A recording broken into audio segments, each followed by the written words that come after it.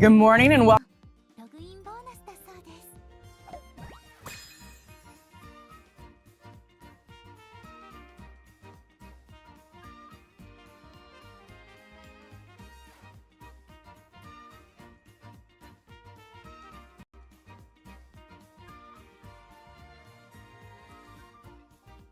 Welcome to Breaking Points. Crystal, thanks for stepping in Ryan's stead today. My pleasure. We're mixing it up this week. Tomorrow will be me and Ryan with the Kami Takeover, so everybody get excited for that. I love that we're calling it the Kami Takeover. It's how I have always identified it in my head, but now that it's official. We're just making it public now, yes. I love it. All right, so if you want to get the whole gang's Friday show experience, make sure you're subscribed over at breakingpoints.com because that's where, soccer pops in sometimes too. We've got Griffin most Fridays, Crystal, so we're having lots of fun. You get the second half of that show in addition to early, and actually you just get the second half of the show. Nobody else gets to see it unless you're a premium subscriber. That's right. So make sure to subscribe over there in addition to getting the show early every single day in your inbox over on breakingpoints.com. Big news week, Crystal. Obviously, the UN General Assembly is going down, and Donald Trump had a hell of a speech yesterday. Trumpian in all of the most predictable ways, and yet still managed to surprise me. I don't know about you, Crystal. that was something else. I don't know what surprises me anymore, but yeah, it was, there was an escalator scandal that we'll get to the bottom of as well. There was a teleprompter scandal that we can dig into. So a lot of moving pieces there, let's say. Wow. Or not moving. What a pun. I thought you did that on purpose. That was amazing. Okay. Well, Crystal, maybe you should be writing jokes for Kimmel. I think they might be better if you're writing jokes for Kimmel. Writing dad jokes for Ryan, maybe, is more like it. See, Ryan doesn't need a writer. They're all right off the dome. It's incredible what he's capable of. Jimmy Kimmel returned to the airwaves last night, although not everyone's airwaves, because Sinclair and Nexstar affiliates are still not running Kimmel. But we have a breakdown of Kimmel's return, what he said, how the president responded, and where we go from here. Kamala Harris is on a book tour. She has a book called 107 Days Out, and is basically face planting in every major media appearance that she does. So we have some interesting updates on that front. Looking like it's very on brand for her. That's just kind of what she does. That's her thing. She's doing a terrible job in interviews. And I'm excited for this segment, and also the segment we're going to do on Alexandria Ocasio-Cortez, Crystal, to get some of your insights on where Democrats are right now. It looks like AOC is teaming up with Gavin Newsom to take on some of the redistricting fights. So that'll be. I'm eager to hear what you think of that, Crystal, because there's all kinds of stuff to dive into. Juan David Rojas is joining us to discuss his new compact piece on Argentina, which is getting a U.S. bailout as the market started to dip. We have some updates on the Milei situation, and Crystal, also some updates from Turning Point USA World on what was going on behind the scenes as it relates to Israel, Charlie Kirk, in the weeks and months before his death. Yeah, very interesting revelations there from one of Charlie's closest friends and executive producer. Obviously, there's been great interest in the pressure that Charlie was under in his final months, especially after Netanyahu came out and tried to claim him as his firmest and strongest and constant ally, and really, use Charlie's legacy and mold it for his own aim. So in any case, some interesting revelations there that kind of backs up some reporting from Max Blumenthal over at Gray Zone. So we'll get into all of that. I'm sure people will be quite interested. That's right. Let's start with the United Nations speech yesterday that Donald Trump gave, and also some updates on Trump and Ukraine. He sat down with Zelensky yesterday and then posted on Truth Social. So we're going to get into all of that. But first, Crystal, the way that I understood Donald Trump's speech, or the way that I came to frame in my own mind, and as I was digesting it, his speech was that, on the one hand, he's making this deep structural criticism of the geopolitical elite of the United Nations. He's doing it, as people will hear in just one moment, to their faces. And then he's also swinging for the fences and looking for a Nobel Peace Prize. So it's an interesting combination of goals. Good point. Let's go ahead and roll this compilation of some of the big moments from the speech. Your countries are being ruined. The United Nations is funding an assault on Western countries and their borders. In 2024, the UN budgeted $372 million in cash assistance to support an estimated 624,000 migrants journeying into the United States. I'm not mentioning names. I see it, and I can call every single one of them out. You're destroying your countries. They're being destroyed. Europe is in serious trouble. They've been invaded by a force of illegal aliens like nobody's ever seen before. It's time to end the failed experiment of open borders. You have to end it now. See, I can tell you. I'm really good at this stuff. Your countries are going to hell. The American public agrees with it. I mean, I was very proud to see this morning I have the highest poll numbers I've ever had. Part of it is because of what we've done on the border. I guess the other part is what we've done in the economy. It's the greatest con job ever perpetrated on the world, in my opinion. Climate change, no matter what happens, you're involved in that. No more global warming, no more global cooling. All of these predictions made by the United Nations and many others, often for bad reasons, were wrong. They were made by stupid people that have cost their countries fortunes and given those same countries no chance for success. If you don't get away from this green scam, your country is going to fail. So an absolute banger, as everyone just heard. Yeah, indeed. Telling every other country that they're destroying their countries, they're going to hell. I mean, just think about Trump's record here and what he's done to this country.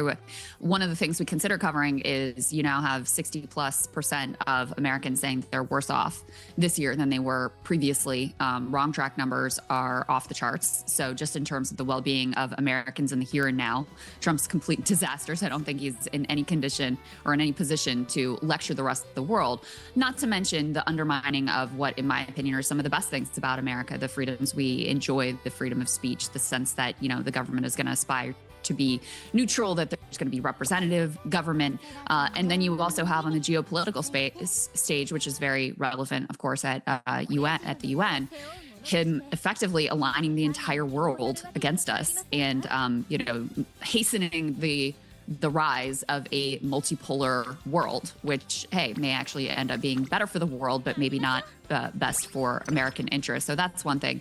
The other thing that is galling to me, Emily, is the two major policy themes were around climate change, which he considers to be a complete and total hoax, and then migration. And I think you and I are probably on a different place on migration, but perhaps this part you could agree with, which I don't know if there's any country in the world that is more committed to creating migration crises than the United States of America. I mean, we are currently working with Israel to try to expel all 2 million Palestinians from Gaza to go somewhere else.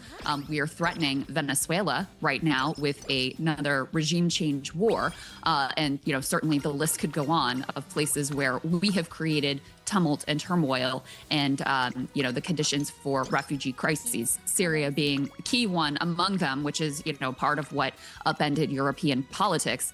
I wanted to ask you, too, about the climate change piece. It seems to me that there was a time when Republicans were all in on climate change as a hoax.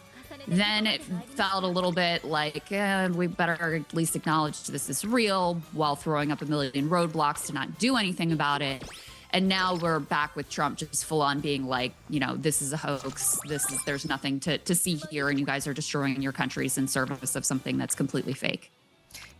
I don't know if that endures beyond Trump, to be honest. I mean, it's hard to say, but when you look at the kind of next generation of Republican politicians, especially like a J.D. Vance, who's kind of from tech world, my assumption is that nobody is going to get on the climate change bandwagon, but will probably be a bit more, I don't know, maybe nuanced is the word, because they're also tied into the business community, which has some obviously serious concerns in front of them when it comes to different changes, obviously, that they have to worry about. If they're, real estate, if they're in different businesses, it matters to them. Also on the migration point, I think that just captures Trump in a nutshell. And for me, it captures my, it's so representative of my entire reaction to that speech, which is, he's saying some things about the United Nations that are just like right on the money, and it's satisfying as someone on the right to see them being said to the face of the United Nations, where he's like, at one point, what is the point of the United Nations, or like, what is the purpose of the United Nations? He's like, what do you guys actually do? Which, again, as someone on the right, is fairly satisfying to hear that from a United States president. On the other hand, on just the migration issue alone, agree with your critiques, and then also agree with the critique of the United Nations, which is that they were basically complicit in a lot of the trafficking that happened. I remember years ago going through their disbursements. I don't know if it was a tip or something that led me to going through the disbursements, but it's just an incredible amount of money that's spent, for example, making it easier for people to go through the Darien Gap. And it's awful what people experience going through the Darien Gap. And people ended up coming in higher numbers as the UN was stepping in more and more to provide things like debit cards and protective measures in going through some of these parts. So it's with Trump, it's this, and I think a lot of populists have this. It's funny even on the tariffs too. You look at it and you're like, well, he's at least correct about this critique that nobody else will talk about. He's like, nobody else would say what he's saying, and then it's all, the way it manifests is just like completely insane. So you get a little satisfaction out of him being like, what are you guys doing? And then on the other hand, it's like, okay, but what are you doing?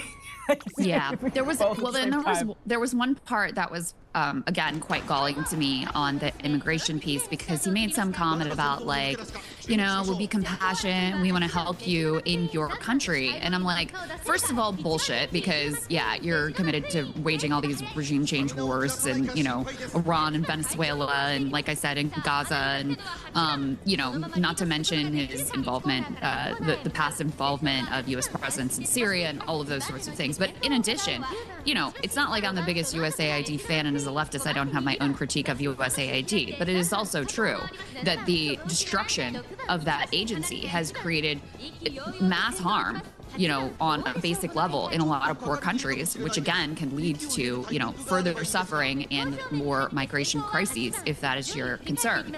So I don't know. I mean, it's a fool's errand to try to wring any sort of consistency or principle from a Trumpian speech.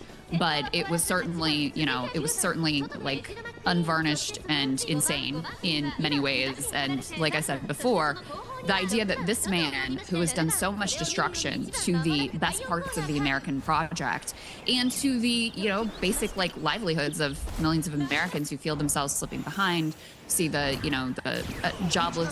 job numbers falling off, inflation coming back, the chaos and turmoil of the tariff regime, which, if done appropriately, might have been helpful, but instead we're actually seeing a decline in manufacturing jobs. The idea of this man lecturing the rest of the world is so absurd to me. Let's get to this escalator subplot, because it's not entirely unimportant, so we can roll A2 on the screen. If you're listening and you haven't seen this clip yet, as soon as Melania Trump and Donald Trump step onto the escalator, it stops. Melania Trump kind of looks around, and Donald Trump kind of looks around, and finally they just start walking up the escalator. This led to all kinds of conspiracy theories. Crystal, when an escalator at a major building, the President of the United States steps on it, with timing like that goes off, I actually do kind of understand why people are asking what's going on. We could put A2B up on the screen. It was unfortunately timed with this story from the Sunday Times that said, quote, to mark Trump's arrival, UN staff members have joked that they may turn off the escalators and elevators and simply tell him they ran out of money, so he has to walk up the stairs. And then, of course, The escalator actually did stop as the president and first lady walked onto it. Some people were taking this in a more serious direction and saying it could have been part of a nefarious potential plot to hurt Trump and the first lady in some way by causing them to stop in their tracks in a predictable way that someone could exploit. Obviously the Sunday Times says that it was part of a prank or that it may have been part of a prank, that people were joking about whether it was part of a prank. Reuters had a report, someone at the UN said it was because the UN spokesperson said it was a built-in safety mechanism on the comb step that was triggered at the top of the escalator. They're saying by Trump's videographer who was backing up to capture them going up the escalator. Unfortunate timing that there were leaks about the potential pranks, though, Crystal, in the Sunday Times. Yeah, well, and the subtext is Trump knows he's so hated by so many people that it's entirely plausible that some intern was like, let me see if there's a way I can just mildly fuck with this guy, you know? And then additionally, during his speech, at one portion, his teleprompter was not working. And he said something about, the teleprompter operator is going to be in big trouble. Again, if this is true, the reporting is that it actually is one of his staffers that's running the teleprompter, which would make sense because if it's your guy and you understand the speech, the cadence, you would probably want your person in there. So in any case, I don't know if there were any conspiracies afoot, but he felt that they were. He felt targeted and aggrieved, as he often does. One of the best Veep episodes, one of the best Veep plot lines is when this happens to Selena Meyer, and Trump handled it arguably even better. He was riffing wildly during that speech yesterday. Not surprisingly, but wildly nonetheless. And it gets to Trump's this idea that maybe it was on purpose. It's sort of like Trump's central frustration with the United Nations, which is that the United States has been the single biggest funder of the United Nations for years, is still U.S. support is a significant chunk of the UN's total budget. I think it's somewhere between 25%, so a quarter and a third. It's a huge chunk of the budget. And then you have them joking in the Sunday Times about just, flipping the switch on the escalator. It illustrates Well, I the think tensions. that's a reference to under this Trump administration, they've withheld a significant amount of funds to the tune of billions of dollars. So that's where the joke comes from, is oh, well, we're cash strapped because you guys aren't paying your bills. So maybe we just don't have the money to run the escalator anymore. That's the idea there. Right. And so Trump sat down also with Zelensky for a conversation and then posted on Truth Social what seemed to many people to feel like a total 180 on Ukraine war policy. We can put A4 on the screen. This is from Donald Trump saying, after getting to know and fully understand I can't even read this, Crystal. It's just so. I don't even. What's the right word for it? It's so transparent. Fully understand the Ukraine-Russia military and economic situation, and after seeing the economic trouble it was causing Russia, I think Ukraine, with the support of the European Union, is in a position to fight and win all of Ukraine back in its original form. With time, patience, and the financial support of Europe, and in particular NATO, the original borders from where this war started is very much an option. Why not? He goes on to say Russia's been fighting aimlessly for 3.5 years. It talks more about that.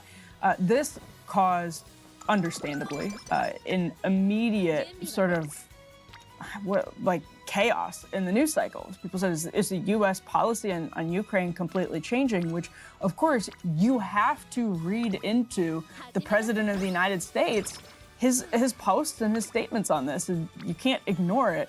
Crystal, my immediate reaction was A, what the hell? And B, that Trump is at the United Nations making this pitch that he's the big peacemaker. He's talking about how he solved all of these conflicts. That was another part of his speech. It was actually a big theme in his speech. And he's surrounded by world leaders that he wants to have respect is not the right word. He wants them to sort of kiss the ring.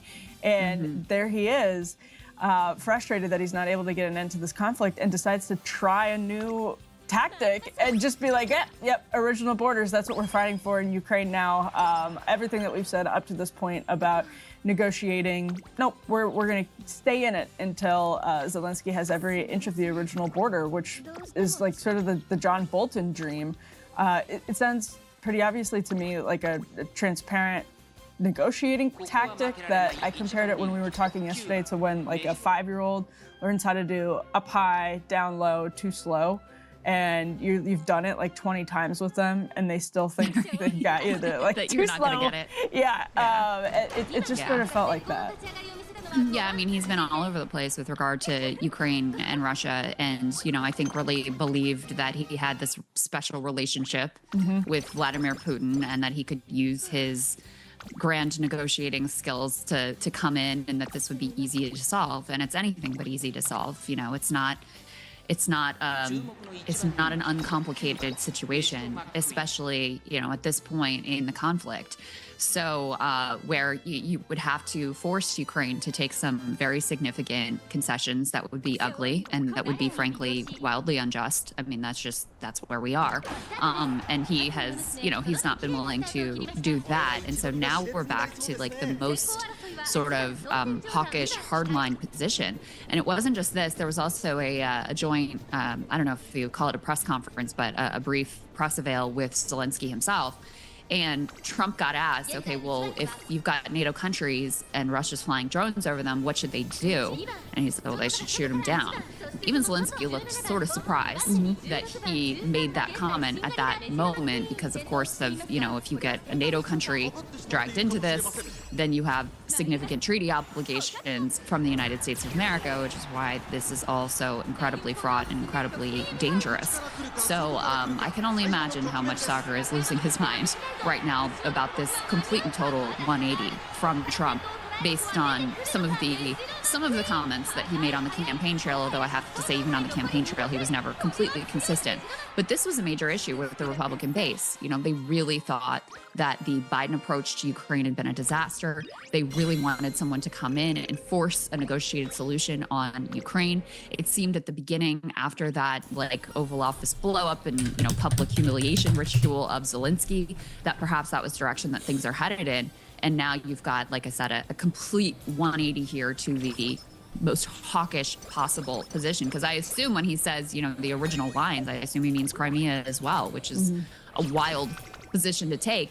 And let's also be clear that, if he's serious about that, and I think you're right, it's a negotiating tactic, but we also have to take, this president does some wild things, and we have to take him seriously at his words at this point. What the requirement from U.S. involvement in order to actually effectuate that outcome, it would be extraordinary, would be absolutely extraordinary at this point.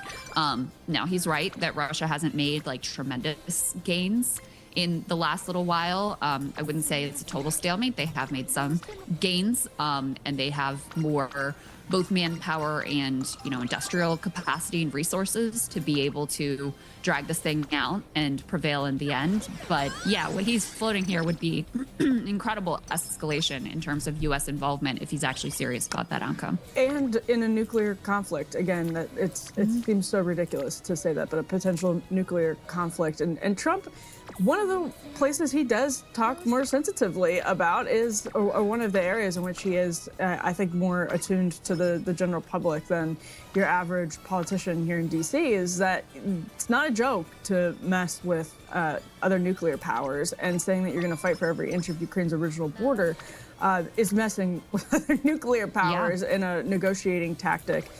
He's like Jekyll and Hyde, but it's like John Bolton and Tucker Carlson. We never know exactly what you're going to get with Trump. One day he sounds like Tucker, and the other day he sounds like John Bolton. Obviously, I think we're always rightfully cover it as his sometimes very thinly veiled negotiating methods, but it still obviously has a serious effect. And my last takeaway before we bring the guest in is, I think, just wrapping a bow on all of this, the man really wants a Nobel Peace Prize. He really wants a Nobel Peace Prize. And we did the typical Trumpian thing of being like, I should get a Nobel Peace Prize for this. Not that I care about the awards. It's not about that. It's about the people. It's about bringing peace to the people. And it's like, in his, of course, list of the conflicts that he's allegedly solved, he includes, Iran and Israel as if, that they're all best friends now. We're never going to have a flare up then again, even as Israel is like preparing right now to bomb Iran again, likely, and drag us right back into this whole thing.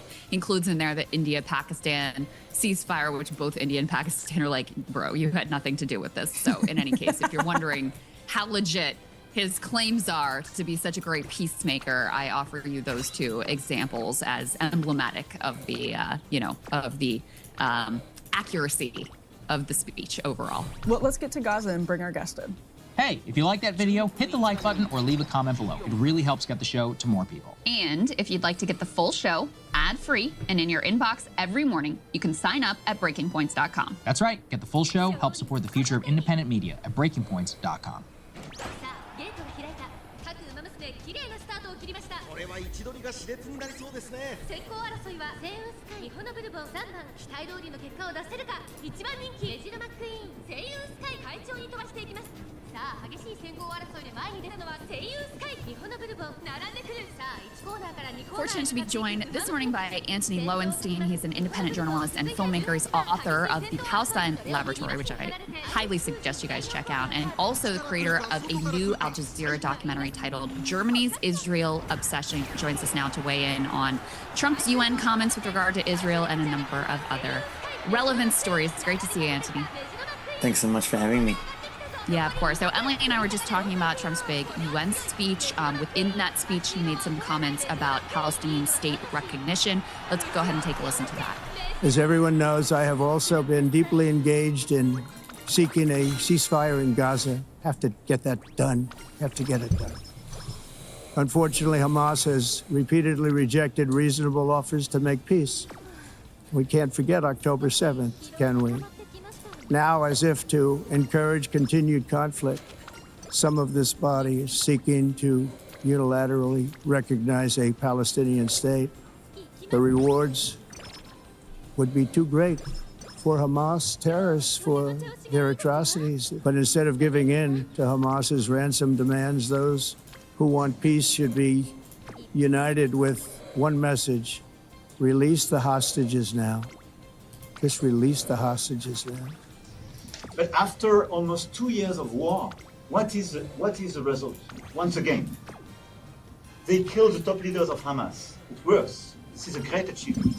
But at the same time, you have as many Hamas fighters as you had the first day. So it doesn't work to dismantle the Hamas. Well, I have to say that I'm on the side of Israel. I've been on the side of Israel really my whole life. And we are going to get a solution. And it's going to be a solution, hopefully, that's good for everybody. But it's time to stop. So a lot that was interesting there, Anthony. What did you make of President Trump's comments with regard to Palestinian state recognition? This, of course, comes after UK, Canada, Australia, and other countries have announced they are going to recognize a Palestinian state. And I think there's a bit of a divide, at least on the left, of how significant this is, whether this is just like basically an ass-covering move that makes it seem like you're doing something without actually doing the hard things of like arms embargo or, sanctions or cutting trade ties, those sorts of things. So what did you make of the president's comments, and what do you make of the reality of Palestinian state recognition? Look, in some ways, what Trump is saying is reiterating what the US has felt for a long time. I mean, yes, Biden, at least on paper, supported a two-state solution, whereas Trump and his administration do not, which mirrors what Netanyahu and his government believes, which is no two-state solution, no Palestinian state. But at the same time, I'm very much in the camp of saying that all these Western states that have recognized Palestine this week and have done so in some ways for years in the past, to say it's symbolic, I think, would be too kind. You cannot, on the one hand, talk about recognizing Palestine as a state and the belief that you should acknowledge that Palestinians have a right to self-determination, while at the same time still funding and backing and arming the oppressor, Israel, which the UK does, and France does, and Australia does, and Canada does. They are still sending weapons and weapons parts to Israel 2 years into this genocide. And one of the conditions that President Macron of France said in the last 24 hours around Palestine was, I think, two things mainly. One, Hamas can't be part of any future government, and two, it must be demilitarized. And I do not know any state in recent history. The two most recent states that have existed and been born were South Sudan in 2011 and East Timor in about 20 years ago, 23 years ago now. The idea that you would say to those states, you can be demilitarized, you must be demilitarized, is a non-starter. I mean, it's an absurd situation, because if you're demilitarized, what that means is, in this case, Israel would control your land, sea and air borders. The occupation therefore continues in a different form. And secondly, love for Hamas, but the idea that you are telling Palestinians that essentially you cannot vote for this party, you have to vote for who? The corrupt Palestinian Authority? Who are Palestinians supposed to vote for? Is it up to them or is it up to outsiders? So most Palestinians I know in Gaza, the West Bank, and in the diaspora are saying, yes, we welcome that the West sees us as humans, I guess. But after, as I think many people have said, what are you recognizing? Are you recognizing a Mahmoud Abbas, the late 80s corrupt dictator of the Palestinian Authority, as the leader of this future Palestine, who, by the way, he celebrated in the last 24 hours this happening, stuck in Ramallah because the US won't give him a visa, almost comically, really. But ultimately, it comes to the same point that what is there of Palestine to recognize? Gaza no longer exists. It is gone. And the West Bank, I fear, is going in the same way. So unless and until Western states, including the US, but the US arguably is too far gone on this question, the UK and others, Europe, Australia, my country, want to actually see a resolution of this conflict, you cannot do so by simply issuing a speech at the UN. We are so far beyond that.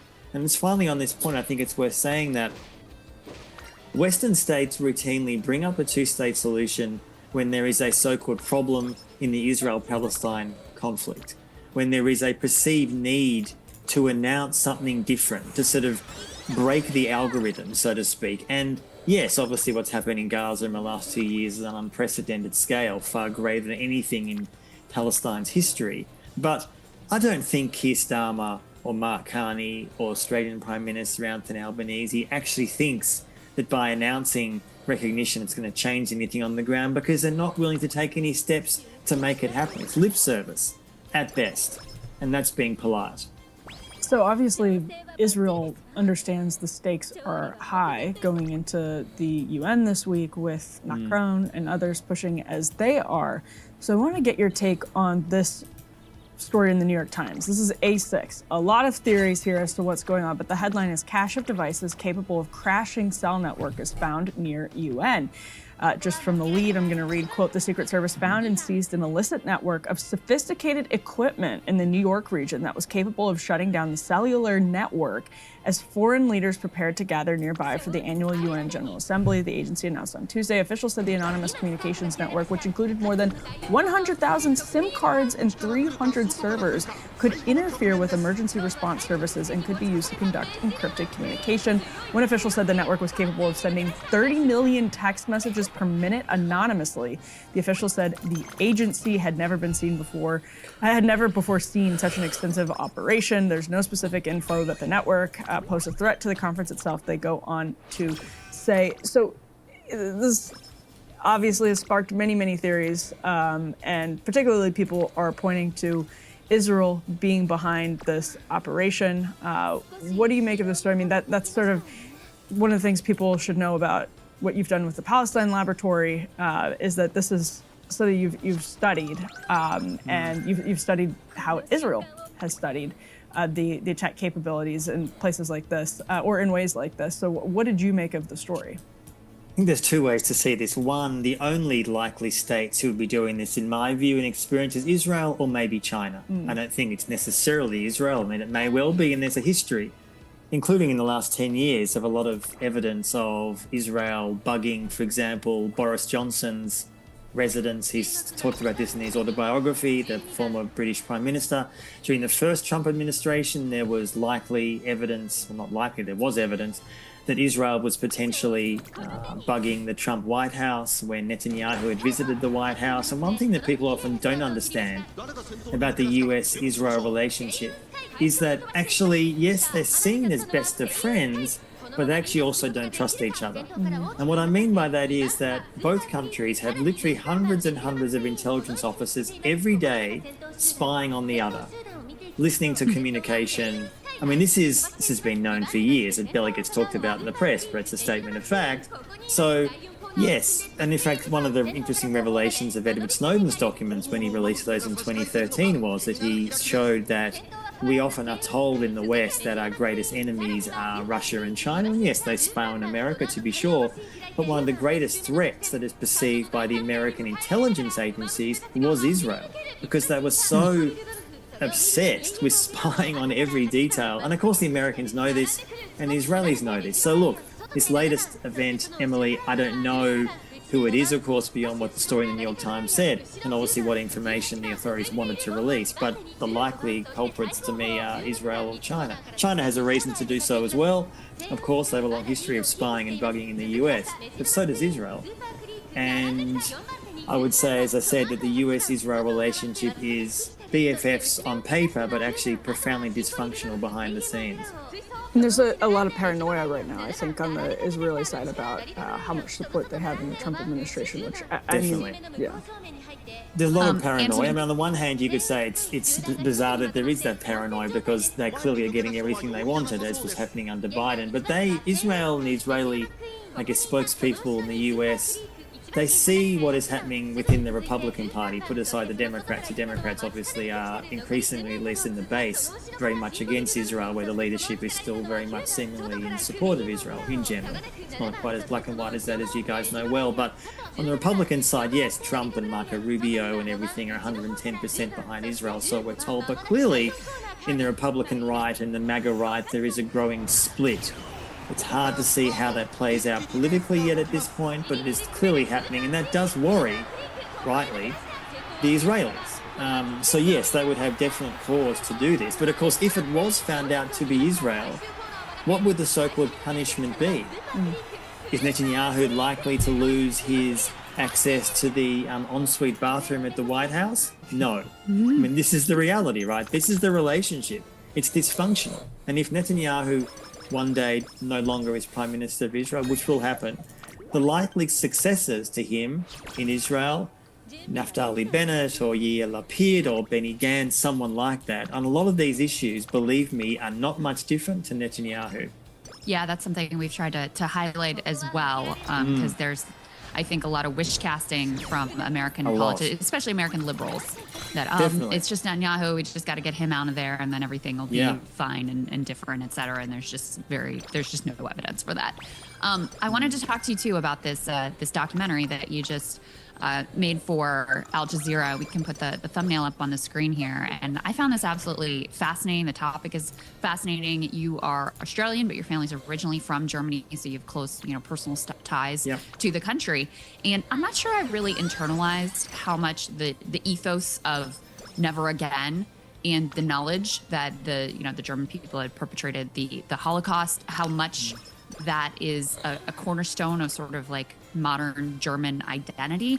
And then your documentary talks about the way that this has been bastardized in order to effectively criminalize any sort of pro-Palestinian support, which obviously is ironic because there's such desperation about avoiding charges of anti-Semitism in Germany, you have the German government complicit in another genocide here with regard to Palestine. So talk a little bit about what drew you to the topic and the way that this cultural identity has played out within Germany.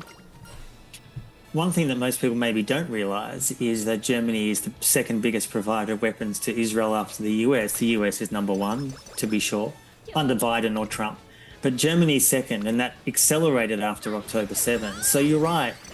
That there is this sense within Germany, which didn't exist straight after World War II, but certainly in the last 30, 40 years, that we as a German people need to commemorate and atone, essentially, for the crimes of our ancestors. And I, on paper, have no problem with that. I mean, Germany committed one of the ultimate crimes, the genocide, of course, of Jews and millions of others, of course.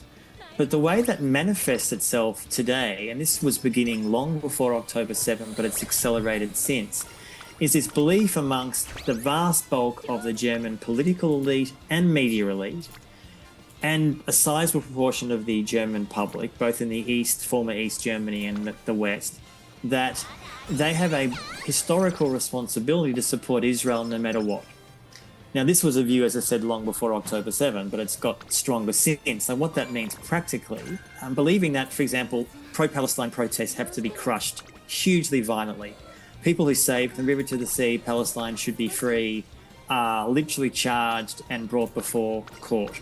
If an individual tries to make a comparison between the Nazi Holocaust and what Israel's doing in Gaza, you are apparently disparaging the so-called original Holocaust, and therefore you might be charged. There have been huge amounts of Palestinians who have been deported, and Arabs for that matter, who have not been violent, who are not terrorists, who are simply expressing a critical view of Israel. And the impact of that, practically, on arguably the most powerful country in Europe, the most powerful economy, which has been for years, although it's in a bit of a bad shape these days economically, is to actually empower the far right, the AfD, which is now the largest opposition party in the country. And you have someone in the film, Iris Hefetz, who's a Jewish Israeli-born German citizen, who basically says, I'm paraphrasing what she says, that Israel has become the washing machine for the far right. And what that means is, which is happening in the US, across Europe as well, it's not unique to Germany, but it's happening, is that when someone in the far right says, I love Israel or I love Jews, you can't accuse me of anti-Semitism. I love the world's only Jewish state. And the AfD in Germany is doing that very successfully and whitewashing their own record, which historically has been often tied to neo-Nazism. And today they are supported, according to the polls, by around 25% of the German population. Now, they're not in government, yes, but potentially in years to come they will be. And I guess part of the reason to make this film, I made it with the British filmmaker Dan Davies, who I also made the Palestine Laboratory with, Al Jazeera, earlier this year, was in some ways most people I spoke to about this question had no idea of what was happening in Germany. We're very well aware of the massive repression, particularly since Trump has returned to the White House, of crushing pro-Palestine speech, trying to deport people, Mahmoud Khalil, amongst many, many others. But what's happening in Germany, the heart of Europe, is actually remarkably similar. It's remarkably similar. Different, but similar. And I am born in Australia, but I'm a German citizen, so I wouldn't say I feel particularly German per se, but I, at the same time, feel the reason I got a passport 15 or so years ago was, for those who aren't aware, after the war, World War II, Germany allowed Jews whose citizenship was removed because the Nazis didn't recognize Jews as citizens, could have it reinstated, essentially. And many, many Jews for about half a century mostly refused to do that, including my parents, basically saying, why would I want to be a German citizen after what Germany did to us, which I understood. In the last 20, 25 years, many Jews around the world have changed their opinion and have now, because they want to have an EU passport, for whatever reason may be. But the idea somehow that Germany says they are doing this in the name of me as a Jew, to support Israel uncritically apparently makes Germany a good global citizen, despite the fact, as you said, that they are now arming a genocide, an Israeli state that is proudly, I would argue, genocidal. So the film, I suppose, tries to uncover that, investigate that, and it came out about 2 weeks ago. It just had an amazing global response, I think, because most people just don't know what is happening in a country which is in the center of Europe with huge amounts of influence. And what's happening in Germany is happening elsewhere. US, growing parts of Europe, France, England. I mean, I'll finish on this point. We talk about at the end of the film that what's happening in Germany is mirrored elsewhere. But just this year, the UK has prescribed as a terrorist organisation a group called Palestine Action, which is a non-violent group trying to stop Israel's genocide, but also the complicity of Israeli arms companies in the Israeli occupation. The idea that that is a terrorist organisation is absurd. And yet Keir Starmer's government has prescribed that as a terrorist organisation, meaning that if you are in London, for example, or Birmingham, or wherever you may be, and you hold a sign and you say, I support Palestine Action, you will be arrested and charged. Wow. And so this obsessive desire in so many Western countries to protect Israel at the expense of their own country's democracy should really disturb us all a lot. And a point that you're making here is it can also massively backfire. Well, massively backfire to those, I think, who are sane. I guess it depends, backfire for whom, right? I mean, in Germany, for example, we have some people talking about this idea that we're, as a journalist, one doesn't want to predict the future because we're often wrong, but the direction that Germany appears to be heading on at the moment is moving towards a far more anti-Islam, anti-immigration, anti-multiculturalism, blindly pro-Israel direction. And whether that is the AFD being in power in the coming years or someone like the AFD, I mean, it's worth saying, as some viewers of Breaking Points, of course, will know, is that Elon Musk is a massive fan of the AFD. During the German election earlier this year, he was very keen to support the AFD. I think he said, and I'm paraphrasing here, something like, only AFD can save Germany. Now, his focus wasn't, I think, so much on Israel. It was more the fact that the AFD is talking about, is basically urging or encouraging the idea, or would force, effectively, immigrants who have arrived to be sent back to their supposed home countries. And that's, of course, what's happening increasingly in the US and certain other Western states. So I would argue it's massively backfiring on Germany, because German identity, you would think, historically, correctly, is based on both a combination of guilt, acknowledgement, learning from that history. And I still say to this day that Germany, unlike virtually any other European nation, who are often very complicit with Nazis, collaborated with them, has done a lot of atoning, and I welcome that. But the question is, in what service? For whom? And when Germany is supporting an Israeli state uncritically, when they are committing genocide, I say you are learning little to nothing from history. And that's a pretty worrying conclusion. Anthony, my last question for you is, we actually see Israel dividing the right in the U.S., especially among young people. You mentioned some of this before. I know you're familiar with the polls and those dynamics as well. Yes. Dividing the far right.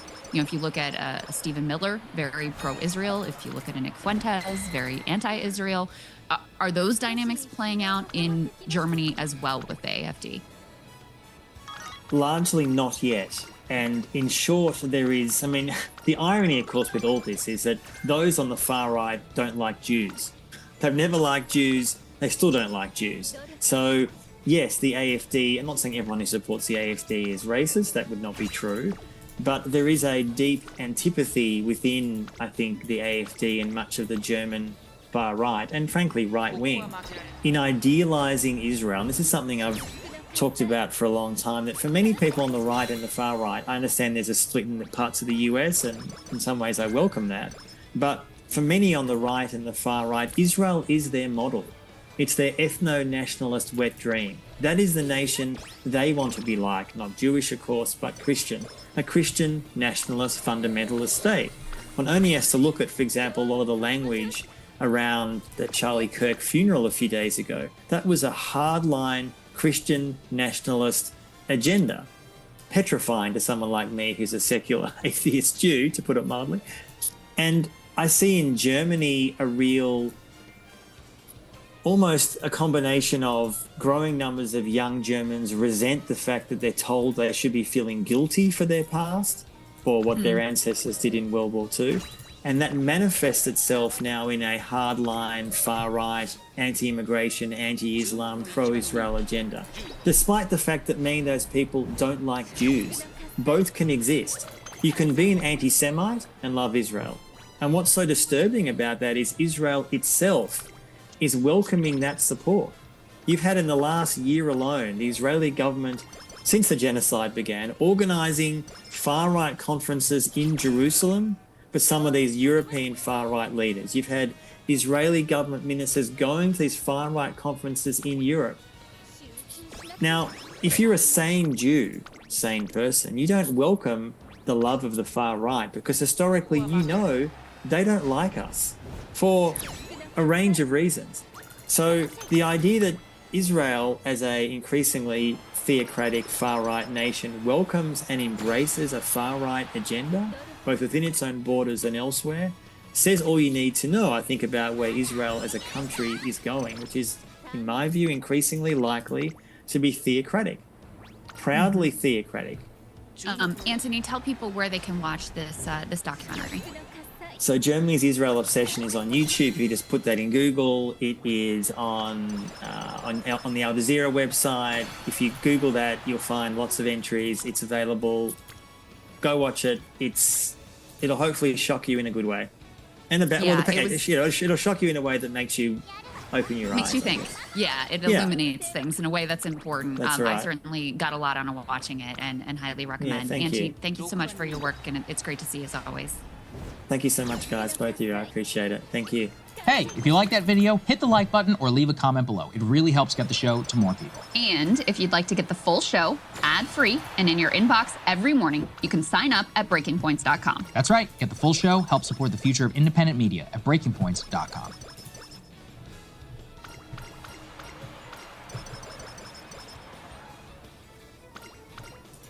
Jimmy Kimmel was back last night after being pulled from the air by Disney under pressure from the Trump administration. At least he was back on most ABC broadcasts around the country. Nexstar and Sinclair did decide to continue to preempt his program, and we'll get to that in a minute. Let's take a listen to a little bit of what he had to say about his suspension. You supported our show, cared enough to do something about it, to make your voices heard so that mine could be heard. I will never forget it. And maybe, really, maybe most of all, I want to thank the people who don't support my show and what I believe, but support my right to share those beliefs anyway. I've been hearing a lot about what I need to say and do tonight, and the truth is, I don't think what I have to say is going to make much of a difference. If you like me, you like me. If you don't, you don't. I have no illusions about changing anyone's mind. But I do want to make something clear because it's important to me as a human, and that is, you understand that it was never my intention to make light of the murder of a young man. I don't think there's anything funny about it. I posted a message on Instagram on the day he was killed, sending love to his family and asking for compassion, and I meant it. I still do. Nor was it my intention to blame any specific group for the actions of what it was obviously a deeply disturbed individual.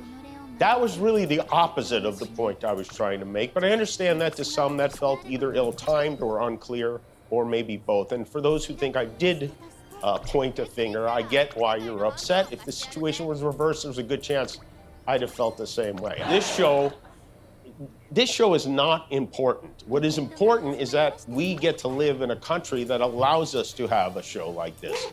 So you hear his voice quavering with emotion there, where he's talking about, you know, he never intended to make light of the killing of Charlie Kirk. I think a lot.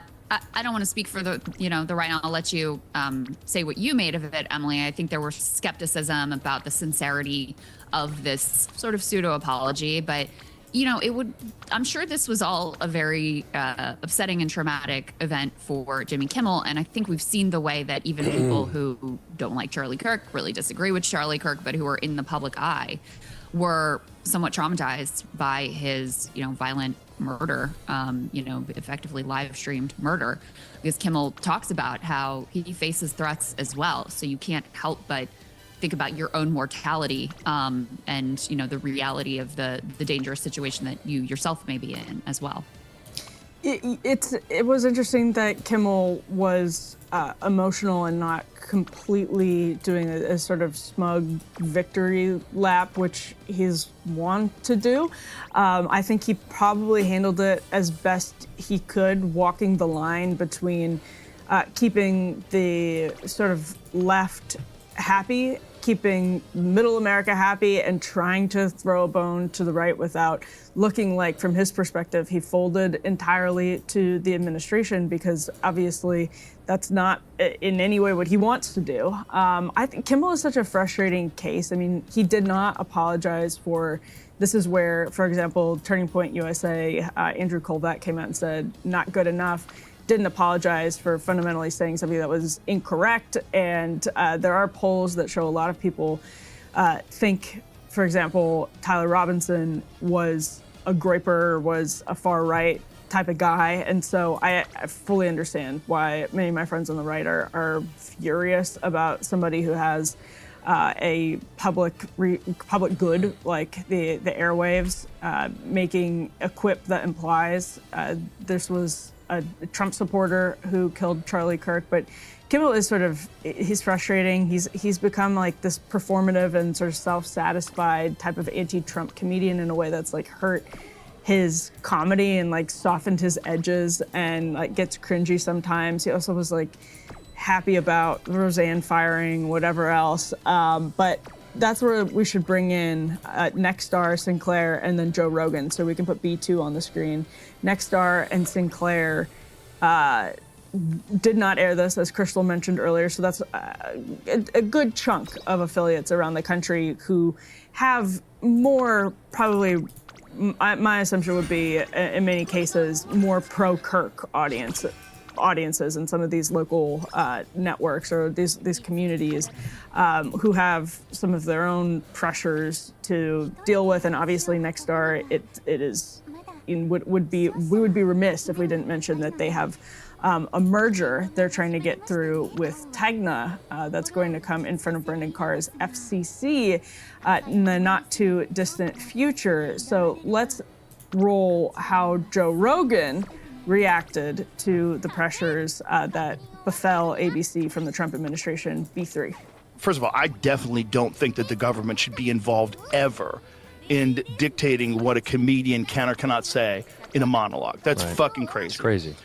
Now, if the problem is the companies, if they're being pressured by the government, so if that's real, and if people on the right are like, yeah, go get them, oh my God, you're crazy. You're crazy for supporting this, because this will be used on you. You don't think that the fucking globalist lizard people who run the world are sitting here going, great, what do we got, 3 years? We'll wait this out. We'll wait this out. Yeah. Let them say the government should be involved in censoring people's speech. Yeah. Let them support that. Let these fucking dumbasses, because Jimmy Kimmel's a leftist, let these dumbasses think it's a good idea and we should celebrate.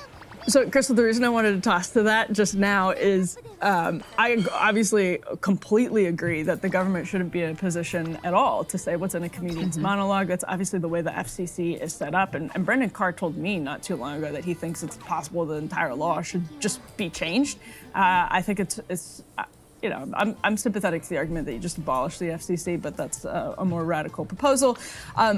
What's interesting about what Rogan just said is I can hear my friends on the right in their head saying, yeah, okay, what is the FCC going to do? Cancel a conservative late night host? There's not a single conservative late night host. What are they going to do?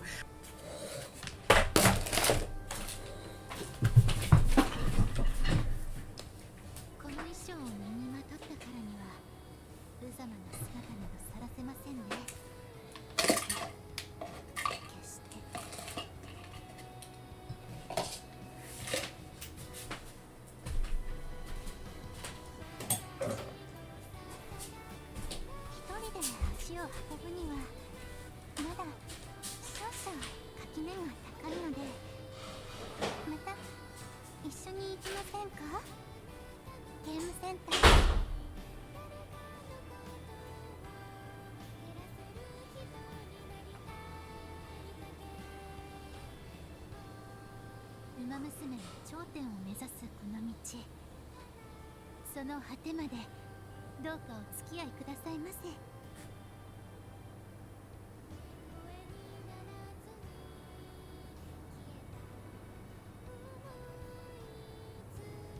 月の作り出す影が好きなんです。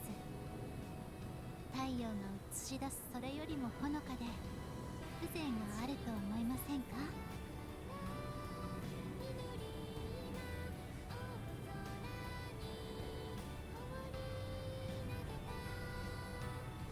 メルったら納豆をホットソースで混ぜて食べるんですよ。こんな伝統に唾吐く行い許せません。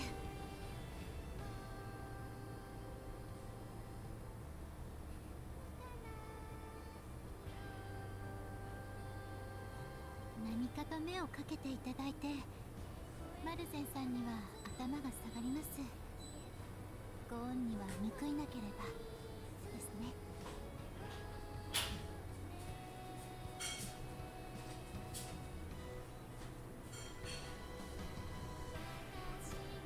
まっすぐ挑まれると、こちらもまっすぐ返したくなるんですよね。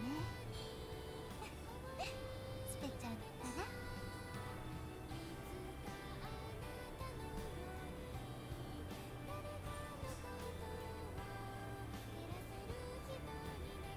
で足を運ぶにはまだ少々垣根が高いので、また一緒に行きませんか？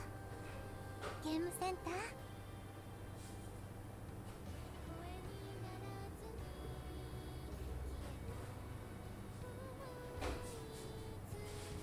ウマ娘の頂点を目指すこの道、その果てまでどうかお付き合いくださいませ。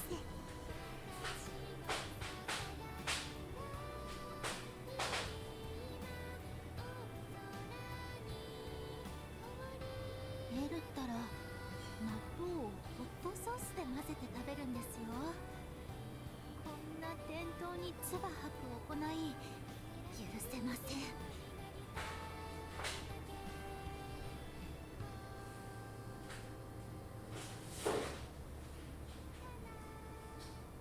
己を曲げず妥協もしない。私が私であることを肯定していただき、とても感謝しています。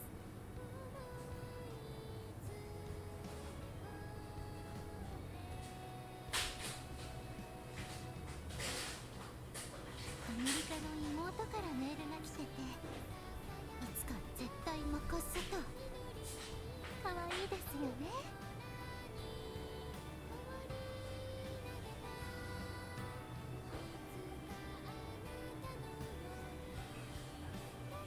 ウマ娘の頂点を目指すこの道、その果てまでどうかお付き合いくださいませ。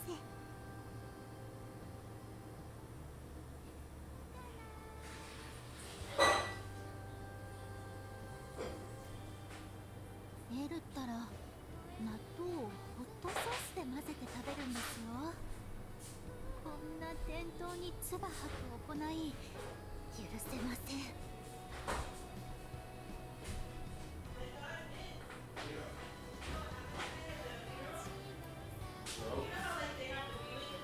青は心を落ち着かせる色ですが、赤より熱く燃え盛る炎の色でもありますよね。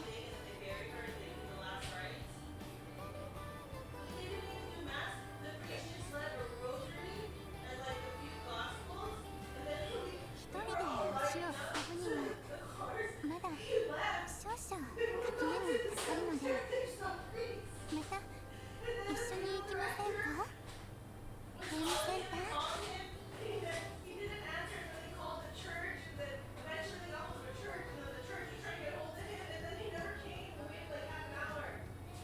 己を曲げず妥協もしない。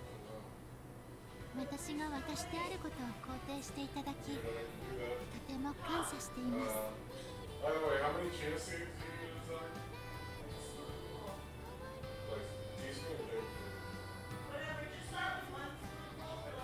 何かと目をかけていただいて、マルセンさんには頭が下がります。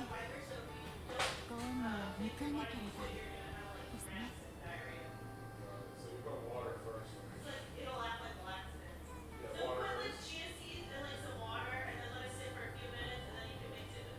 月の作り出す影が好きなんです。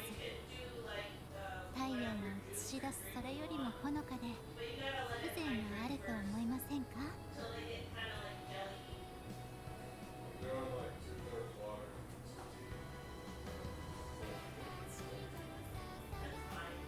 この衣装を身にまとってからには無様な姿にはさらせませんね。決して。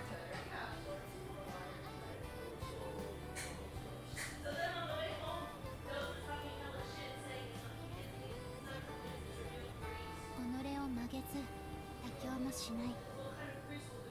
私が私であることを肯定していただき、とても感謝しています。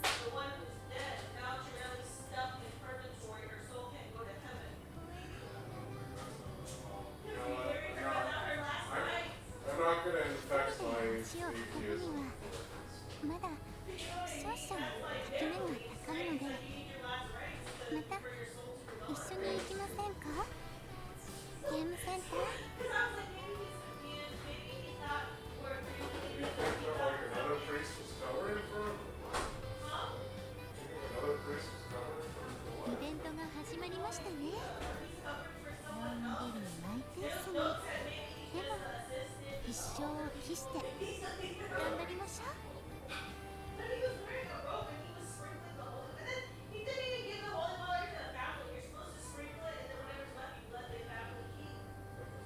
この時期は寝不足になりがちで、トレーナーさんは気になりません？部屋に迷い込んだ虫の羽音って。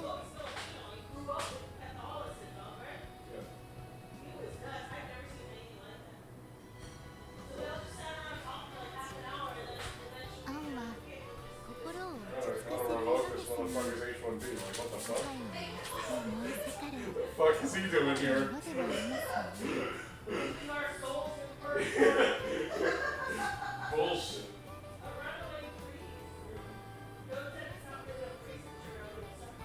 馬娘の頂点を目指すこの道、その果てまでどうかお付き合いくださいませ。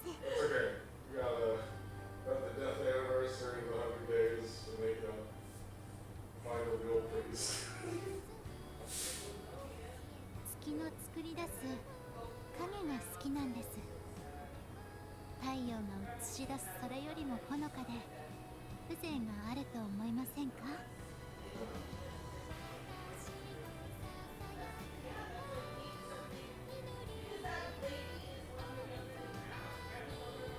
まっすぐ挑まれると、こちらもまっすぐ返したくなるんですよね。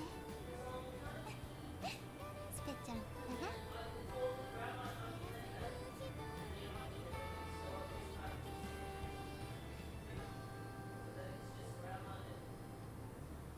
焦らずのんびり落ち着いて、忙しくてもリラックス。大事なのは平常心ですよ。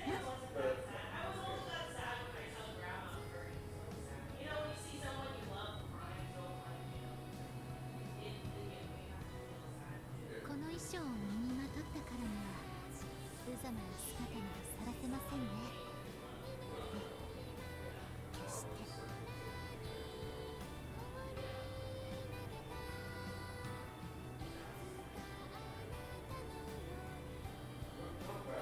アメリカの妹からメールが来てて、いつか絶対残すと。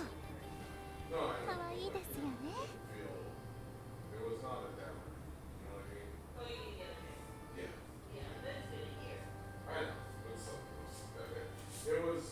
青は心を落ち着かせる色ですが、赤より熱く燃え盛る炎の色でもありますよね。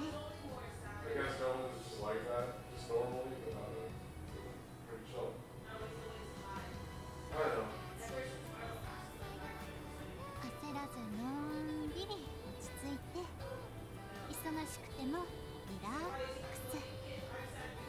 大事なのは平常心ですよ。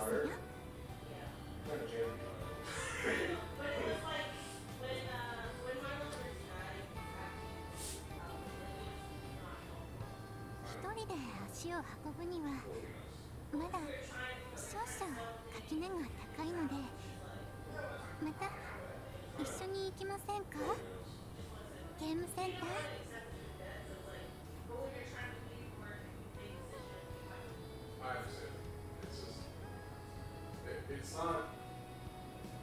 馬娘の頂点を目指すこの道、その果てまでどうかお付き合いくださいませ。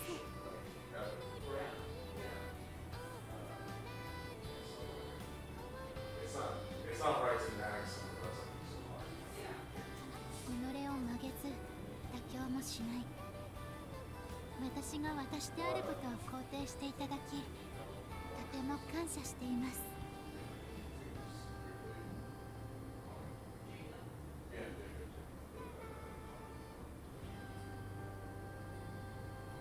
エルったら納豆をホットソースで混ぜて食べるんですよ。伝統に唾吐く行い、許せません。ま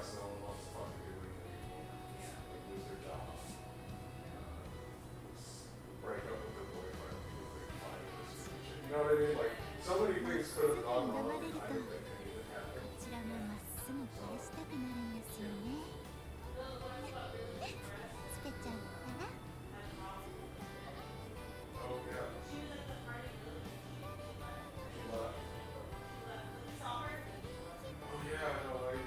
馬娘の頂点を目指すこの道、その果てまでどうかお付き合いくださいませ。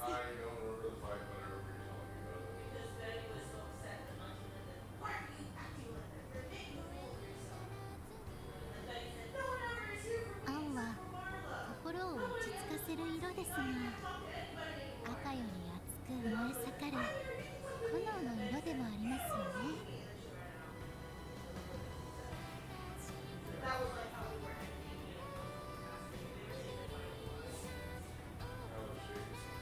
エルったら納豆をホットソースで混ぜて食べるんですよ。こんな伝統に唾吐く行い許せません。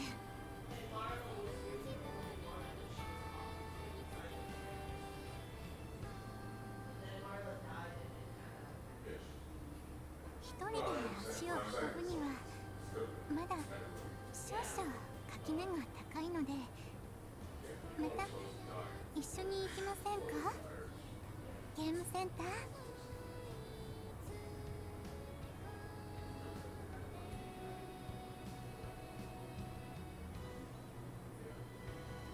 馬娘の頂点を目指すこの道、その果てまでどうかお付き合いくださいませ。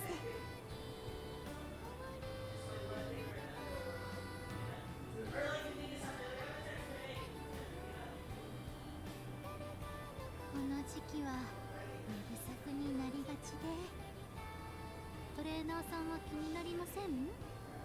部屋に迷い込んだ虫の羽音って。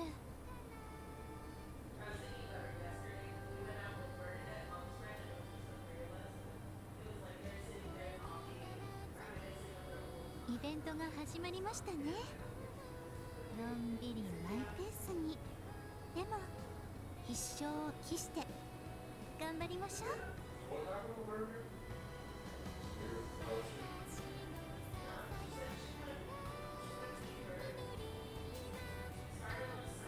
己を曲げず妥協もしない、私が私であることを肯定していただき、とても感謝しています。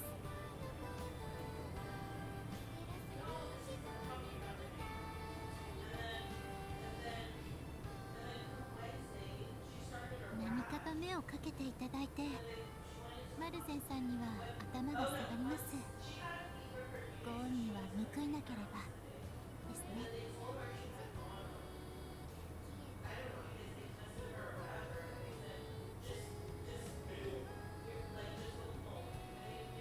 焦らずのんびり落ち着いて、忙しくてもリラックス。大事なのは平常心ですよ。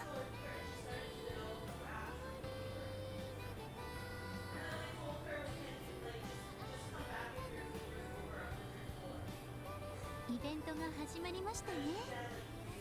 のんびりマイペースに、でも必勝を期して頑張りましょう。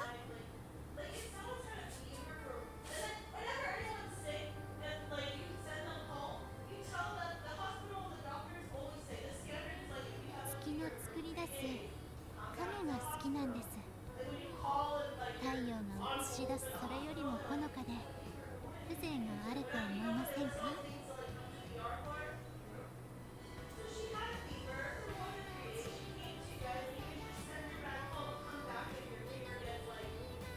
馬娘の頂点を目指すこの道、その果てまでどうかお付き合いくださいませ。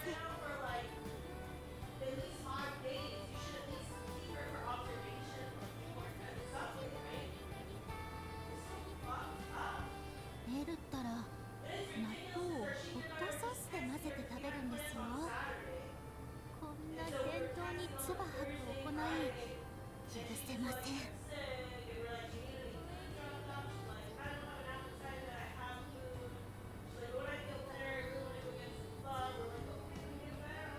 イベントが始まりましたね。のんびりマイペースに、でも一生を期して頑張りましょう。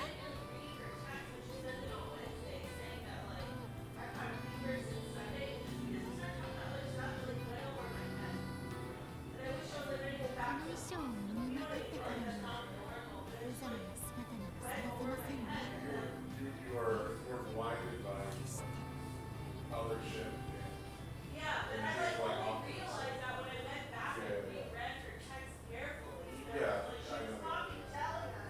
一人で足を運ぶにはまだ少々垣根が高いので、また一緒に行きませんか？ゲームセンター。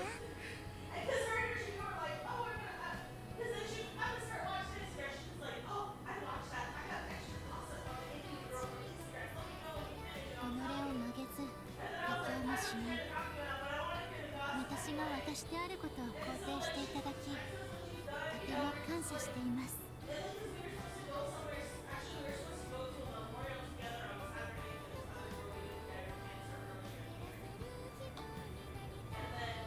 月の作り出す影が好きなんです。太陽が映し出すそれよりもほのかで風情があると思いませんか？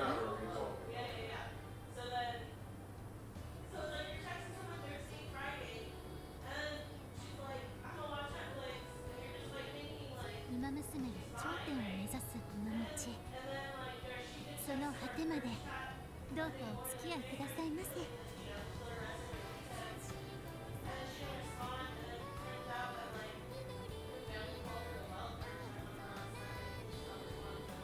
アメリカの妹からメールが来てて、いつか絶対任すと。可愛いですよね。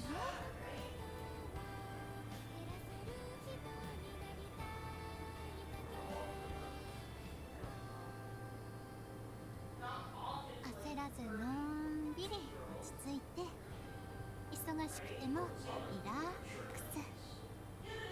大事なのは平常心ですよ。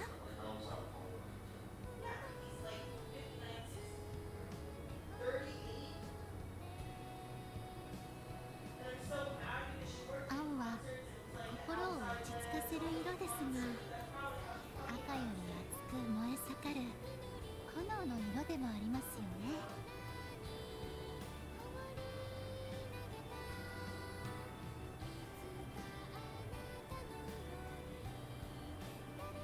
この時期は寝不足になりがちで、トレーナーさんは気になりません？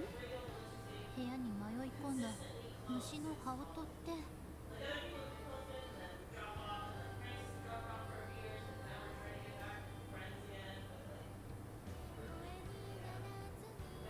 まっすぐ挑まれると、こちらもまっすぐ返したくなるんですよね。スペちゃんったら。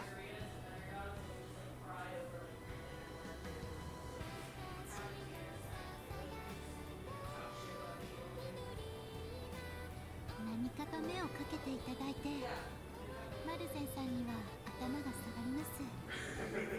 ご恩には報いなければですね。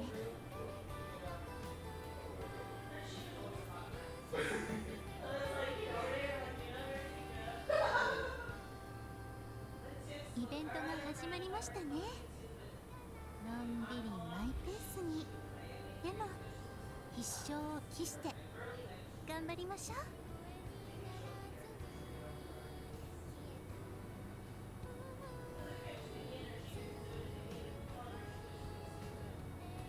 この衣装を身にまとったからには無様な姿にされてませんね。Someone's got to lay down the law. But that's not the whole.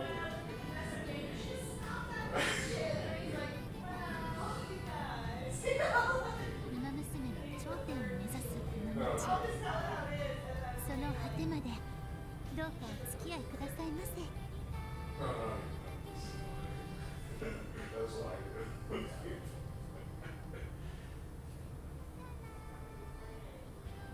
この時期は寝不足になりがちで、トレーナーさんは気になりません？部屋に迷い込んだ虫の羽音って。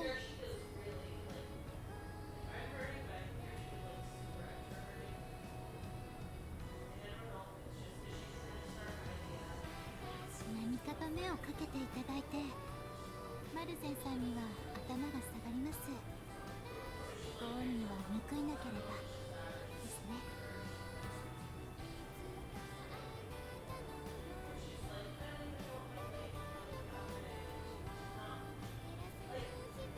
一人で足を運ぶにはまだ少々垣根が高いので、また一緒に行きませんか？ゲームセンター。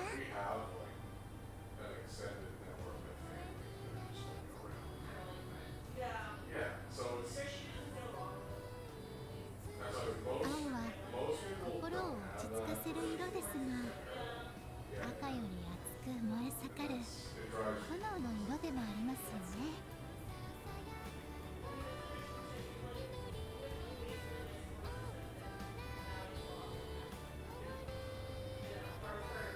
この衣装を身にまとったからには無様な姿などさらせませんね。決して。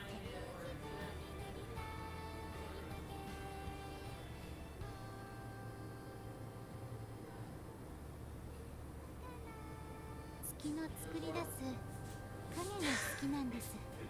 My 太 cheese 陽 seeds are が probably 映し good. 出すそれよりもほのかで風情があると思いませんか？ Oh yeah, I'm trying to donate platelets. Which my veins left.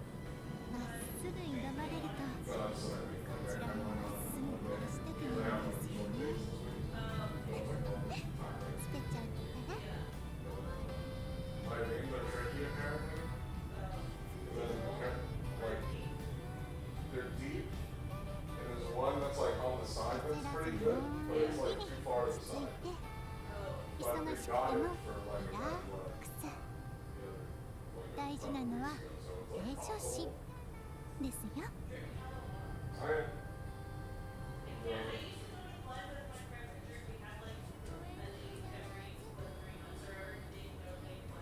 この時期は寝不足になりがちで、トレーナーさんは気になりません？部屋に迷い込んだ虫の羽音って。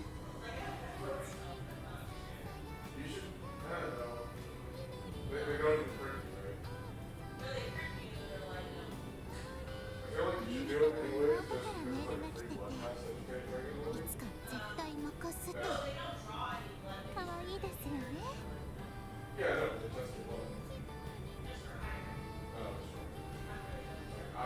I get a free, I get a free blood test. まっすぐ挑まれると、こちらもまっす I ぐ。 know, that's what I mean. Is I told my coworker, go donate blood every few months. It's free blood work. Take every free thing you can get. Right? Yeah. We got. イベントが始まりましたね。 Oh, I see. のんびりマイペースに。でも一生を期して。 No tattoos, no being gay, and no like sleeping with prostitutes. No being gay or sleeping with gays.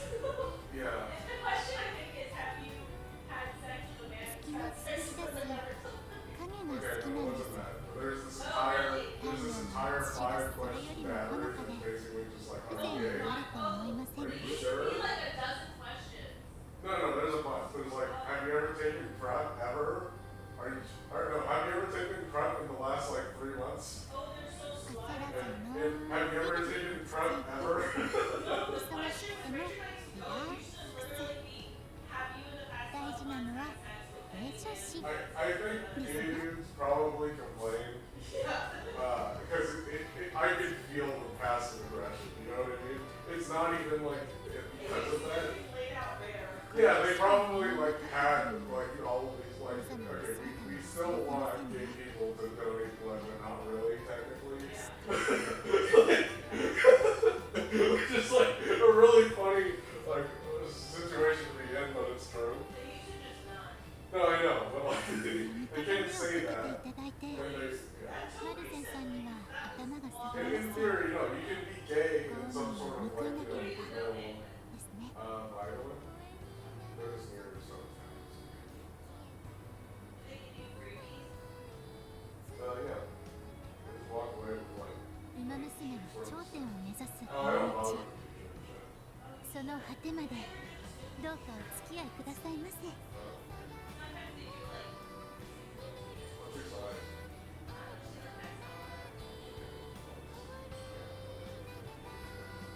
己を曲げず妥協もしない。 Yeah, I'll just go. 私が私であることを肯定していただき、とても感謝しています。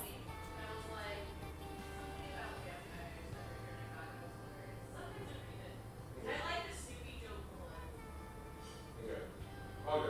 エルったら I'm just gonna ignore that. 納豆をホットソースで混ぜて食べるんですよ。 Yeah, sure. こんな伝統に唾吐く行い And you can't 許 go せません。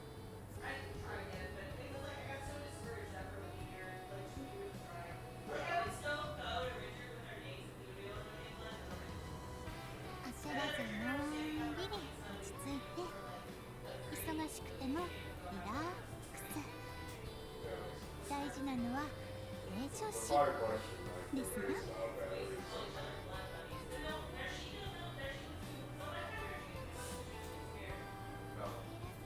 I'm like the opposite, dude. I'm like, イベントが始まりましたね。 but のんびりマイペースに it's like the side vein thing 一 is 生 so を fucking 期し hard て because they have to like pierce. Oh, is it? Because your body like remakes the blood. この時期は寝不足になりがちで、 I see. トレー Classic ナーさん DJ. は気になりません？ If it doesn't kill you. 部屋に迷い込んだ虫の羽音って。 Yeah. Anyways, see you tomorrow. Hopefully. Working on it. 夜 My ったら pistol's clear. 納豆をホットソースで混ぜて食べるんですよ。こんな伝統に唾吐く行い許せません。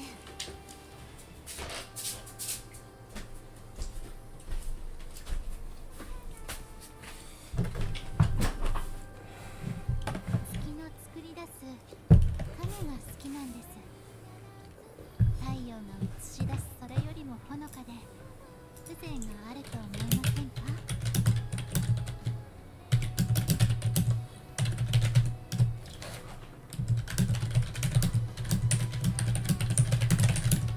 何かと目をかけていただいて、マルゼンさんには頭が下がります。ご恩には報いなければ。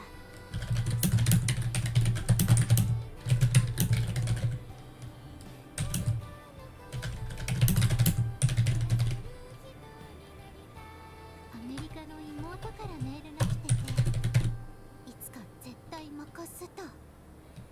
可愛いですよね。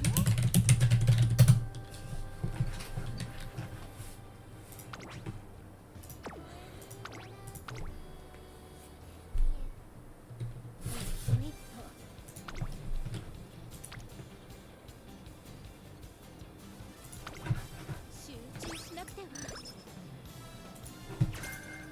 To the right that could possibly make these networks more biased in, or what are they going to do to the right, given how these networks are already so biased against the left? And They're coming for Sydney Sweeney, Emily. They're coming for Sydney Sweeney. Obviously, I just have this like gross. I feel gross anytime the government is threatening journalists and comedians. So I can't get on that bandwagon, though most of my friends on the right are on that bandwagon. They're like, well, okay, great. Yeah, what do you mean they're going to, like, we're not afraid of the FCC because all of these networks are already downplaying conservative voices. That's a taste of what people would say in response to Rogan there.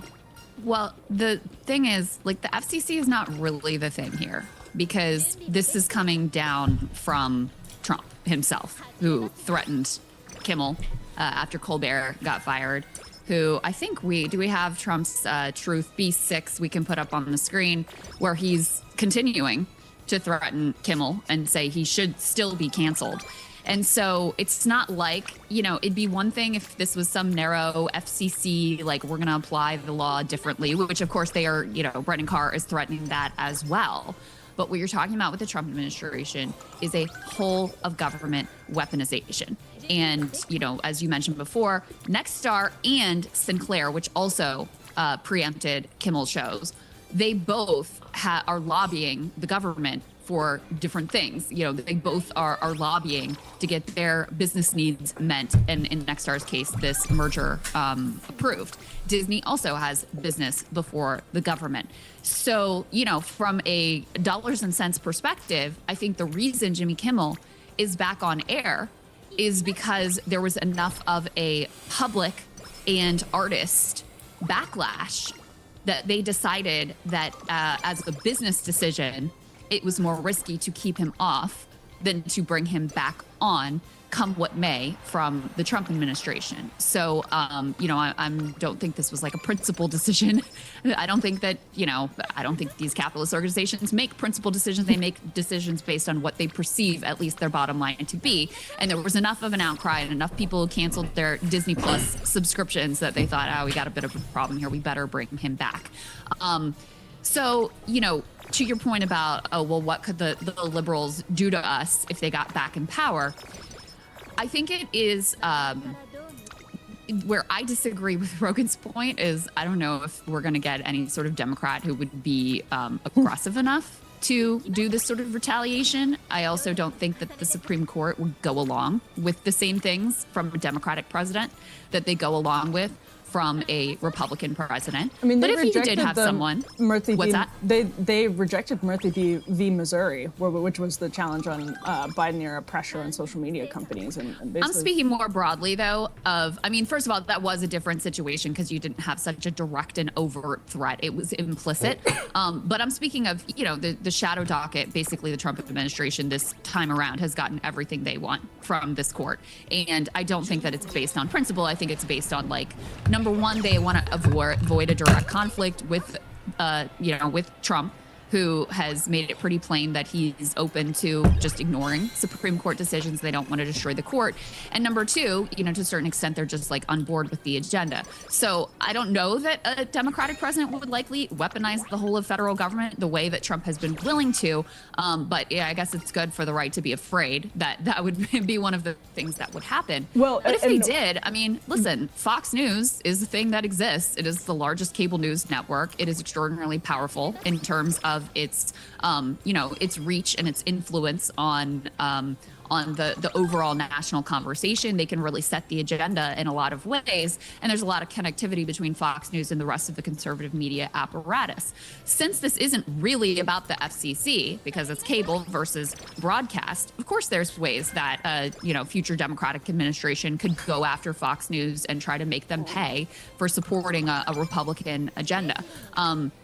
I don't think that that's the direction that the country should go in. And the fact that Trump immediately just comes out and threatens Kimmel again is basically an admission that this was not about Disney making a business decision. This was them caving to the authoritarian demands of the Trump administration. And the only reason he's back is because of the level of pushback that they received. Whereas I was also going to say the potential CBS Free Press merger, that's clearly a downstream consequence of the broader vibe shift narrative, where you have some of these. I was talking about this in the context of Kimmel last week. Is the market is catching up to Kimmel and Colbert to some extent. There are structural conversations to be had about people who are making shows that are getting just a fraction of the viewership they used to get with a lot of the same overhead. So Kimmel mentioned there are hundreds of people that work on these shows between him, Colbert.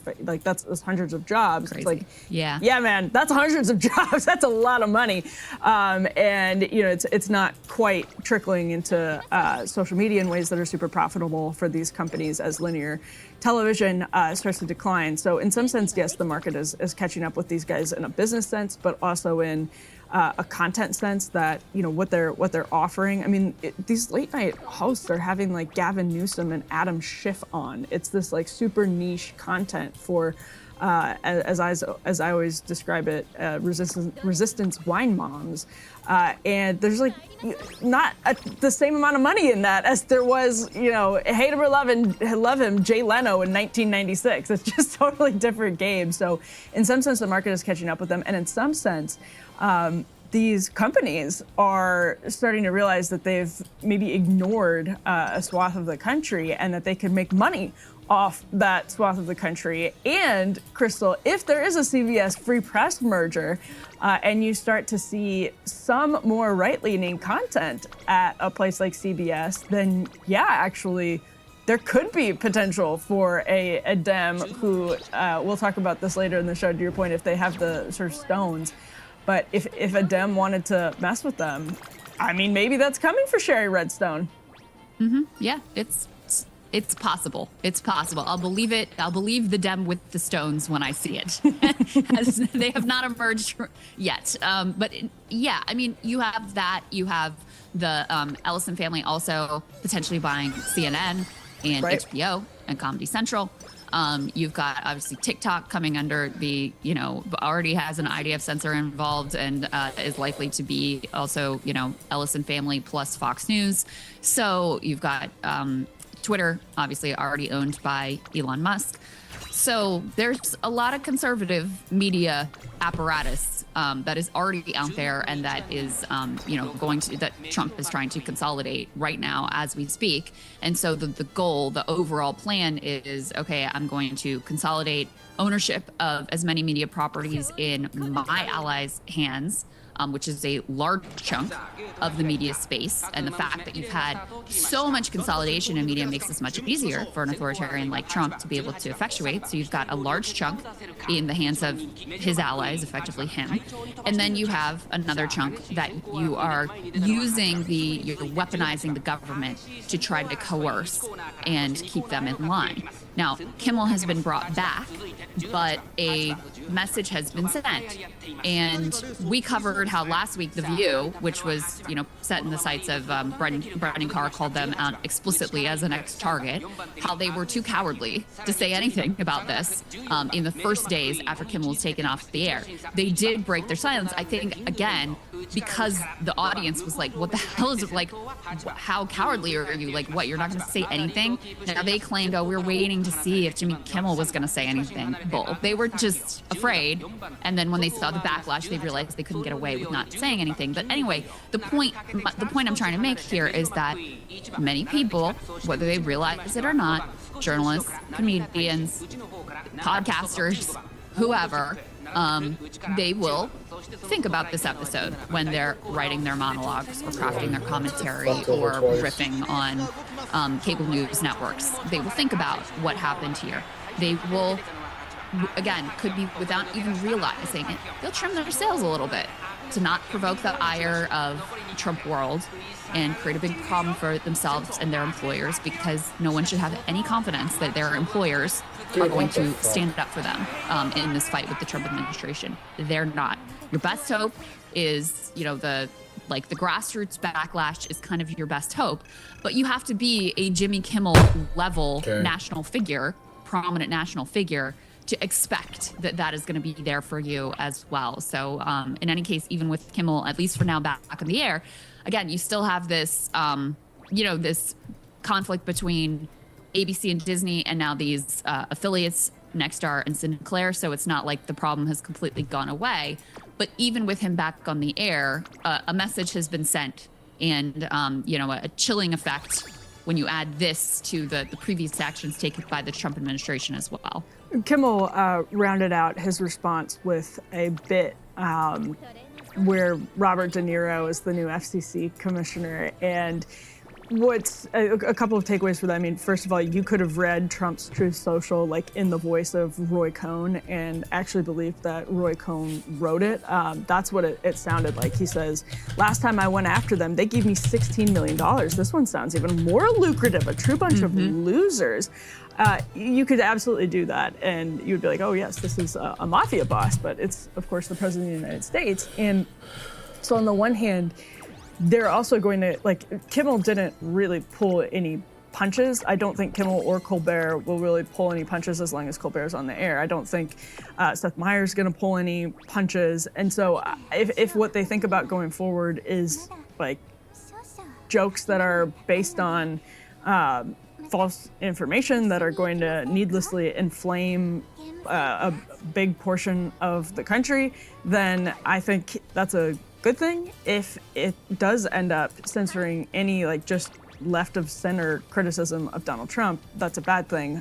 So it's just one of these, I don't know, it's one of these stories that is, I don't know about you, Crystal, it just, for me, it's so annoying. Again, we were talking about this with the UN, where it's like Trump has, as someone on the right, oh, sorry, I just touched my microphone, but as somebody on the right, like Trump often will have this like directionally correct approach to, like, for example, the problems at the UN. And then he just like talks like he's a mafia boss, like he's Robert De Niro in a mafia movie, or literally like he's Roy Cohn, and you're like, oh my gosh, like, do you have to do it this way? But he does. I mean, I don't think there's anything directionally correct though about like censoring comedians' monologue. And well, about pushing back on what Kimmel said at a like about that potentially being a MAGA shooter after it was pretty obvious. Take issue with it. I mean, I personally I don't have a problem with what Kimmel said, because I think the point he was trying to make is they're like doing everything to make it like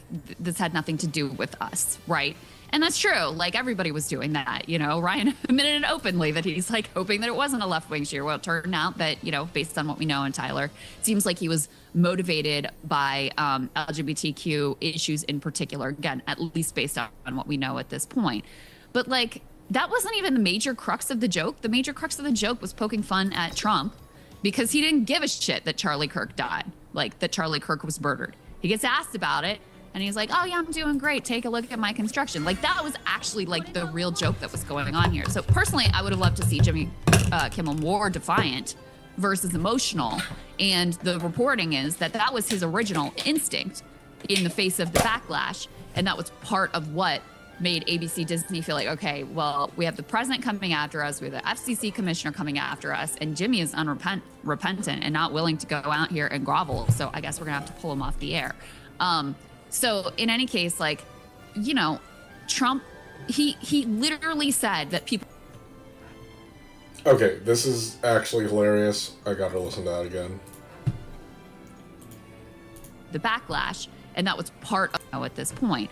But like, that wasn't even the major crux of the joke. The major crux of the joke was poking fun at Trump because he didn't give a shit that Charlie Kirk died, like that Charlie Kirk was murdered. He gets asked about it, and he's like, oh yeah, I'm doing motivated by LGBTQ issues in particular. Again, at least based on what we know at this point.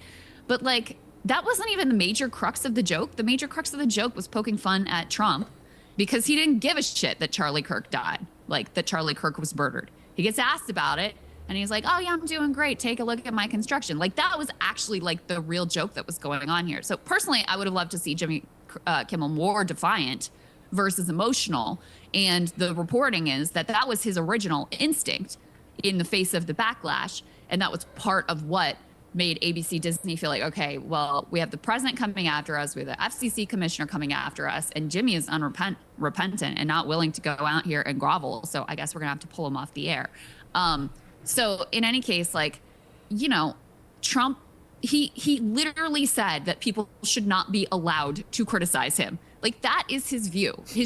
Okay, that spiel, complaining about Trump basically ignoring the question about Charlie Kirk's really funny, because he clearly wants to actually move on, which is probably good thing to do as president, to not focus on fucking political assassination. And Crystal, like, doesn't get that either. Well, for Lily or whatever, I don't know. Yeah, that was a really funny moment. Genuine view is that the media should genuflect, that they should be just like his cabinet and constantly praise his greatness, and that anything outside of that should be basically illegal and barred and taken off the air. So, while there are other areas where I agree with you, Trump will be, like on tariffs, right? Trump will be directionally correct about, or make some point about the way the previous system has failed, and then come up with a scheme that makes everything way worse.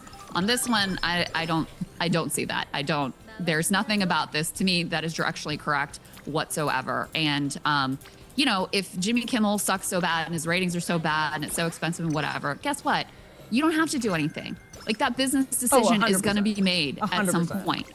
Like, you're right. These are dinosaur business models. There's no world in which 200 people working on a single show, which I think is the number that I heard for Jimmy Kimmel, is going to sustain long into the future. That's just not the world we live in now, with totally fragmented media diets. Yes. So, if you hate Jimmy Kimmel, that problem was going to solve itself ultimately. It's the the same President of the thing- United States did not need to weigh in. It's the exact same thing with Colbert. And weighing in changes the news cycle in a way where it's like, people are like, oh, Trump got Colbert canceled. It's like, actually, probably Colbert got Colbert canceled by making millions of dollars a year. But obviously now these companies can use their decisions as opportunities to like suck up to the administration and be like, hey, because Trump in his post, we'll move on after this, but in his post, he said that ABC told the White House. This is actually very interesting. He said ABC told the White House that Kimmel had been canceled. He says Yeah, it something says the White happened. House was told by ABC that his show was canceled. Now, Because- that might be a lie. Trump does make shit up. So I don't know. Or someone lied to him, someone misheard To it him. on the phone call, and because it sounds like they told, quote, the White House, not him. So he then posted in the UK, taking this victory lap about the cancellation of Jimmy Kimmel and the firing of Jimmy Kimmel, and that was never the case. It was always that it was an indefinite suspension after the news broke. But that's actually pretty interesting and does speak to how these companies are probably using their business decisions in conversations with the administration to say, hey, we're getting rid of Colbert, we're getting rid of Kimmel, like we're doing the thing. So nothing to ignore on that front. Hey, if you like that video, hit the like button or leave a comment below. It really helps get the show to more people. And if you'd like to get the full show,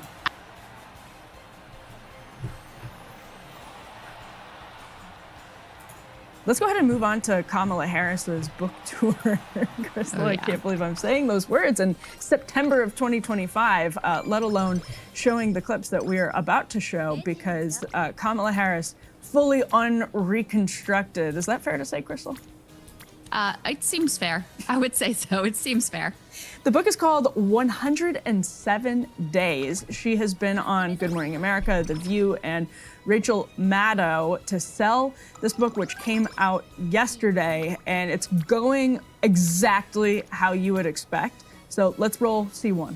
My concern about him running for re-election was completely separate from my admiration and knowledge about his capacity to serve as President of the United States, which was consistent and never wavered. Well, when we sit here, as we sit here today, do you think he would have been up for running the country for 4 more years? Here's the distinction that I make. It's and having had the experience myself, it is one thing to have the capacity to govern. It is another thing to go through an election for President of the United States. And by the way, another piece of what is unprecedented and a bit historical about that race, it is the closest presidential race in the 21st century in terms of the outcome. Wow. You know, say that again, because he likes to say over and over again he's got a mandate. And that's part of why I wrote this book, because history will talk about this race. It is part of American history. I didn't fully appreciate how much people wanted to know there was a difference between me and President Biden. I thought it was obvious.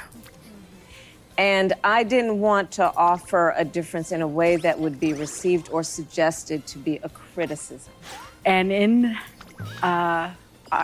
during your appearance, and you write about it, you say everything about my appearance on The View was going well until it wasn't. And if you recall, you were here 28 days before the election. And I asked you if there was anything you would have done differently than President Biden during the past 4 years. And you said, quote, "There is not a thing that comes to mind," end quote. You write you had no idea, you just pulled the pin on a hand grenade. In the moment, I knew.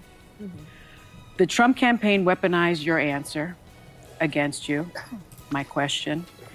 And some, including James Carville and Jake Tapper, point to that answer as a turning point in your candidacy. Do you think that moment tipped the election? No.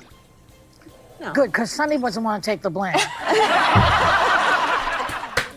Crystal, I'm so excited to get your response to Kamala Harris answering some pretty softball questions, if I may say so, about why she let Joe Biden run and how she ended up kind of, well, not that it was her choice to let Joe Biden run, but why she covered for Joe Biden and how she responded to that in the book, and then how she ultimately ended up losing to Donald Trump. I haven't read the book, full disclosure. But I mean, I might, right? Really? It does seem like there's some somewhat interesting stuff in there. To be honest with you, the book is a little bit more candid than I expected it to be. But then in these public media appearances, she's doing the same old, like, let me try to split the difference. Let me try to make everybody happy, which just ends up making literally no one happy. The choice of venue is also worth noting. Like, if you want to be new and improved Kamala Harris and prove to the world you're a different candidate than you're a different person than they thought that you were, don't just do The View and Rachel Maddow. Like, go into the Lion's Den, take some risks. Like, go on with Joe. Imagine she did the Joe Rogan podcast at long last, you know, after so much discussion about that. That would be interesting, right? But it's just, I mean, in a sense, I sort of feel bad for her because I feel like, I don't know, she walked herself into this life where she's questing after ambition and power. And she clearly doesn't really care about any particular issues in a way that's like motivating for her, is deeply uncomfortable in these situations, constantly trying to find the right answer, like the correct answer versus what she actually thinks. And then you just end up with this pathetic display where you have to say you didn't realize people wanted you to be different than Joe Biden and you thought it would be obvious, which to me is like that's a gesture towards her identity. Yes. That she just thought, like, well, I'm a black woman. Of course I'm different from Joe Biden. It's like, no, that's not what we're talking about here. Like, you are his vice president. You have stood there and backed his every decision. People wanted to know. They're not happy with how things are going. Yes, they want to know how you're different, what you think went wrong, why they should put their trust in you to create a different outcome than what they're experiencing right now. And then, you know, I've also seen some of the discussion around what she had to say about Gaza. Allegedly, privately, she was urging Biden to be more compassionate, blah, blah, blah. And it's like, okay, but when it actually mattered, when you were in a position of power, you did nothing to change anything, right? And now we're supposed to believe after the fact that, oh, you were being courageous behind the scenes. Like, I'm sorry, no one should buy that. No one should believe that whatsoever. She is I feel like the physical embodiment of a lot of the Democratic Party's problems. Like it's illustrated in this one woman so perfectly. Let's get more into the identity conversation because one of the big revelations in the book is that her first choice to add to the vice presidential ticket was actually Pete Buttigieg and not Tim Walz. But she believed that as a black woman married to a Jewish man, adding a gay vice presidential candidate to the ticket would have been too much of a risk. Now, Rachel Maddow confronted her about this. It was maybe the most uncomfortable moment in a pretty, friendly interview. Let's go ahead and roll C3. If his reaction to that, since this part of the book has come out, if you've had any reflection on that, or I guess I'd ask you to just elaborate on that a little bit. It's hard to hear. Yeah. With you running as, you're the first woman elected vice president. You're a black woman and a South Asian woman elected to that high office, very nearly elected president. To say that he couldn't be on the ticket effectively because he was gay, it's hard to hear. No. That's not what I said. That he couldn't be on the ticket because he is gay. My point, as I write in the book, is that I was clear that in 107 days, in one of the most hotly contested elections for President of the United States, against someone like Donald Trump, who knows no floor, to be a black woman running for President of the United States and as a vice presidential running mate, a gay man, with the stakes being so high, it made me very sad, but I also realized it would be a real risk. No matter how, I've been an advocate and an ally of the LGBT community my entire life. So it wasn't about any prejudice on my part, but we had such a short period of time. And the stakes were so high. I think Pete is a phenomenal public servant. And I think America is and would be ready for that. But when I had to make that decision with 2 weeks to go, and maybe I was being too cautious, I'll let our friends, we should all talk about that. Maybe I was. But that's the decision I made. I like how powerful she thought it was that she was saying she believes Pete Buttigieg is a phenomenal public servant, as though that's some really important line coming from her, Kamala Harris. I mean, where do you start with this? Like, on one level, it gives me flashbacks to the Bernie, Elizabeth Warren, you're a secret sexist because you told me, like, women can't be president or something like that conversation, which, it appears what Bernie was actually saying was like, listen, sexism is a real thing. Trump will try to weaponize it, not like, I think I'm sexist and I don't think you should be president. And so Maddow being, high dudgeon about an analysis of, listen, it's a lot to have a black woman and a gay guy on the ticket, and we know what Trump will do with that, and whatever, is annoying to me. Then it's annoying to me that Kamala doesn't stand on business. Like, if that's what you thought and that was your analysis, like, girl, you put it in the book. This is actually, I'm sure you've had this experience too, where authors will say something provocative and then you go to interview them about it and they add like 1,000 caveats and you're like, dude, you wrote it. Like, say it with your chest, explain why you felt that way, rather than trying to like run away from it and be all scared, where it just comes off as weakness. So that's number 2. Number 3, the problem with Pete Buttigieg is not that he's gay, it's that he sucks. It's that he's a neoliberal shill who stands for nothing, who black people can't stand, right? Like, that's the problem with Pete Buttigieg, okay? Now, she doesn't have that problem with him, but that's the actual issue with him.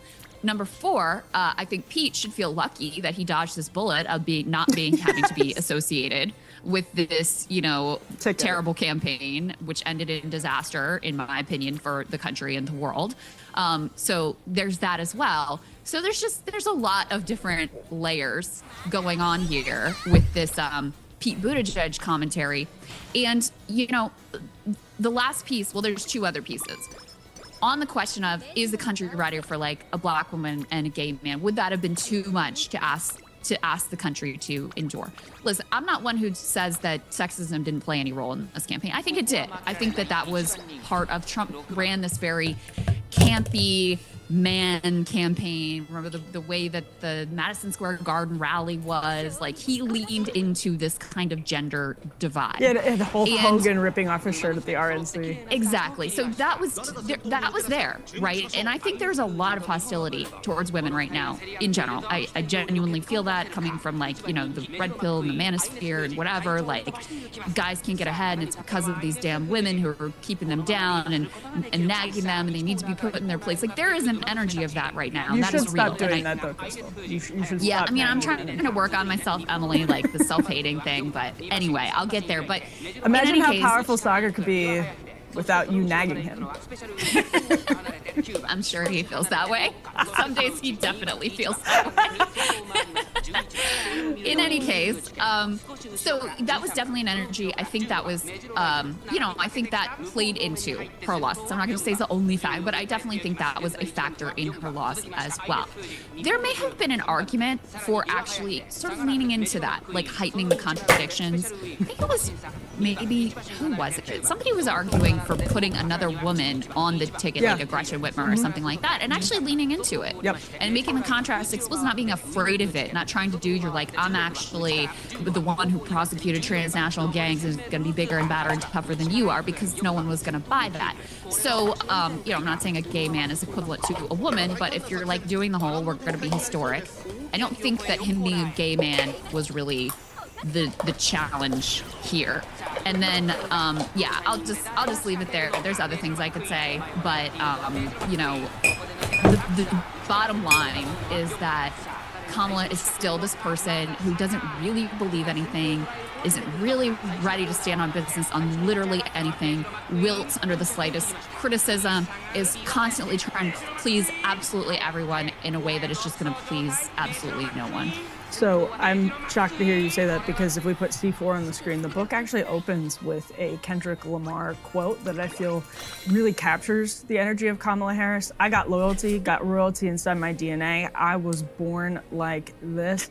That is actually at the intro of the book. So Crystal, I'm confused to hear you say that she's not standing on business and that she's timid and seems ambivalent on some of the key issues, because she was born like this and royalty is in her DNA, and she listens to rap music, so I assume she's a very badass woman, despite the, actually no, because of the pantsuits.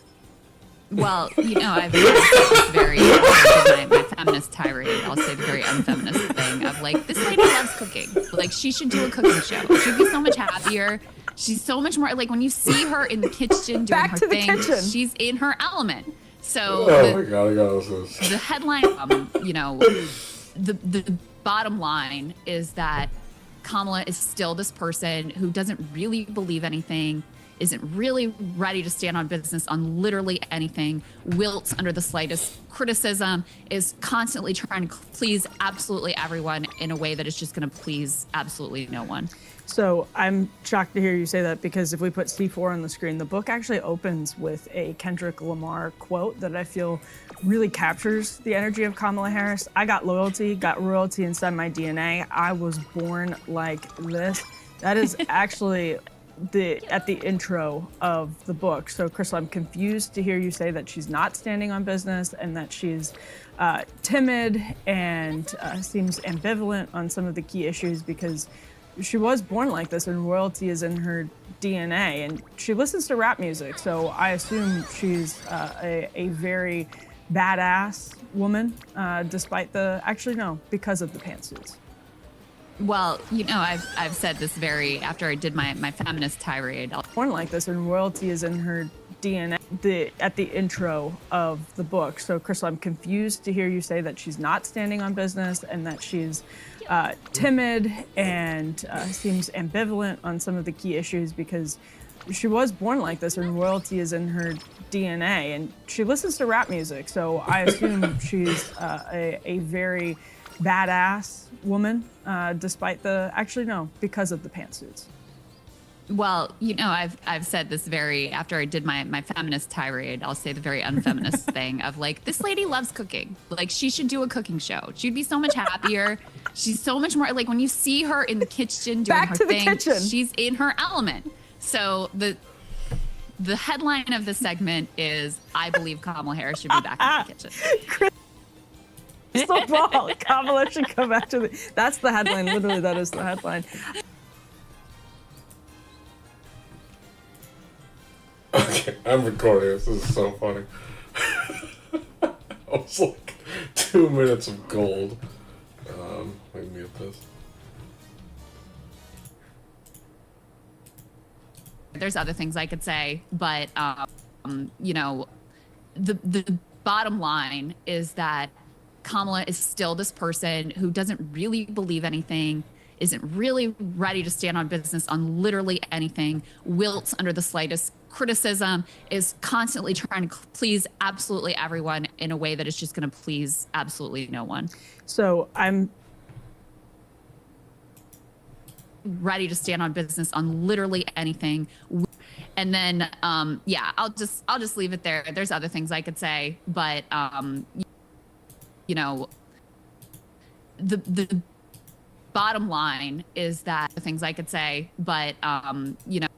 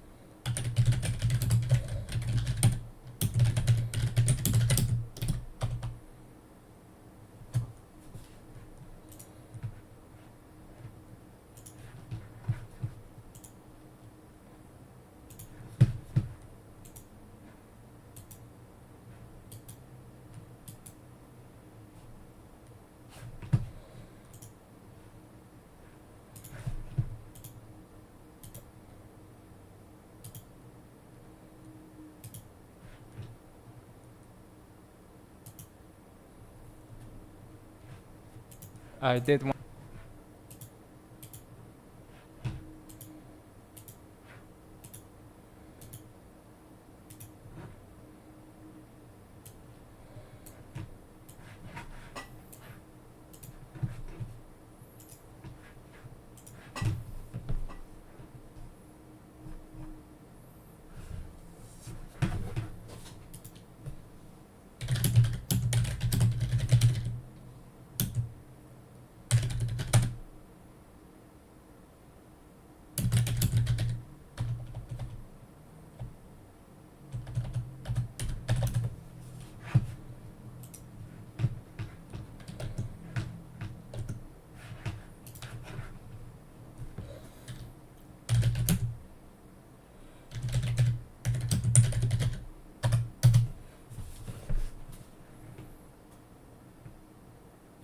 Oh, it's here. It's built in.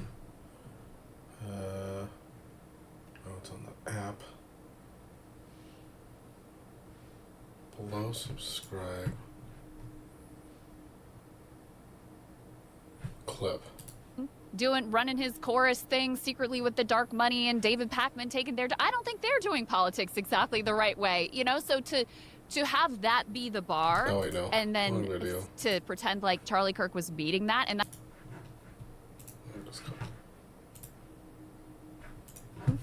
running his chorus.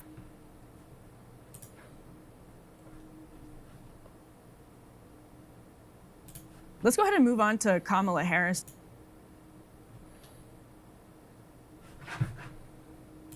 Used to hear you say that she's not standing on business and that she's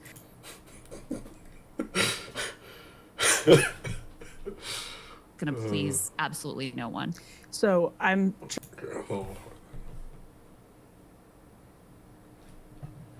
still this person who doesn't really believe anything, isn't really ready to stand on business on literally anything, wilts under the slightest criticism, is constantly trying to please absolutely everyone in a way that is just going to please absolutely no one.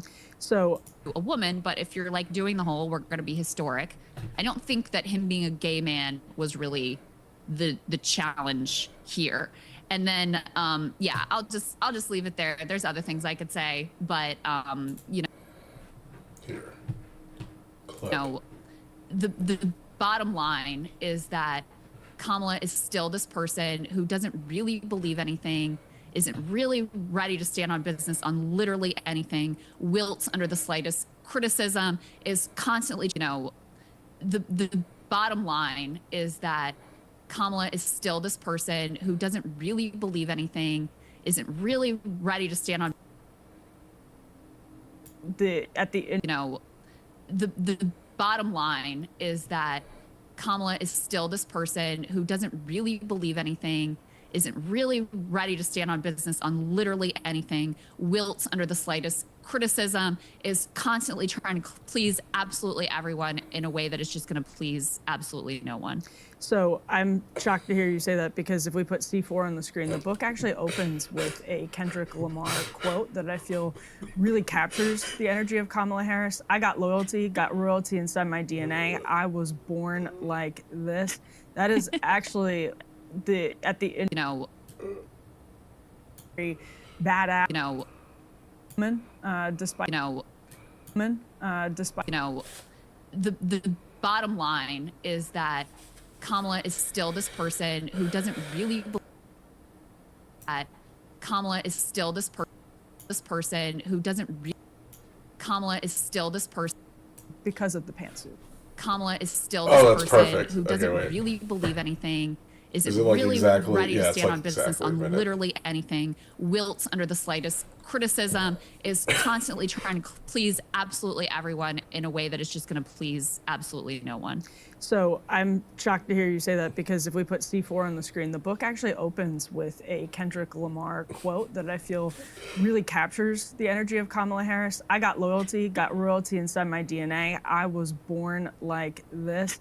That is actually at the intro of the book. So Crystal, I'm confused to hear you say that she's not standing on business and that she's timid and seems ambivalent on some of the key issues, because she was born like this and royalty is in her DNA, and she listens to rap music, so I assume she's a very badass woman, despite the, actually no, because of the pantsuit. Kamala is still this person who doesn't really believe anything, isn't really ready to stand on business on literally anything, wilts under the slightest criticism, is constantly trying to please absolutely everyone in a way that is just going to please absolutely no one.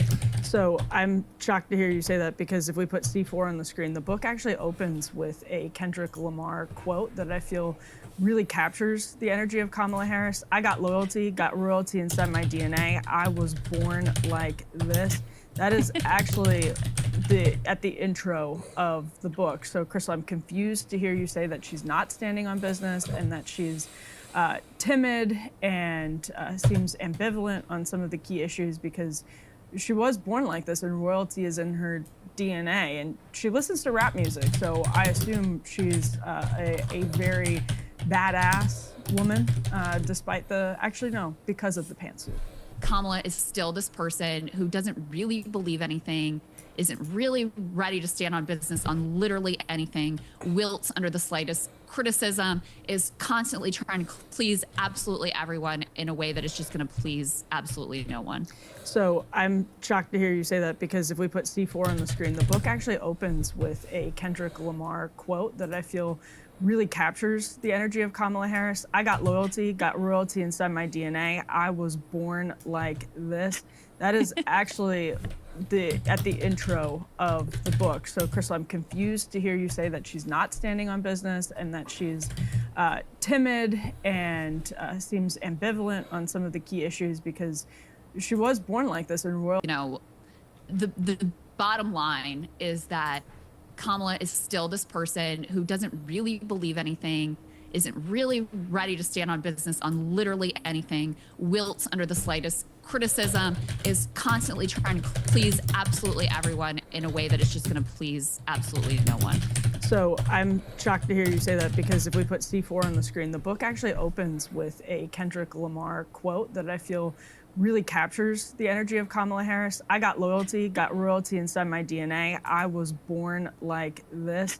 That is actually at the intro of the book. So Crystal, I'm confused to hear you say that she's not standing on business and that she's timid and seems ambivalent on some of the key issues, because she was born like this and royalty is in her DNA, and she listens to rap music, so I assume she's a very badass woman, despite the, actually no, because of the pantsuits. Kamala is still this person who doesn't really believe anything, isn't really ready to stand on business on literally anything, wilts under the slightest criticism, is constantly trying to please absolutely everyone in a way that is just going to please absolutely no one. So I'm shocked to hear you say that, because if we put C4 on the screen, the book actually opens with a Kendrick Lamar quote that I feel really captures the energy of Kamala Harris. I got royalty inside my DNA. I was born like this. That is actually at the intro of the book. So Crystal, I'm confused to hear you say that she's not standing on business and that she's timid and seems ambivalent on some of the key issues, because she was born like this and royalty is in her DNA, and she listens to rap music, so I assume she's a very badass woman, despite because of the pantsuit. Kamala is still this person who doesn't really believe.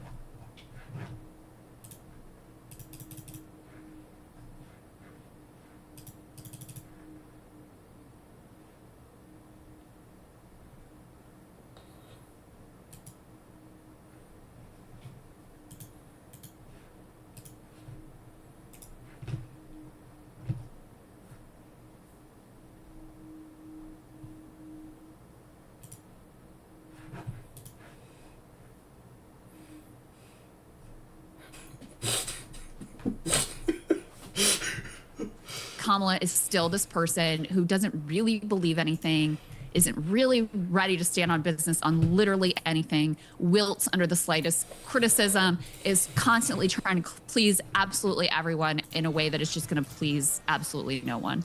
So I'm shocked to hear you say that, because if we put C4 on the screen, the book actually opens with a Kendrick Lamar quote that I feel really captures the energy of Kamala Harris. I got loyalty, got royalty inside my DNA. I was born like this. That is actually at the intro of the book. So, Crystal, I'm confused to hear you say that she's not standing on business and that she's timid and the energy of Kamala Harris. I got loyalty, got royalty inside my DNA. I was born like this. That is actually at the intro of the book. So, Crystal, I'm confused to hear you say that she's not standing on business and that she's timid and seems ambivalent on some of the key issues, because she was born like this and royalty is in her DNA, and she listens to rap music, so I assume she's a very badass woman, despite because of the pantsuits.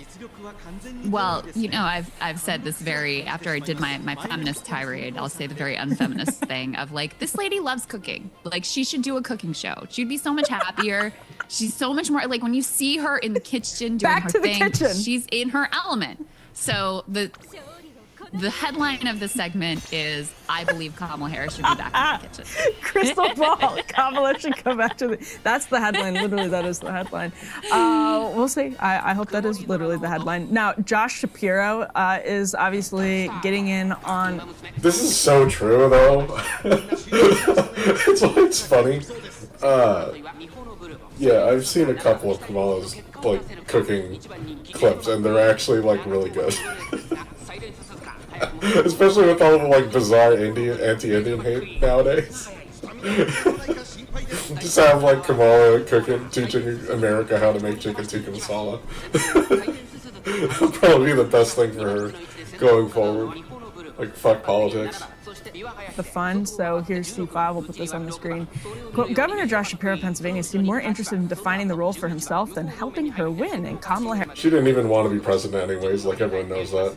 Harris recounted how Shapiro was questioning an aide about the pieces of art he could use to decorate the vice president's Oh my God. residence. I believe this about him, by the way. I think this is true. Catching some strays in the otherwise very, I don't know, gentle memoir might be one way to put it. Let's go ahead and listen to Shapiro responding. C6. I mean, look, I haven't read the former vice president's book, and she's going to have to answer to how she was in the room and yet never said anything publicly. I can tell you that I wasn't in the room, but when I was confronted with engagement with the former president, in looking at it simply from the perspective of how's he doing in Pennsylvania? Could he win Pennsylvania? Because I think, Stephen, you understand, if you can't win Pennsylvania, it's pretty darn hard to win the national election. And I was very vocal with him privately and extremely vocal with his staff about my concerns about his fitness to be able to run for another term. I was direct with them. I told them my concerns. I told them my worries. I told them what I was seeing in the polls. I think it seemed to me that maybe his staff wasn't counseling him with all the information that we knew on the ground here in Pennsylvania that, you know, frankly, they should have shared with the president. Convincing, Crystal? You ready to vote for Shapiro? I mean, I'm not a Shapiro fan. I believe the anecdote that there was some reporting to this effect at the time that he was very entitled and more like asking Kamala, like asserting what he wanted the role to be and assuming he had the job before even, you know, going through the auditions. And there was a bit of a like personality clash between them. And that's why she ultimately goes with Tim Walz. Like, I think that is probably accurate based on my vibes of Josh Shapiro. And, you know, I am incredibly biased against anyone who does the fake Obama impression when they're giving public speeches, of which he is certainly guilty. But just to wrap it all up in this Kamala book thing, you know, one of the things that she keeps going back to, and again, having not read the book, but judging by the title and the excerpts that I've seen and analysis that I've seen, campaign and Kamala herself and how she's representing it, her big overarching excuse is just like, look, y'all, we just didn't have that much time. We didn't have enough time. If we'd had more time, I could have made the case better. I could have done this. I could have done that. It would have somehow magically made the situation better. It's unknowable, but based on what we actually saw and experienced, she was doing better earlier in the campaign when there was just excitement about someone different, when she was leaning more into some of the populist elements like the price gouging, when they were letting Tim Walz be more like do his weird critique, which seemed to land better than the more grandiose, like he's a fascist critique, even though he is a fascist, but the like these guys are weirdos and they're freaks and like fringe characters actually seem to land better with the public. So I don't see any evidence that more time would have benefited Kamala Harris. If anything, what we've seen from Kamala Harris' political career is actually the more that people have a chance to sit with the reality of her versus the idea of her or the resume of her, the more they're like not sure that this is the direction that they want to go in, politically. So from that perspective, it seems to me that the central premise and framing of the book, that it was too short a time period to succeed, is false or at least unsupported. This is incontrovertible based on the polling data. If you believe it, this is incontrovertible. Kamala Harris enters the 2020 primary with a lot of money and very splashy media coverage and declines to the point where she can't make it to the Iowa caucuses, drops out literally before 2020 in December of 2019 because the more people see of Kamala Harris, the less people are interested in actually voting for Kamala Harris. She becomes vice president and has a very steadily, historically negative favorability rating. You could go ahead and look at Real Clear Politics' average of her. When she hits the campaign trail after taking the torch from Biden, she does get a very real honeymoon period where her popularity reverses again, and then around late September, October, it just crashes and has been going in the opposite direction ever since. So what Crystal just said is completely supported by the data when it comes to Kamala Harris, which should throw a real wrench into whatever political future she thinks she has. She might have been better off as a long-term California senator. Speaking of California, though, let's wrap up the segment with C7. This is Gavin Newsom. This is apparently Kamala Harris wrote that she called Gavin Newsom for an endorsement after Biden's exit, but he brushed her off with a short text that read, quote, "Hiking will call back." And that was it.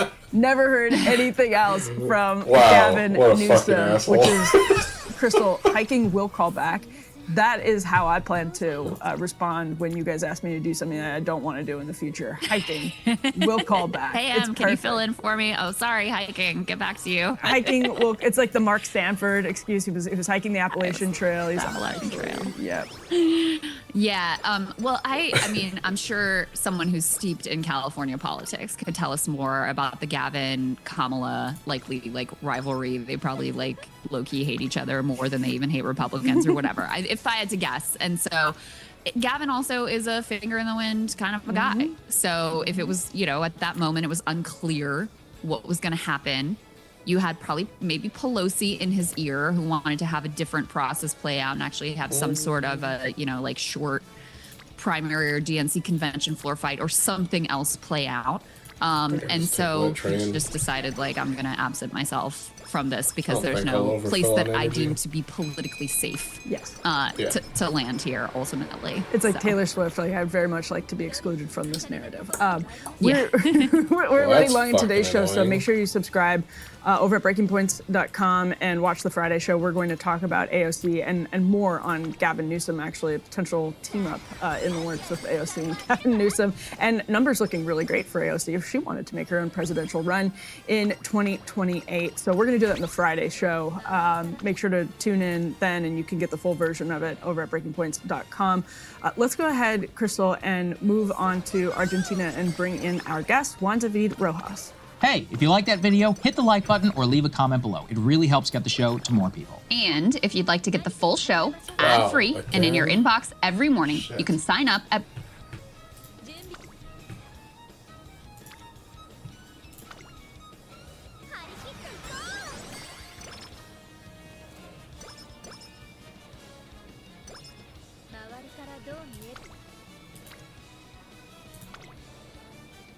Wow, these mood downs were so fucking bad.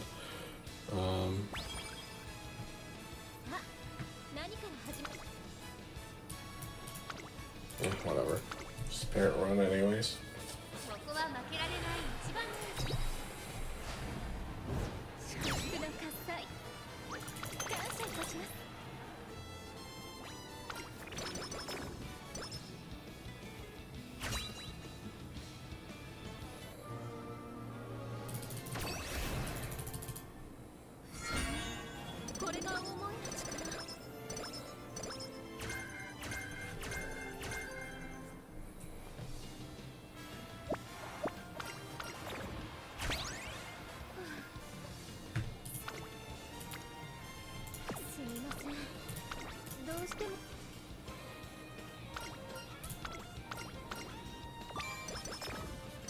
Oh, wait a second.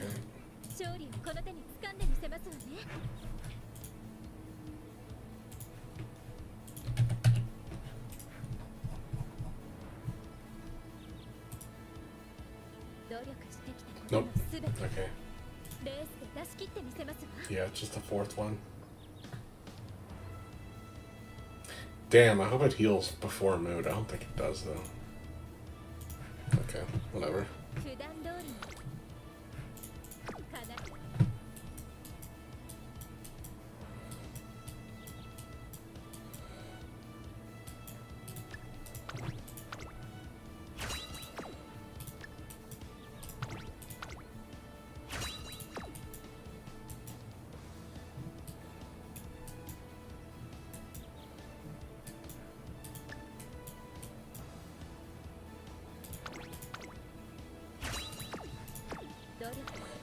Alright, hopefully it's enough to win.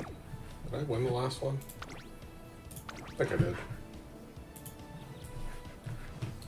Yeah.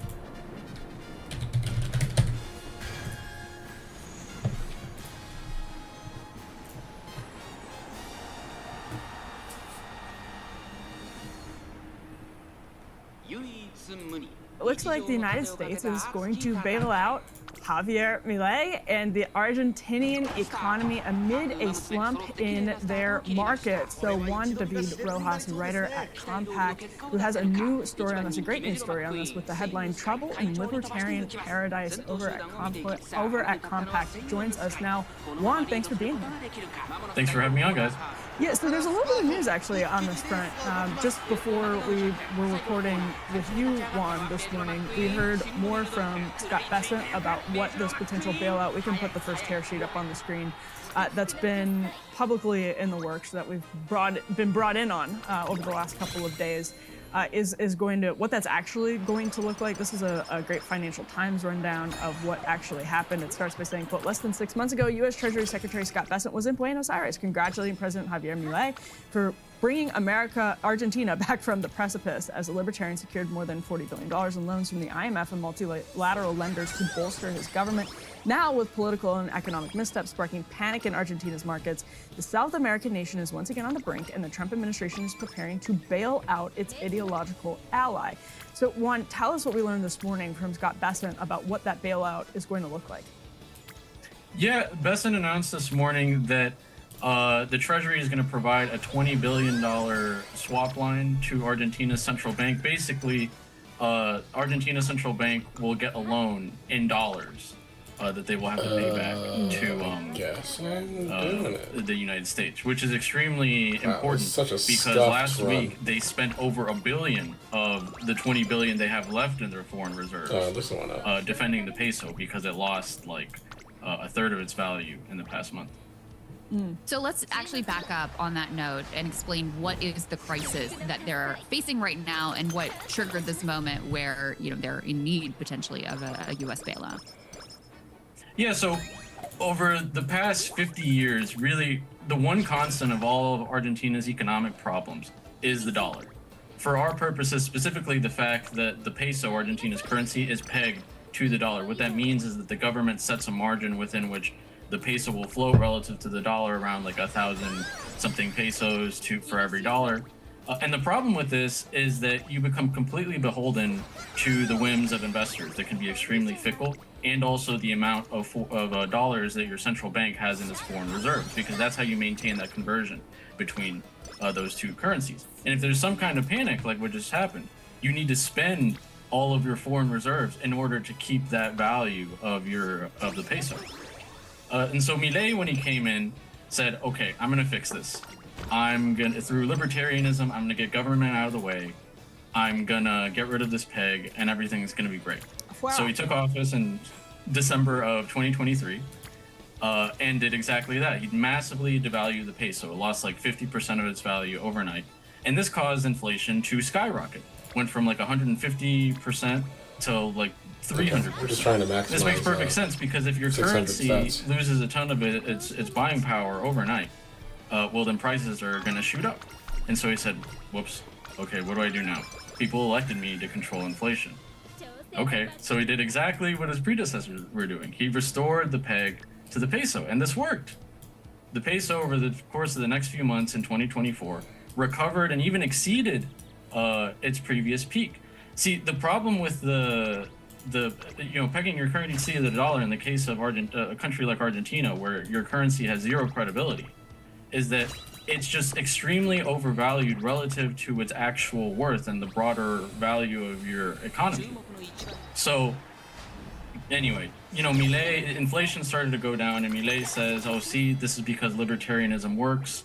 We can talk about that. There's some details, whether or not some of what he's done austerity-wise would have been worth it in the long run. But anyway, inflation by the end of 2024 fell from like 300% to around 30%. Then in 2025, he started to have a couple of setbacks. There was this big corruption scandal with his sister, who's also his chief of staff. There were recordings suggesting that she was taking bribes. The Congress passed some spending increases that he vetoed, and then Congress overrode his veto. And then what really set things off was that a week ago, Buenos Aires, the country's most important province, held provincial elections where Milei's party got destroyed, lost by like 13 points, something like that. And this really caused investors to panic, because they saw it as a sign that the opposition Peronists that are left-wing were going to take control of the Congress next month in midterm elections. And so this caused, in Milei's words, a full market panic. And the peso, like I said, lost like a third of its value. The central bank spent $1 billion in just 3 days.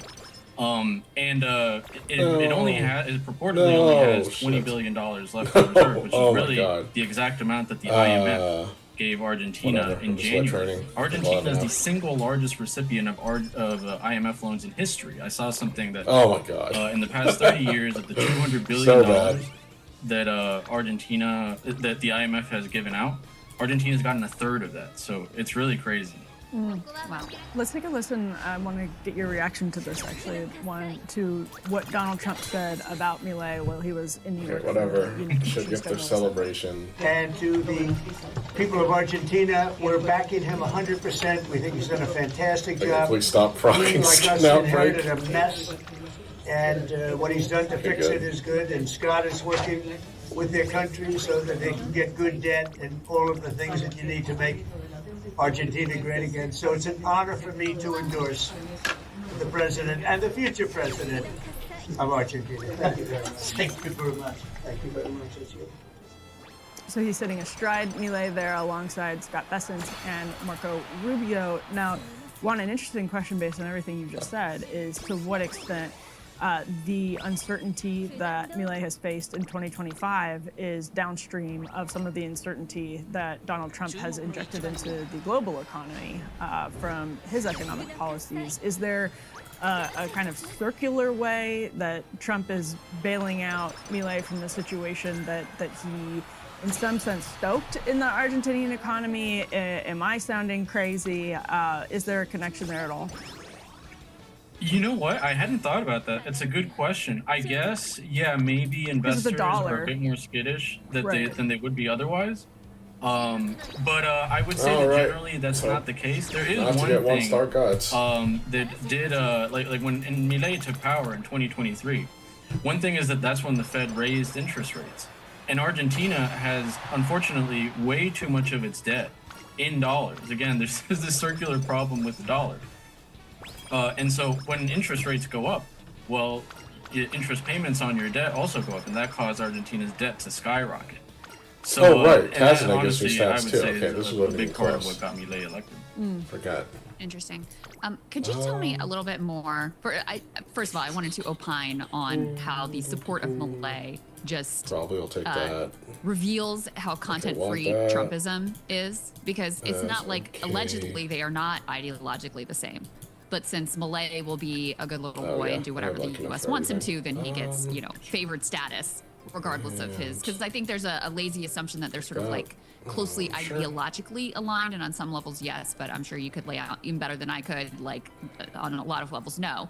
But I was also curious what did happen in that Buenos Aires election.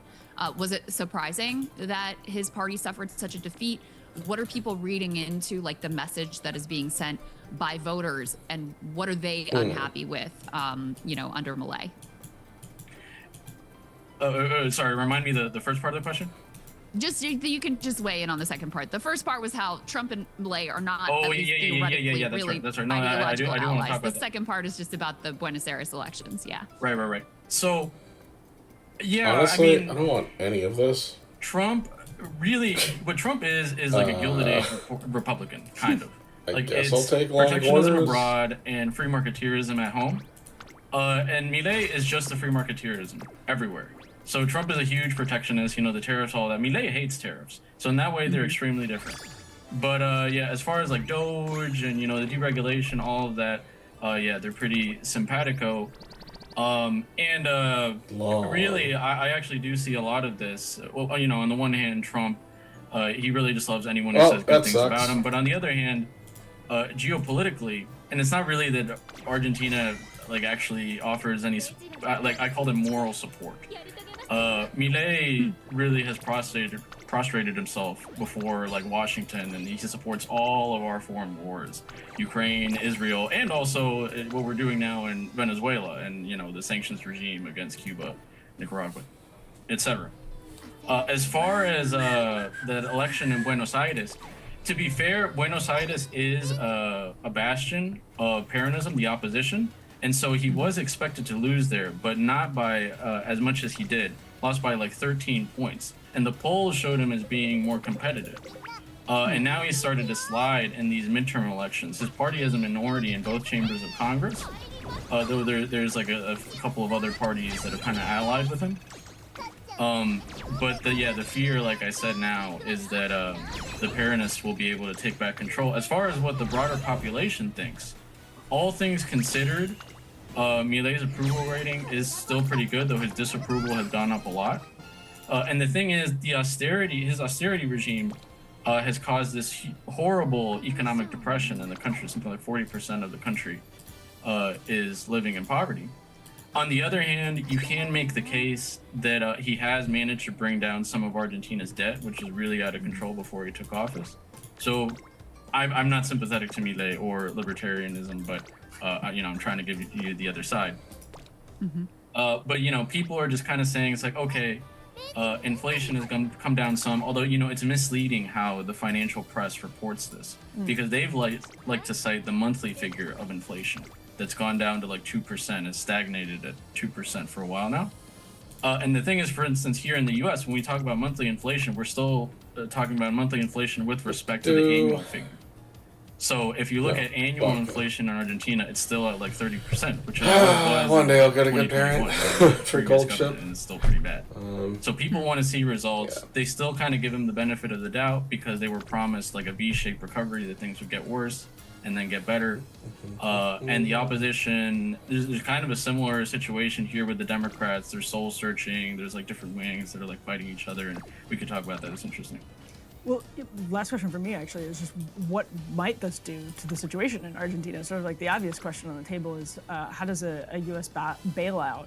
It's sort of funny to talk about a libertarian experiment being bailed out by the United States. I mean, it's obviously not funny. And the IMF. Yeah, and the IMF. Yes, I was thinking that too. It's just amusing. But what could we see in the months to come with this bailout as it will influence the Argentinian economy? So it seems that it'll keep them afloat. Markets have rallied, and yeah, those dollars really will be vital for the central bank and also paying back Argentina's debts. There's a broader conversation, like if we go back further, because they first started pegging the dollar to the peso in the 90s. And Argentina just has these recurring crises. If we go back further, the issue is also that they take on too much debt in dollars. And that's a huge problem. If you borrow in your own currency, you can get way more in debt than otherwise. Just look at us. We have this huge national debt, but thankfully it's in our own currency, and which also happens to be the world's reserve currency, which means that countries like Argentina need it to stay afloat. But so Argentina, like they amass so much debt in dollars, they're just hostage to what the Fed does. If they raise interest rates, their debt explodes. If investors pull their money, they have a currency crisis. And they end up just kind of robbing Peter to pay Paul. They'll get one IMF loan to pay back another IMF loan. They'll get $1 billion from Qatar to pay back the IMF. They'll get $20 billion from Trump to pay back the IMF. His party suffered such a defeat. What are people reading into? Like, I'm Argentina. Thank you very much. Thank you very much. Thank you very much. I gotta listen to this whole thing again. So he's sitting astride Milei there alongside Scott Bessent and Marco If this Rubio. guy's a socialist Now, complaining an about interesting question based on everything you said. Argentina To what extent? Taking on too much sovereign debt, that's hilarious. I don't know who this guy is, though. The uncertainty that Milei has faced in 2025 is downstream of some of the uncertainty that Donald Trump has injected into the global economy from his economic policies. compact. Is there a kind of circular way that Trump is bailing out Milei from a situation that he might actually in be an some sense interesting stoked person. in the Argentinian economy? Am I sounding crazy? Is there a connection there at all? You know what? I hadn't thought about that. It's a good question. I guess, yeah, maybe investors are a bit more skittish than they would be otherwise. But I would say that generally that's not the case. There is one thing that did like when Milei took power in 2023. One thing is that's when the Fed raised interest rates, and Argentina has unfortunately way too much of its debt in dollars. Again, there's this circular problem with the dollar, and so when interest rates go up, well, interest payments on your debt also go up, and that caused Argentina's debt to skyrocket. So, and that honestly, I would say is a big part of what got Milei elected. Interesting. Could you tell me a little bit more? First of all, I wanted to opine on how the support of Milei just reveals how content-free Trumpism is, because it's not like allegedly they are not ideologically the same. But since Milei will be a good little boy and do whatever the U.S. wants him to, then he gets, favored status regardless of his, because I think there's a lazy assumption that they're sort of like closely ideologically aligned, and on some levels yes, but I'm sure you could lay out even better than I could, like on a lot of levels no. But I was also curious what did happen in that Buenos Aires election. Was it surprising that his party suffered such a defeat? What are people reading into, like the message that is being sent by voters, and what are they unhappy with, under Milei? Sorry, remind me the first part of the question? Just you can just weigh in on the second part. The first part was how Trump and Milei are not yeah, that's right. No, I do want to talk about the second part is just about the Buenos Aires elections, yeah. Right. So, yeah, I mean, Trump really, what Trump is like a Gilded Age Republican, kind of. Like, it's protectionism abroad and free marketeerism at home. And Milei is just the free marketeerism everywhere. So Trump is a huge protectionist, the tariffs, all that. Milei hates tariffs. So in that way, they're extremely different. But yeah, as far as like Doge and, the deregulation, all of that, yeah, they're pretty simpatico. And really, I actually do see a lot of this. Well, on the one hand, Trump, he really just loves anyone who says good things about him. But on the other hand, geopolitically, and it's not really that Argentina actually offers any, I call it moral support. Milei really has prostrated himself before Washington, and he supports all of our foreign wars, Ukraine, Israel, and also what we're doing now in Venezuela, and the sanctions regime against Cuba, Nicaragua, etc. As far as the election in Buenos Aires, to be fair, Buenos Aires is a bastion of Peronism, the opposition, and so he was expected to lose there, but not by as much as he did. Lost by 13 points, and the polls showed him as being more competitive. And now he's started to slide in these midterm elections. His party has a minority in both chambers of Congress, though there's a couple of other parties that are kind of allied with him. But the fear, like I said now, is that the Peronists will be able to take back control. As far as what the broader population thinks, all things considered, Milei's approval rating is still pretty good, though his disapproval has gone up a lot. And the thing is, his austerity regime has caused this horrible economic depression in the country. Something like 40% of the country is living in poverty. On the other hand, you can make the case that he has managed to bring down some of Argentina's debt, which is really out of control before he took office. So I'm not sympathetic to Milei or libertarianism, but I'm trying to give you the other side. But people are just kind of saying it's okay, inflation is going to come down some, although it's misleading how the financial press reports this, because they've like to cite the monthly figure of inflation that's gone down to 2%, has stagnated at 2% for a while now. And the thing is, for instance, here in the US, when we talk about monthly inflation, we're still talking about monthly inflation with respect to the annual figure. So if you look at annual inflation in Argentina, it's still at 30%, which is what it was in 2021 under the previous government, and it's still pretty bad. So people want to see results. They still kind of give them the benefit of the doubt because they were promised a V-shaped recovery, that things would get worse and then get better. And the opposition, there's kind of a similar situation here with the Democrats. They're soul searching. There's different wings that are fighting each other, and we could talk about that. It's interesting. Well, last question for me actually is just what might this do to the situation in Argentina? Sort of the obvious question on the table is how does a U.S. bailout? It's sort of funny to talk about a libertarian experiment being bailed out by the United States. I mean, it's obviously not funny. And the IMF. Yeah, and the IMF. Yes, I was thinking that too. It's just I won't amusing, steal hints. but what could we see in the months to come very with good. this bailout as it will influence the Argentinian economy? So it seems that it'll keep them afloat. Markets have rallied, and those dollars really will be vital for the central bank and also paying back Argentina's debts. Thank you. There's a broader conversation, if we go back further, because they first started pegging the dollar to the peso in the 90s. And Argentina just has these recurring crises. If we go back further, the issue is also that they take on too much debt in dollars. And that's a huge problem. If you borrow in your own currency, you can get way more in debt than otherwise. Just look at us. We have this huge national debt, but thankfully it's in our own currency, and which also happens to be the world's reserve currency, which means that countries like Argentina need it to stay afloat. But so Argentina, they amass so much debt in dollars, they're just hostage to what the Fed does. If they raise interest rates, their debt explodes. If investors pull their money, they have a currency crisis. And they end up just kind of robbing Peter to pay Paul. They'll get one IMF loan to pay back another IMF loan. They'll get $1 billion from Qatar to pay back the IMF. They'll get $20 billion from Trump to pay back the IMF. So it's, probably we'll eventually see some sort of collapse, but this really was vital. There was, it's not even that there was a risk.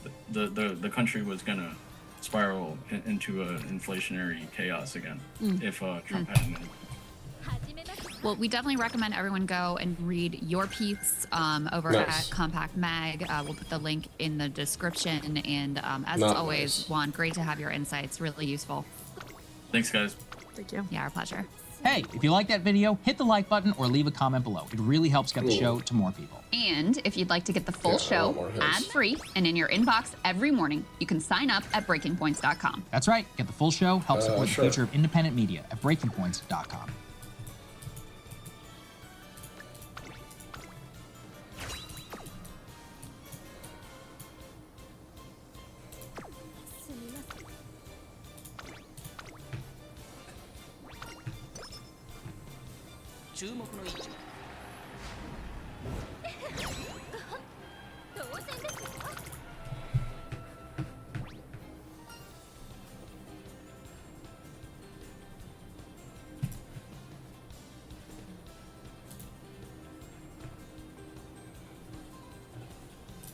We're continuing to learn more about what may have gone on behind the scenes with Turning Point USA and Charlie Kirk, in addition to the group's donors or potential donors, hopeful donors in the background when it came to Charlie Kirk bringing people like Tucker Carlson and Dave Smith into some events, speaking out more publicly about the crackdown on free speech when it came to discussing matters related to Israel, because one of Charlie's closest friends, Andrew Colvett, executive producer of his show, high up at Turning Point USA, went on Alex Clark's program, Culture Apothecary, yesterday to go into some of the background information and try to debunk some conspiracy theories, tell the truth about what was happening in this conversation with Alex. And he did get into what was happening. And I just want to say before we roll the clip, F3, this is the tear sheet from the Gray Zone.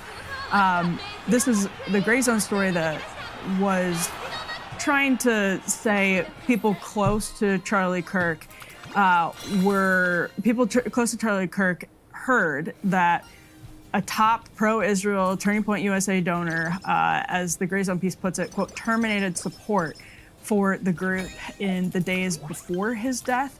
So with that in mind, this is a story that came out in recent days. Here's how Colvett addressed questions about potential pressure from donors. F1.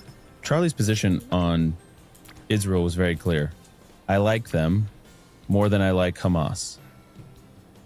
I just wish I was free to criticize Israel and not be labeled an anti-Semite, because I can criticize my own government and not be called anti-American. Right. But why do I have more freedom to do, that and not criticize, a foreign government? And he was really upset that there was this sort of clampdown on the freedom of expression, the freedom of ideas, free speech when it came to a foreign government. With Tucker, for example, we took some pushback. We lost some donors. It's okay, I'm getting a migraine now. What's interesting is it wasn't necessarily Jewish donors, although there was, because that's a misconception about Turning Point's funding base, by the way, is, it's not a whole lot of Jewish donors. It's just not. There was always, I saw the comments online like, oh, the Jewish shekels or something like, it's all this gross stuff. It just wasn't true. And it isn't true. But we did lose, one in particular towards the end that was frustrating. Charlie was a friend of the Jewish people and a friend of Israel. Did he have opinions about the prosecution of the war, he thought their PR was abysmal. I need the guts now. Thought they were doing more harm than good in many ways for their own cause. So all of those things were true, and he was upset that he couldn't express those things freely without all of this pressure coming down on the organization. He has a lot of great Jewish friends, and and some people that maybe some not so good ones, right? But I think it's just a nuanced thing. Was Charlie offered $150 million from Israel? As far as I know, no. I had never heard anything like that. Everyone I've asked has said the same thing. And by the way, just for what it's worth, it doesn't matter the amount that would have been coming down. We would have said no. And there's evidence that is true. Turning Point does not, Charlie would not accept foreign money. Exactly. We only took American money. Yep. There was money sent to us, like practically in multiple instances where they're trying to cram it down our bank account. And we said no. We canceled like money wires and things on foreign money. I remember moments we'd be at like an event, and some foreign people would come up and like demand a meeting or try and get a meeting with Charlie, and Charlie would look at me and go, deal with them, get rid of them. And Crystal, this basically he says in that clip everyone just heard, one in particular, referring to one donor in particular, and the Gray Zone story is about a particular donor. It's about Robert Shillman, who was super supportive of Charlie Kirk for a long time, and I would guess that's who Colvett was alluding to in his conversation with Alex Clark. It certainly sounds like it, but whether or not it's Shillman, it confirms the thrust of what's been reported in recent days, what people have said they've heard, just that Kirk was under enormous pressure for, as Colvett says there, speaking out against the public relations that Israel had and the free speech crackdown that Israel had. He said he had opinions on, quote, the prosecution of the war. Heard a little bit about that from Kirk towards the end of his life. Certainly nothing that was a criticism as harsh as you would hear from Tucker Carlson, for example. Right. But this is basically a confirmation, which we almost don't even know. We almost don't even need, because Charlie had that appearance with Megyn Kelly. I think this was in early August, where he was openly talking about the pressures he was under and the pressures that he was facing. But now I think we can say confidently that Turning Point USA did actually lose a donor, a big donor, over this. Yeah, and according to Colvett, that one, he said one in particular that was very frustrating, but he did say originally, after that there were donors that they lost over having Tucker and having Dave Smith, etc. And it's also, this is a small point, but I mean, it's also interesting his note of like, hey, it wasn't actually a lot of Jewish donors, which is why, I think it's very important people be precise in their language, how they speak about these things, because actually the strongest pro-Zionist constituency in the U.S. is not Jewish people, it's evangelical Christians. Spring runner diff.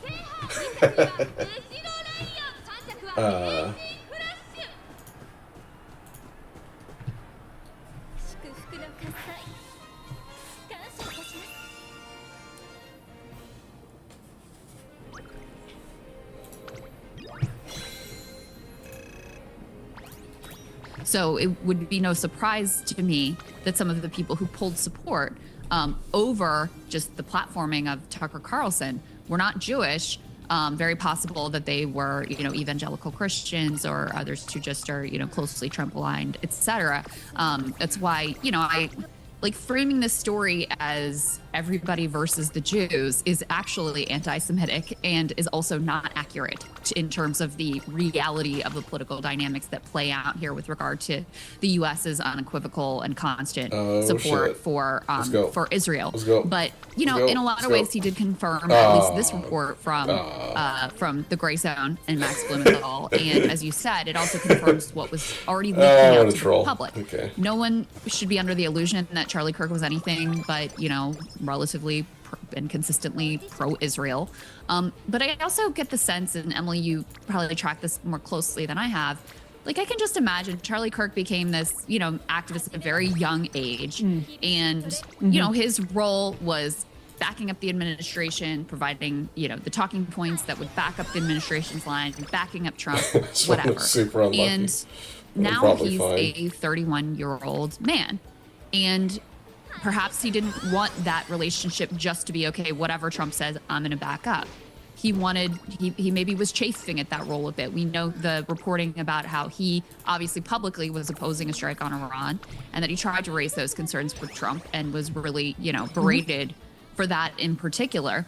And so I don't think it would be a surprise that at this age and at his level of maturity as like a full-grown man with kids and a family and a wife and all of those sorts of things, that he would be starting to sort of chafe in this role and asking questions about like, okay, well, I can criticize the U.S., but I can't criticize Israel. And by the way, Israelis can criticize Israel, but I can't, don't have the same freedom here and come under all this insane pressure. If I don't even say anything, I just have someone on stage who says something they disagree with. I don't think that's a surprising development that he was starting to feel very restricted and constrained in that role. No, because again, he's a member of the younger cohort of conservatives, where we've seen significant shifts in polling. And if you grew up after in the time of the global war on terror, post 9/11, you probably do have a very different opinion. Your opinion on the country has been forged at a time where if you were previously supported and then start asking questions, and I'm speaking this as somebody who was sort of on a similar arc with Charlie, and I mentioned this on the show with Ryan last week, but for all of the differences that Charlie and I had over the years, after he started speaking out about the free speech stuff in particular, I had meant to send him a note, and I was going to send him a note, and he was trying to be sort of trying to not make it look like it was fake or anything like that, because I genuinely appreciated what he was doing, and obviously never got the chance to do that because there are so many of us that have just, I think especially some of it is the fracturing in media, and everyone's kind of media bubbles pop. I've talked a lot about this on the show, and my own experience going along that arc, but I think a lot of people are in a similar position, and then being told you can't even ask questions, which is what he did at Turning Point when he hosted a debate between his friend Josh Hammer and Dave Smith. I mean, it's just insane that you get heat for hosting a debate. And remaining consistent on the question of free speech. And I just want to read one more portion here from the Gray Zone story, because it's remarkable. Like, for me, as somebody in conservative movement world who goes to a lot of these like chicken dinners, they report, and some of this is sourced to a TPUSA insider, but they report the Gray Zone was informed that Shulman announced his termination of contributions to TPUSA during a private dinner of another organization he funds, the American Freedom Alliance, according to an attendee of the event, which was held in LA on September 6th. So not back in the summer, September 6th. Shulman stated that he would be ending his donations to Kirk, diverting them instead to reliably pro-Likud, anti-Islam groups like the AFA, so the American Freedom Alliance. That is remarkable.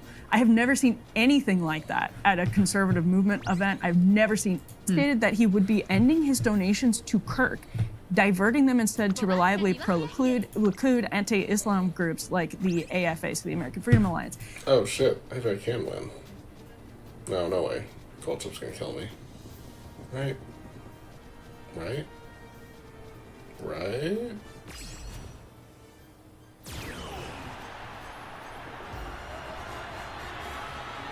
Oh, never mind.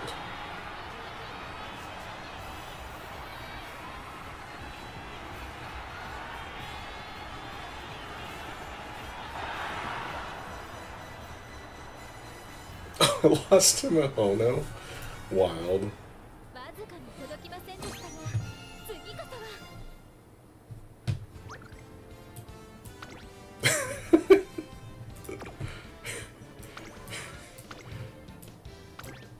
Such bullshit, whatever. Rigged.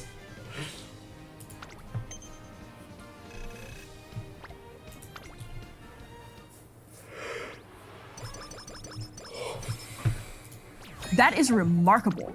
I have never seen anything like that at a conservative movement event. I've never seen anything like a donor coming out at a dinner, a banquet, and publicly announcing that they are routing money they put into another organization that they enthusiastically supported for years. Making a public announcement like that, yes, it's a private dinner, but you're doing it in front of people in the public sphere, right? You're out in Los Angeles at a banquet. That is remarkable. That is unheard of as far as I'm concerned. I've been around a lot of these events. I've never, ever heard of anything like that happening. So these pressures were not just in the background. This is some serious, serious stuff. And something Alex Clark mentioned during the podcast conversation, which I listened to all of, it was very interesting, is that Charlie had recently told her, wow, this infighting on the right over Israel, this is real. These are real divisions, right? This is a real problem. And they didn't get to continue the conversation, but basically they had that discussion. That Charlie didn't think it was sort of a sideshow, but that this was genuinely a problem facing the right. And you can see why when you have a longtime donor talking trash about your organization because of it's hosting a debate on Israel. I mean, this is crazy stuff. Well, and the context there that you're gesturing towards is that everyone else in the room would have already been read in on this controversy, Right. would have been aware of it, would have been applauding, like, yes, you should be pulling your funding from TPUSA. How brave of you. Thank you for funneling your dollars into consistently pro-Likud outfits, etc. So this wasn't, as you said, something that was on the back burner. This was very much foreground for this group, at least, of, significant Republican donors who all would have been aware of this controversy and aware of the ways that Charlie Kirk had apparently strayed from the pro-Israel, just like pro-Netanyahu, no matter what line. And I do think it's just worth noting, like Colvette said, Charlie, if you listen to him, he was very pro-Israel, right? He said things he supported the genocide. Like, he said things I found to be morally outrageous about all of this. And yet the very fact that he would even have someone with a different view at the conference was like, they are so sensitive to any break from the 100%, we're on board with everything. We will never breathe a voice of criticism. Yes, our enemies all need to be crushed and never heard from again. If you deviate even 1 inch from that, even if you're Charlie Kirk, they will threaten you. They'll pull your funding, and like make an example of all of those sorts of things. And so I think it's a really important glimpse of the pressures that are brought to bear on all sorts of people, especially I think right now people on the right. I think they feel like the Democrats, the activists in the Democratic Party are kind of by and large lost, although I think at the elite, at the politician level, that sort of pressure is still applied. But it's just an interesting autopsy of what it looks like to be inside the belly of the beast and the way that they bring pressure to bear on you that may not be obvious if you're just looking at it from the outside. The last thing we wanted to highlight here was just a kind of eyebrow-raising comment that was also made by Colvette about the how they were able to work with their tech partners to identify hundreds of thousands of cell phones that came to attend Charlie Kirk's memorial service. Let's go ahead and take a listen to this. And by the way, I'm going to break a little bit of news on your program, Jesse. Our partners that do sort of geotagging with devices, they told us that they tracked over 277,000 devices in the vicinity of State Farm Stadium in Glendale, Arizona. Wow. 277,000. So that just gives you an idea of the scale of humanity. I would like to know more about that, Emily. I am curious. There are places that you can go to get that information. I mean, that is an insane turnout. We're talking like Billy Graham level event, if not more, that happened in Arizona on Sunday. So I get why that is a stunning number. I am curious where that number comes from. Who are the tech partners? Let's know more about what you're doing with that information. I mean, it's also just a commentary on how comfy he thinks society is at this point with just this kind of surveillance tech being used all the time by private actors, by the government, et cetera, that this is something to brag about on Fox News. Well, and I'm sure that they're like mostly interested in getting the number out there, but this was a thing about January 6th. If you remember, Crystal, Google basically turned over, a lot of data was turned over to track, and the right was really upset about this, and I think understandably so. And some actually civil libertarians, more on the left, were upset about it too. Because the way without warrants, through various loopholes, the government was able to get this information on everybody who was near the Capitol was insane. And so, yeah, there are all kinds of ways to do this. Two really quick points just to wrap this all up. One, the people who are closest to Trump know that Trump respects you more when you are sort of honest, that meaning like you're not pulling your punches in public. He loves the sort of fealty and loyalty that he gets from his cabinet, of course, because he knows that they have to support him at every step of the way. But he doesn't respect the people who act as Pravda. He's nice to them, right? But he doesn't respect them. The people who are closest to Donald Trump know that it's okay to like come and do what Tucker and Charlie apparently did, which was ahead of the Iran strike, go and say, hey, here's what I'm thinking. I don't know about this. That's I think, reflective, indicative of Charlie Kirk being someone who is really in the Trump inner circle. And secondly, one of the other things Colbert said on that podcast is that Charlie had started to get bored with politics and was more interested in ideas. Very interesting, because I think he was leaning into this media, this media role as someone who's a commentator, not quite a journalist, but somebody who's a broadcaster. And, you know, like one of his heroes, a Dennis Prager or a Rush Limbaugh, who's like talking through the news instead of kind of doing organizing and activism. And I think, you know, we may have seen a very different direction or more of this from Charlie Kirk.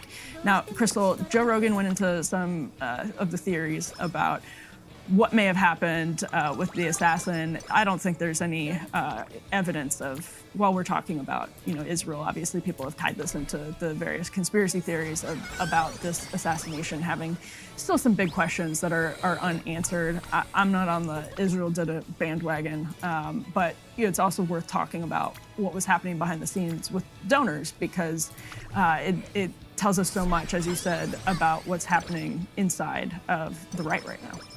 Yeah, it does. And also when Netanyahu immediately comes out and inserts himself into our politics and claims Charlie as, you know, his own, I think that's something that needs to be discussed. And it fits with, you know, my view that is, I guess, somewhat controversial, that it's important if you have a public figure who's killed or who dies to try to assess accurately who they were, what they stood for, what they believed, what they said, even when those things are uncomfortable. So there's a lot of reasons, I think, to be interested in the story and to find it very important from American politics, outside of a, you know, conspiracy that Israel had a motive and Israel did it. Did Israel have a motive? I don't know, maybe, but did they do it? At this point, there's no evidence to support that. Right. Well, we were, or as this is a girl show, everybody knows we went long. We could have gone longer. We even cut a segment that we moved to the Friday show because, as Crystal said during one of the breaks, quote, women be talking. It's not exactly what you said, but yeah, that's the sanitized version of what I said. Yes, that's right. Well, it's always fun to hang out with you, Emily, and I enjoyed it very much. And tomorrow, like I said, it'll be me and Ryan for the Commie Takeover. So all sorts of flavors of show going on this week. Love it. It's like Baskin Robbins, 32 flavors. Great stuff. Well, thanks everyone for tuning in. Thank you, Crystal, for joining us this Wednesday. I'm looking forward to the Commie Takeover. Maybe you guys will get it in under time. I don't know. We'll see. I'll be watching. I'll be timing you guys with my stopwatch. Ryan can low-key be a talker too. Oh my gosh! But in when the he most gets going. But you don't want him to stop, right? Like he's on these. I'm not complaining. I'm just stating a fact. Yeah. All right. Well, looking forward to that tomorrow. Thanks for tuning in, everyone. Crystal and Ryan. We'll see you in just a bit on Thursday. Hey, if you like that video, hit the like button or leave a comment below. It really helps get the show to more people. And if you'd like to get the full show ad-free and in your inbox every morning, you can sign up at breakingpoints.com.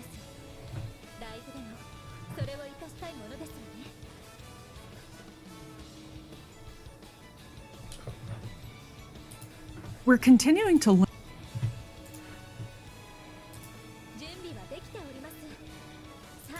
Tucker Carlson, welcome to Breaking Points. Thank you so much for joining me, sir. Oh, it's an honor to join you, Sagar. Are you kidding?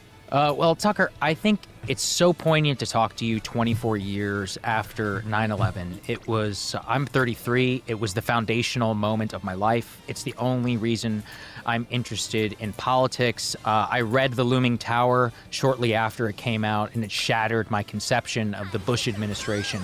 Returning to your docuseries, I'm struck again with the same feelings of rage, of the way that we were manipulated, of the way that the entire event could have been prevented. But that's my personal view as someone who was involved in it actually at the time Why did you want to shit. return to 9/11 24 years later? Too bad this run does not. Well, I matter. would say you're blessed in one regard that you don't remember America before 9/11. I so vividly do. I had 3 kids on 9/11, and it was a much better country in measurable ways, a much better country. And so I feel such sadness about that.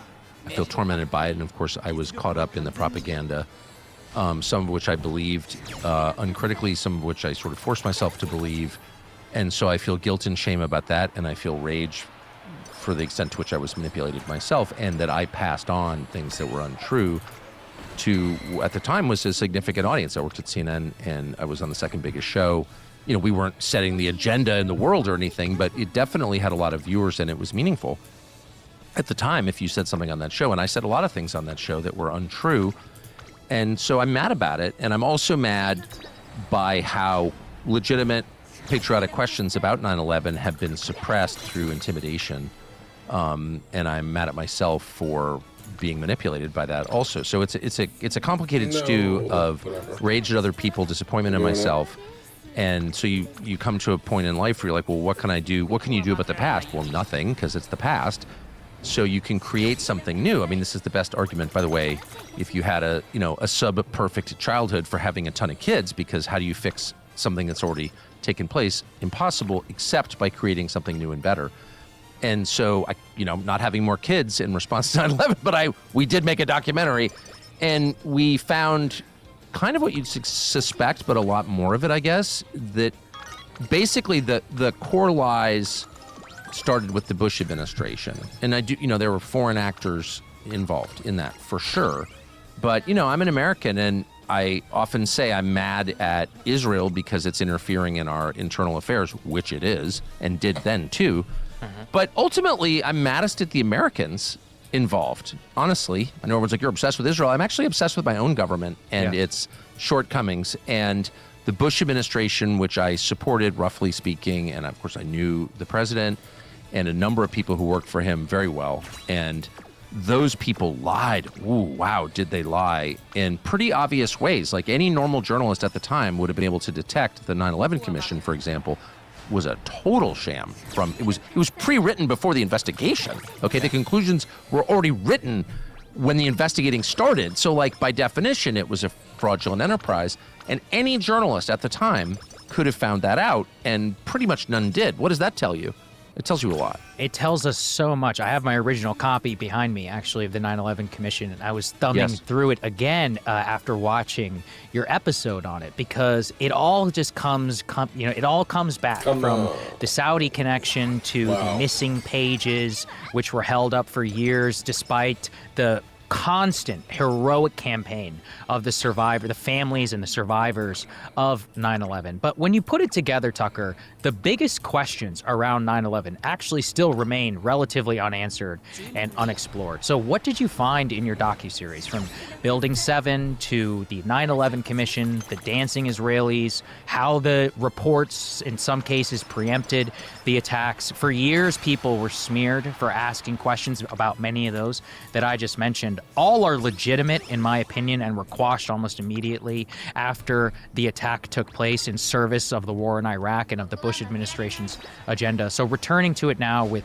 fresh eyes, what answers did you find to those questions? Well, I'll start macro. Okay, so every single bit of anomalous information, like things that don't make sense around 9/11, particularly Building 7, which does not make sense at all, still doesn't make sense, all of them point to the same conclusion, which is foreknowledge. There were people who knew this was going to happen. That really is the shocking fact. And Building 7, which we spent an awful lot of time on and basically arrived at the same conclusions everyone else who's honest has arrived at. Like, what the hell? No, a fire from the plane did not drop Building 7. What did? I actually don't think that's the most compelling evidence. The most compelling evidence is knowable, provable, and that is that somebody or group of people made Okay, so this stat line indicates I could probably do 3 speed cards, Tazana. Yeah, basically replace this with, well, let me think. Even one Halo? Maybe not. So replace Halo with Ace Flash. Replace Sunday with Narita Taishin. No, actually, no. Halo is too good. So Narita Taishin. Same. Same. Kazuna. Yeah. Gold chip can be pretty savage. Massive bets against the airlines involved in the 9/11 attacks and against the banks housed in the buildings that fell. Okay, so that is proof. I think any normal person would say that's proof of foreknowledge. So they were short sellers and they were betting against these companies. They were betting that the share price would fall after the attack. So they knew the attacks were coming in specific detail. They knew which airlines to bet against. They knew which banks to bet against. The most shocking fact that we uncovered is that the authors of the 9/11 report, the commission, found out who these people were and to this day have kept their identities secret. What? Right. I don't need to get to directed energy weapons to find a conspiracy. I just found it. They admitted, we know who made these bets in publicly traded companies, and we're not telling you who they are. So the very first thing, even before asking tough questions of CIA, NSA, French intelligence, Mossad, Condi Rice, like all the people who have not fessed up fully about what they know, and that's a fact, Philip Zelikow, who the author of the 9/11 Commission report, before any of that, I would demand to know who made those bets in public markets, on publicly traded companies. How do we not have the right to know that? How could you ever keep that from us? How are these public markets? How is there any transparency in our financial system? Like, those people need to answer questions today. And anyone hiding that information from you is part of the cover-up by definition. So that's the thing that blew my mind more than anything else, possibly because I didn't know that. And I spent a lot of time thinking about building 7, which, again, I just want to say is unexplained. There are a lot of different indicators of what it might have been, from the guy who owned it saying pull it on TV to contemporaneous newscast declaring that it had fallen before it fell. This is all well known to anyone who's pushed at all against that. All I want to say, and there's a ton of detail in the doc, but all I want to say is that any claim that people who question... Come on. Gold chip parent.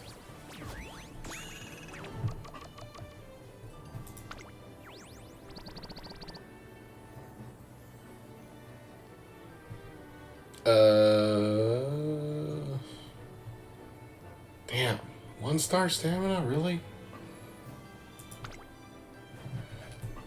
Fuck.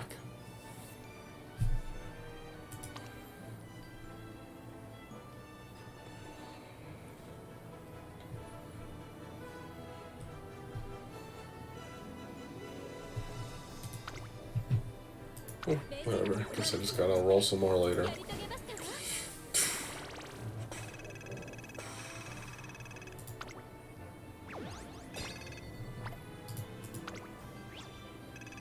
I'll probably do a test run.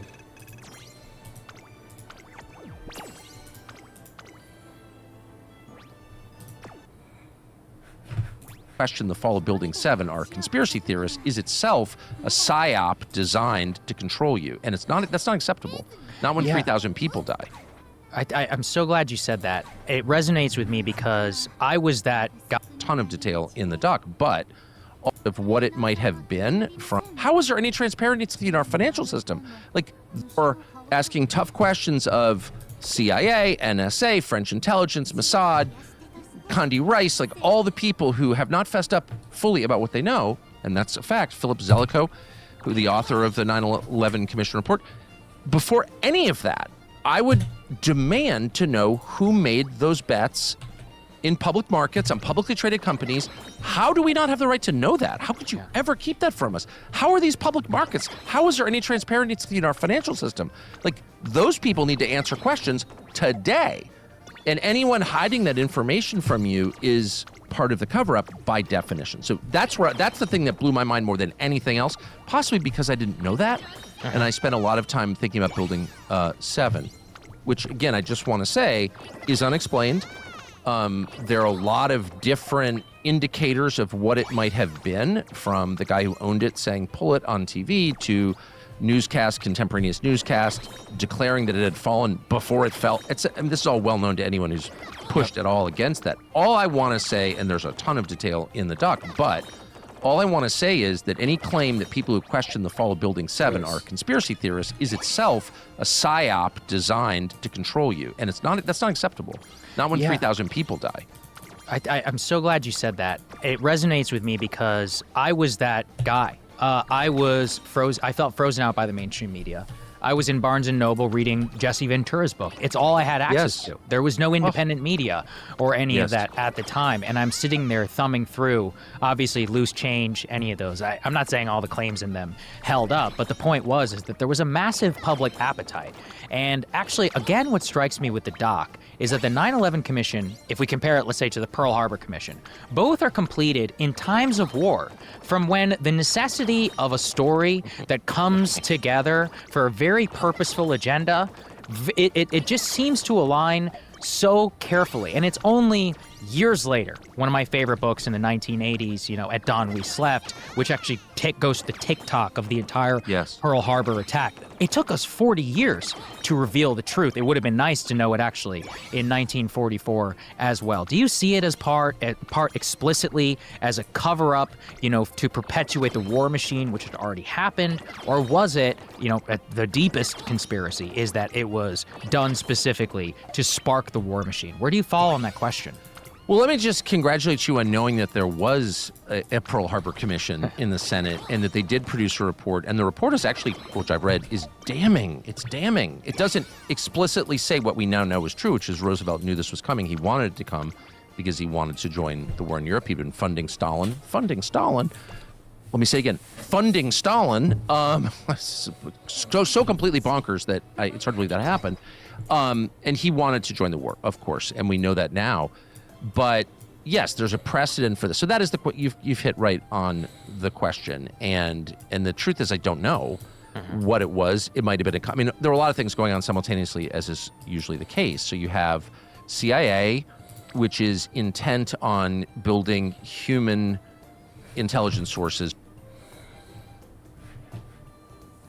Man, super weird.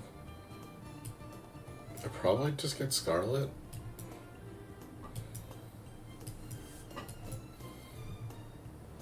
The blockchain.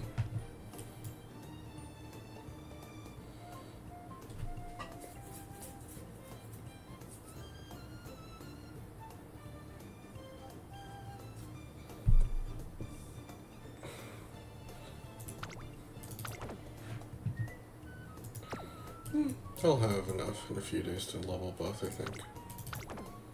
Yeah.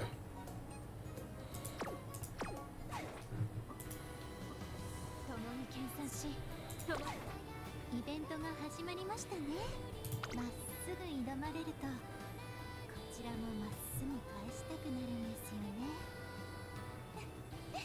スペちゃんったら何かと目をかけていただいて、マルゼンさんには頭が下がります。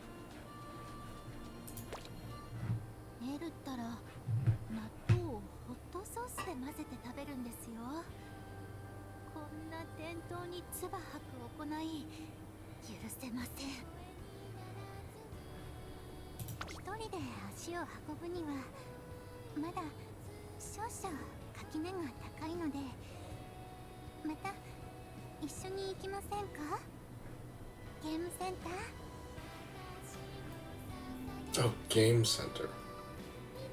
アメリカの妹からメールが来てて、いつか絶対任すと。可愛いですよね。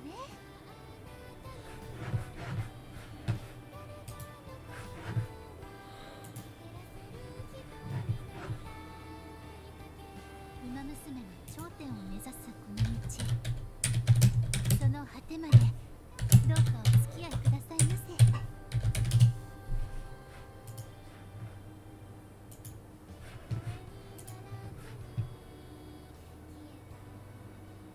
まっすぐ挑まれると、こちらもまっすぐ返したくなるんですよね。Is within Al Qaeda. Okay, so they've got sophisticated electronic surveillance. They still do, but they have no one in Al Qaeda. So John Brennan is station chief in Riyadh, Saudi Arabia, when 13 of the 19 hijackers got visas to come to the United States from Saudi. He is running the station, which is incredible to me. I didn't know that either. And they know that these guys are terrorists, and they followed some of them to Kuala Lumpur. They followed them around the world where they're meeting to talk about attacking the United States. And they allow them to come to the U.S. and they surveil them. The Israeli intelligence clearly did the same. I mean, there were Israeli intel assets in the places where the hijackers were, in Southern California, in Florida. And we know that. It's all established. Now, that's not to say, I'm not saying Mossad planned 9/11. Of course. I'm not saying CIA planned 9/11. And by the way, nobody cares if you say CIA planned 9/11, but Mossad, you're an anti-Semite. No, I'm an American. I want to know what happened. Stop. And I don't know what happened, but I know that both those intel services and probably French intelligence, which is surprisingly sophisticated, considering that France is basically just a museum with cheese, but French intelligence is a real thing and a player in global affairs and has been for a long time. And they clearly knew that some of this too, at least some of it. So the question is, was this negligence? Was it malintent? Was it just a mistake that they're not communicating this to domestic law enforcement, FBI, because they want to cultivate these sources? I don't know. I do know that I know two things. One, the second, CIA was kind of like with the end of the Cold War, which is exactly 10 years before 9/11, almost exactly 10 years, almost to the month, the Cold War ended. And they're kind of floating and like they're facing budget cuts. We don't know what their budget is. Even now we don't know what their budget is because it's classified. By the way, I don't think the White House knows what their budget is. Like, I know that, actually. They don't know what's the CIA budget? You can't get an answer because nobody knows. Yeah. And I don't think many people at CIA know, actually, because it's so compartmentalized. But anyway, their budget was going to go down, clearly. It had gone down. Like, what's the point of CIA as a paramilitary force anyway without a Cold War? 9/11 happens, and their funding at least more than doubles, but we don't really know. But clearly now it's the largest. I mean, it's a country. CIA is not part of really the U.S. government. There's no accountability at all. They run companies. They have an army. They kill people, they spy on people, none of it with any oversight whatsoever or even knowledge of what they're doing. Even again, I'm not sure the CIA director knows himself what the whole agency is doing. That's all a byproduct of 9/11. 9/11 made that possible. They thrived. The country withered, they thrived. So they were beneficiaries of it. That's the first thing we know. The second thing we know is that as the towers were falling, plans were being made in Washington to invade Iraq. And that was ideological. That was done on behalf of another country that wanted to do that. Iraq was not connected to 9/11. Actually, you could make the case that Saddam was like, having Saddam in power was a net positive for the United States. It kept Iran in check. He was a secular leader. He was not a religious nut at all. He was a Ba'ath Party guy. He was a socialist. Like, how was that a threat to us exactly? It wasn't. So the world became a lot more dangerous when Saddam was killed, much more dangerous, but the Israelis wanted that, and they pushed the U.S. government to do it. There were a lot of people in good faith, Americans in good faith, a lot of them, by the way, who are not Israeli agents. They really believed that this would be good for the United States. I don't want to say this was a pure conspiracy. People believed it. I was there. I know that. They weren't working for Israel. They were just like deluded into thinking that, you know, the Middle East would become Europe if only we conducted a series of wars. What we didn't know is that Europe would become the Middle East, and the Middle East would become really nice under authoritarian leaders. But like, the future is impossible to predict. Anyway, so we know that the people in their dark imaginings think were responsible for this, those people did benefit, actually, big time. Yes. They got what they wanted. I don't know if they benefited in some ultimate sense, but they definitely got what they wanted. It doesn't mean that they did it on purpose. I think you could make a compelling case that other countries knew this was coming. They have all claimed that they warned the U.S. government. Maybe they did. It's totally plausible that they warned the CIA and CIA ignored them or had other reasons for not acting on the information, but they didn't tell the FBI. That's just not true. We've talked to a lot of people at FBI. And, like, what is that? And I could come up with tons of suspicions and theories. What I know is everything I've said is factual. It's provable. It's actually documented. And we have people. We didn't interview any person who wasn't directly connected, who wasn't participating in the events preceding or following 9/11. Everybody is a primary source. Yes. And that's where these views come from. So this is not a conspiracy theory. These are factual statements.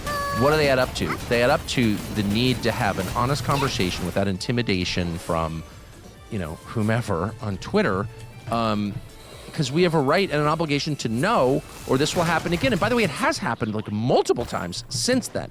The Syrian gas attacks, the Russian drones in Poland, or whatever, million false flag operations all the time. And they have resulted in the death of American citizens, military and otherwise, and the expenditure of like trillions of dollars of our money and the devaluation of the US dollar. So like it's actually kind of wrecked the country, this stuff. It has to stop. Yeah, the most important part of your series is episode 5 for me, From Tragedy to Tyranny, because that's the part of the series which, again, it reminds me of, and people have said this before, 9/11 brought out the best and the worst. 9/12 was one of the most, it was one of those days where everyone was sick. I'm just old enough to vaguely remember, even as a small child, kind of remembering what it was like to be part of that togetherness. But by 9/11, 2002, things were very different. And what the Bush administration did, I mean, I don't know about you. For me, George W. Bush is hands down the worst president in American history. The foreign military adventures and the destruction of our civil liberties, the bankruptcy, the deaths of millions. And yet, to watch him be resurrected as some painting grandfather who attends the Super Bowl or a Rangers game is just disgusting to me. It's beyond disgusting. And putting... Okay, this is a bad take. Bush was actually a good president. But the regime he was under was totally evil, so I don't mind him going to Rangers games and whatever. I just don't think he was actually making the decisions. Technically it was up to him, but was it really? Dick Cheney, though? Dude's totally evil. And his niece is probably evil, too. Or whoever.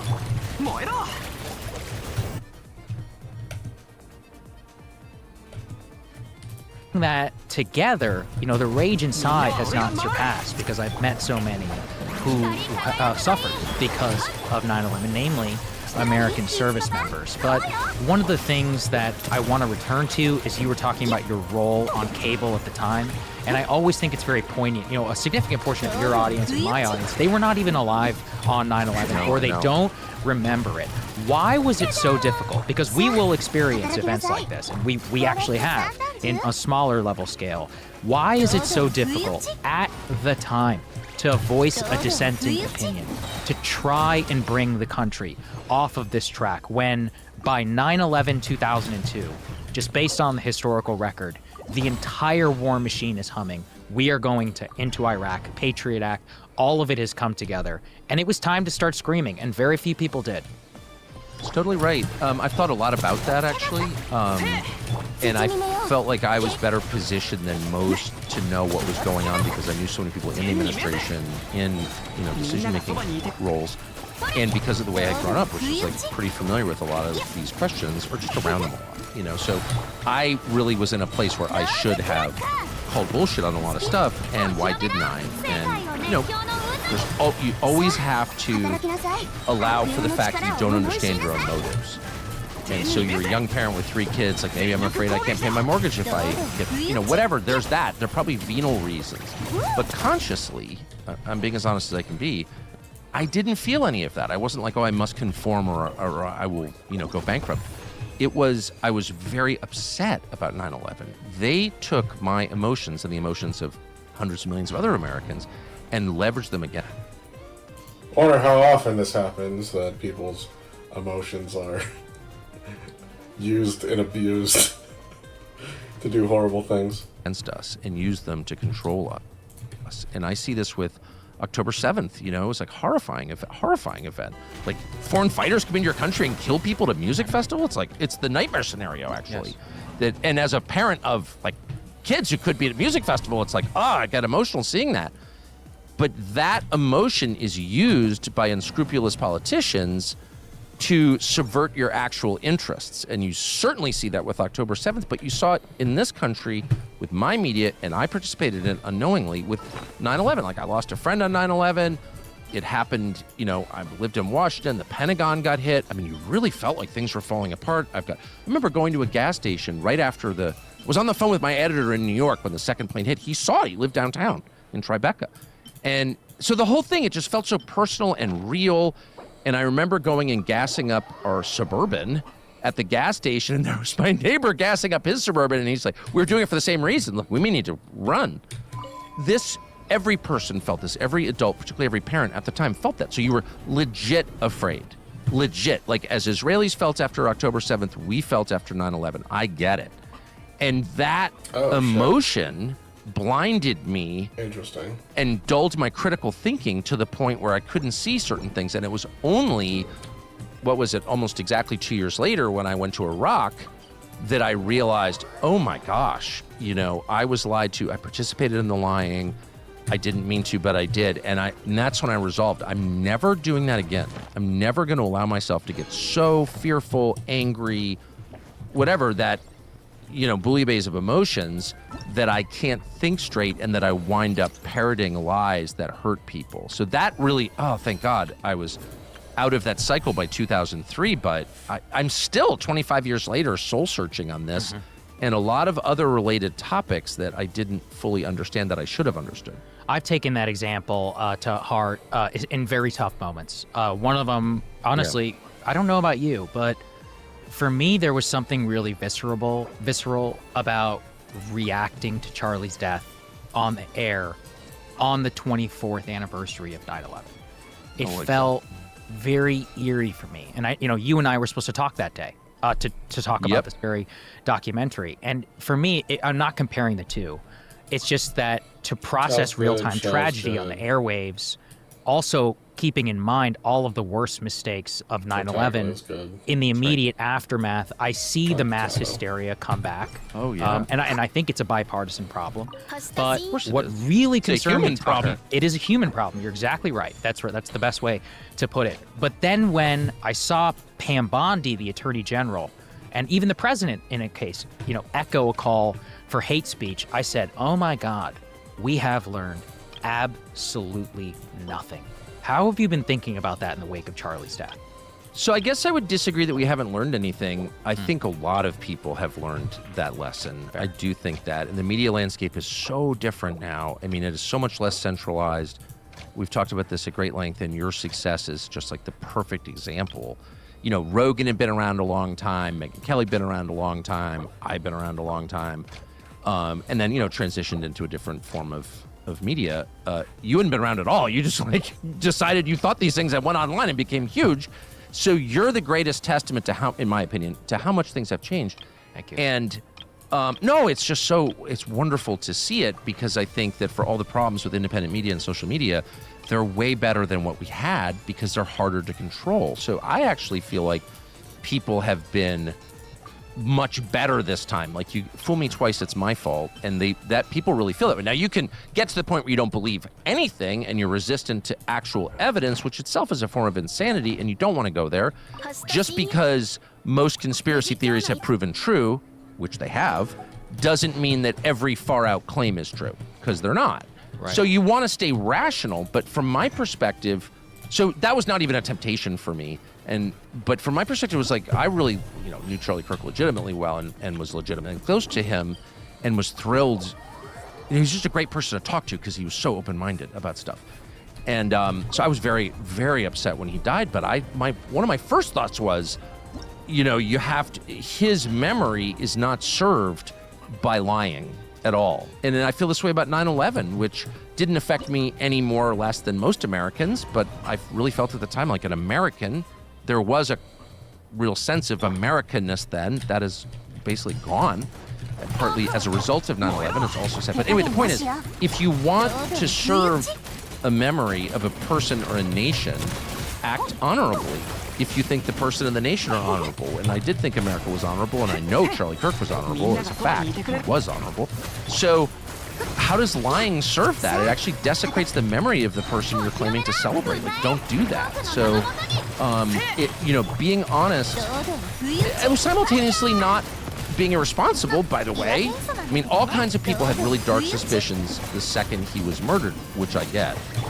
And as with 9/11, it was very clear to me who was benefiting from this, but it doesn't mean they did it. So you just have to stay responsible, only say things that you know are true or that you sincerely believe are true. That's a really easy standard to uphold.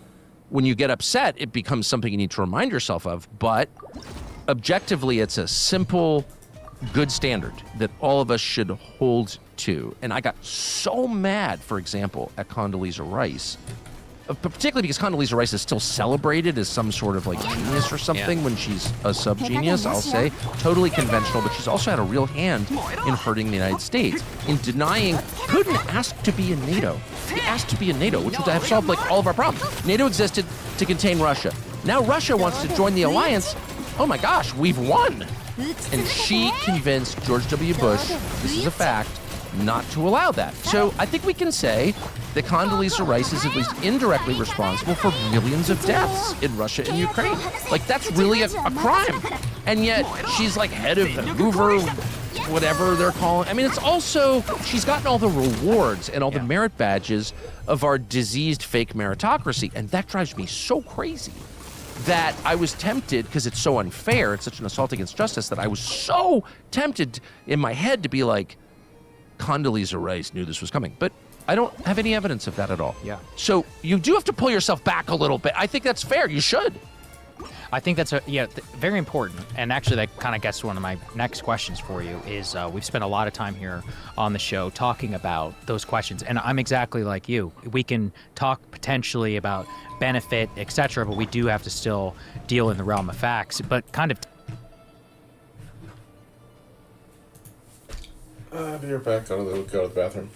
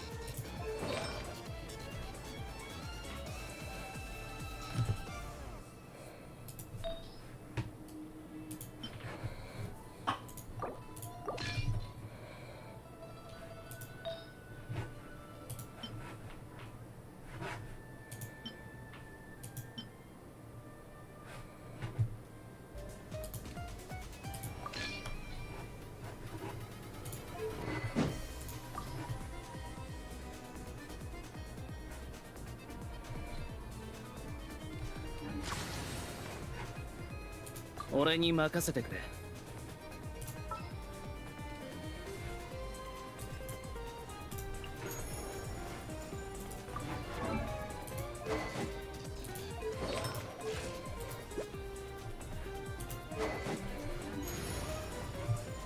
ご挨拶申し上げます。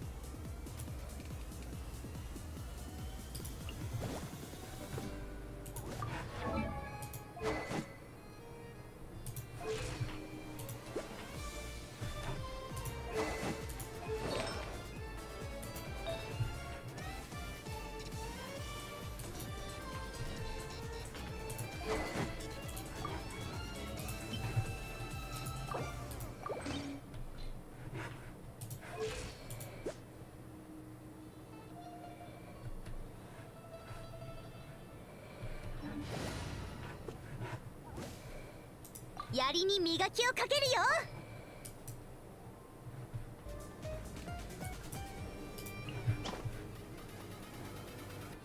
絶対に足は引っ張らない。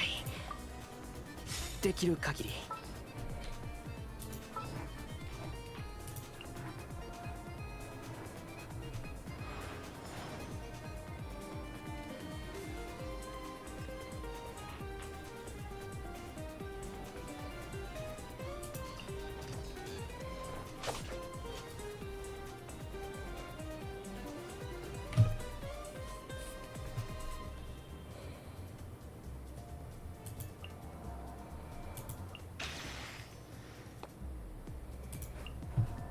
何をすればいい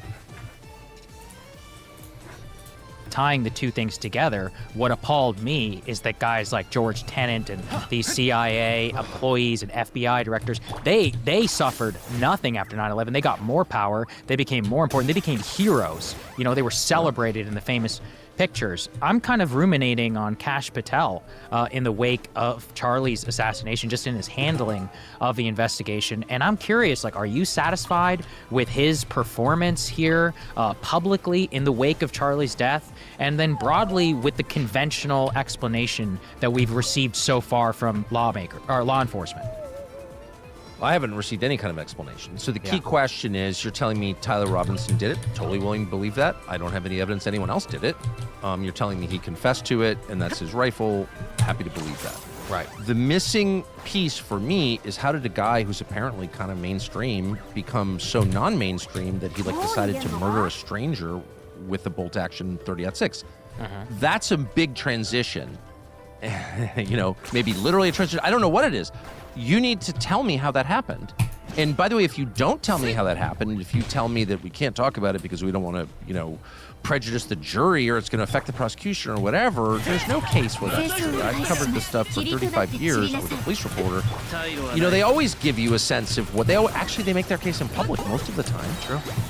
With everybody. And so I guess what I'm saying is there's great frustration in a lot of places, there always is, with alternative theories of everything. You know, like, we're mad that you don't believe the moon landing. We're mad that you don't, you know, believe this or that story that we're telling. And my response to them, and it's often directly to them, is, okay, the onus is kind of on you. You're in charge. So if you don't provide a believable story, you can't blame other people for coming up with a better story.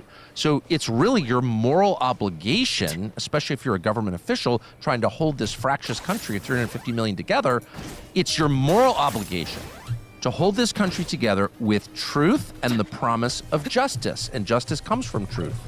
You can't have justice on the basis of lies. So don't lie to me. make every possible effort you can to be transparent. There probably are some things you could make a case you can't tell me right now. You can certainly tell me 62 years later after, say, JFK was killed. But I get if there's some things you can't tell me right now for practical reasons. But most things you can tell me. And if you're not telling me those things, I have every right to be suspicious of you and, in fact, to dislike you for fracturing this country into a million little pieces, which your behavior is doing. Yeah. I think that's really well said. Tucker, I want to stick also with the memory of Charlie. I found it appalling, honestly. I think like you did, how in almost the hours after Charlie's death, Prime Minister Bibi Netanyahu is on Fox News airwaves making claims like he was the greatest supporter of our cause. Of course, it was met with almost no immediate condemnation, suspicion, or disgust by our political class. And instead, what I noticed is that when you appeared at the White House with the vice president, and you made a comment saying that you thought it was disgusting for foreign leaders, to immediately say he lived or died for our cause, that immediately invited condemnation. And I don't quite understand where the impetus comes from, where to critique is evidence of being obsessed with something, where, by immediately inserting yourself into our politics to use the memory of a dead American, for your own domestic political purposes and or to basically try and prejudice the American people, or let's say the American right and others, into believing that the two were lockstep. I found that to be one of the most appalling and disgusting. And I would say that about any foreign leader. If I died and Narendra Modi was on TV, I promise, I give you permission, please attack him and say, hey, get his name out of your mouth. He had nothing to do with you. He was just an American. How are you reflecting on that? I mean, I should admit that I'm silly for being shocked by it. Death draws vultures. That's what it does. So this happens every single time. Opportunists and predators glam on to the memory of a hero in order to advance their own interests. So I shouldn't have been shocked by it. I was shocked by it because I was friends with Charlie. So in general, by the way, I should say, it's not just Bibi. I object to anybody politicizing a death in the days after. If the widow is still grieving, pull back a little bit. You don't need to do that. I just gave a speech, part of a eulogy at his funeral 2 days ago, and I really tried to keep it completely non-political. Like, I didn't mention anything having to do with politics. It was only about Christianity, and of course I was attacked for that too. Whatever. I don't really care. But I would say on the question of Bibi specifically, he's a foreign leader. I get to critique foreign leaders. I don't hate Bibi. But I disagree that, what he's doing is helping our country. I'm offended by the fact that, he's telling everyone in his region, including other leaders, that he controls the U.S. government. That offends me, which he does a lot. And that offends me as an American. But as for being obsessed, just the opposite. I have zero interest in talking about this. And I have to say, there is something very... that connects anti-Semites, and there are anti-Semites, to Zionists, and there are Zionists.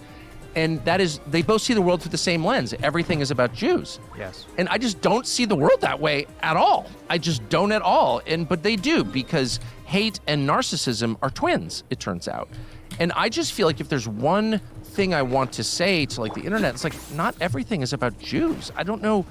That's not an attack on anybody. It's not healthy for everything to be about any group. How is that good? It's not good. It doesn't help anybody. So, and that's the point. I'm obsessed. Oh gosh, just the opposite. I'm tired of it. I don't want to talk about this at all. It's not a core interest of mine. It never has been. I pray to God it never will be. You know what I mean? Obsessed? No, not obsessed. That is a fact. Yeah, the obsession, it just rings hollow to me when, you have the 50, we have legislators and representatives from dozens of states all gathering in Israel, pledging basically allegiance and or at least undying support, for a foreign government.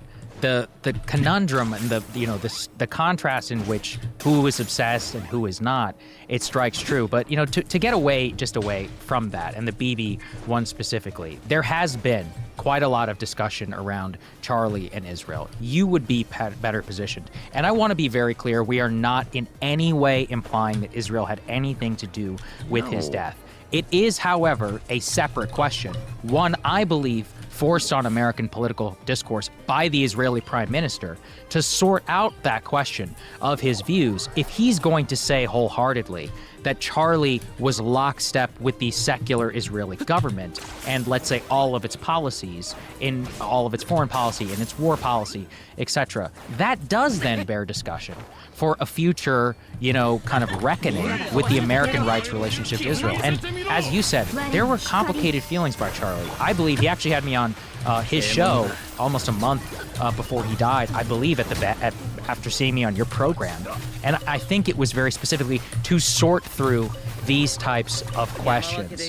And yet, by even raising, let's take it out of his personal relationship even with Israel, to the policy question of it, it has become like a brouhaha of anti-Semitism accusation. Why did you think it was important to weigh in on that?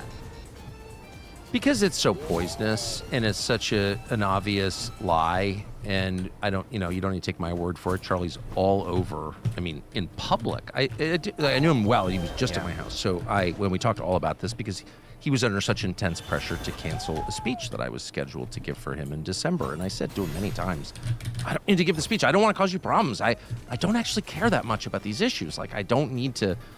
And he was absolutely, and many people have said this, but he said it directly to me multiple times. He was adamant that, no, I'm not going to bend.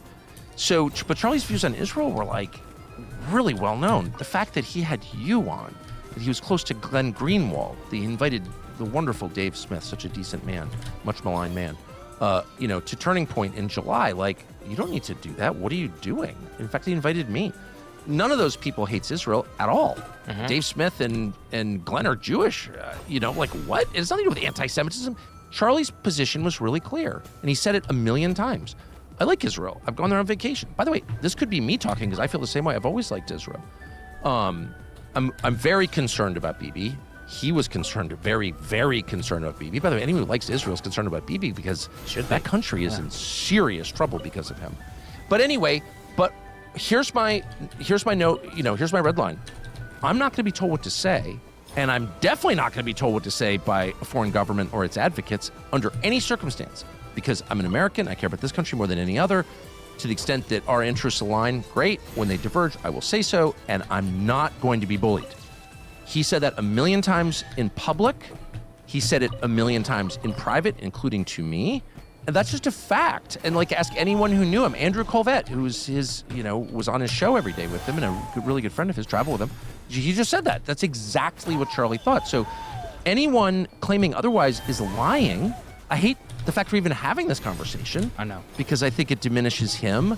It makes his death political or something. In the end, a man's death, first and foremost, is a tragedy to the people who loved him. And that would start with his wife, Erica, and their 2 children, and his sister and his parents and his staff and all, so it's we're not talking about that because, again, we have this twin sort of vortex of narcissism and hate.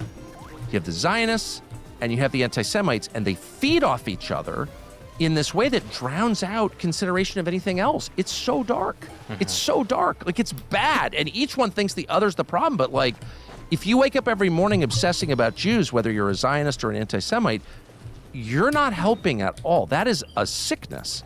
I gave this speech the other night, and it was literally, it was about Jesus. It was basically reciting the Gospel of John or Luke or Matthew or Mark. It's the New Testament of the world's biggest religion. And immediately, people started I didn't even know this, but they're texting me you're getting attacked, and it's they hear Jew, but people on both sides hear the same thing. It's this weird brain virus or something. And I'm not a cuck on Israel, obviously, but I don't think it's good to obsess about anything, and it's particularly not good for anybody to obsess on Jews because it clearly drives you crazy and hurts you and everyone around you. And I feel both those groups are engaged in kind of the same project, and I'm not getting involved in that project. I'm glad that you're not, and it's important actually to resist that pull because in some ways they try, if you are critical, let's say, of their project, they want to turn, their greatest wish is to actually turn you into what they are. That is so true. I said to someone, a friend of mine yesterday, actually Jewish, but it doesn't even matter.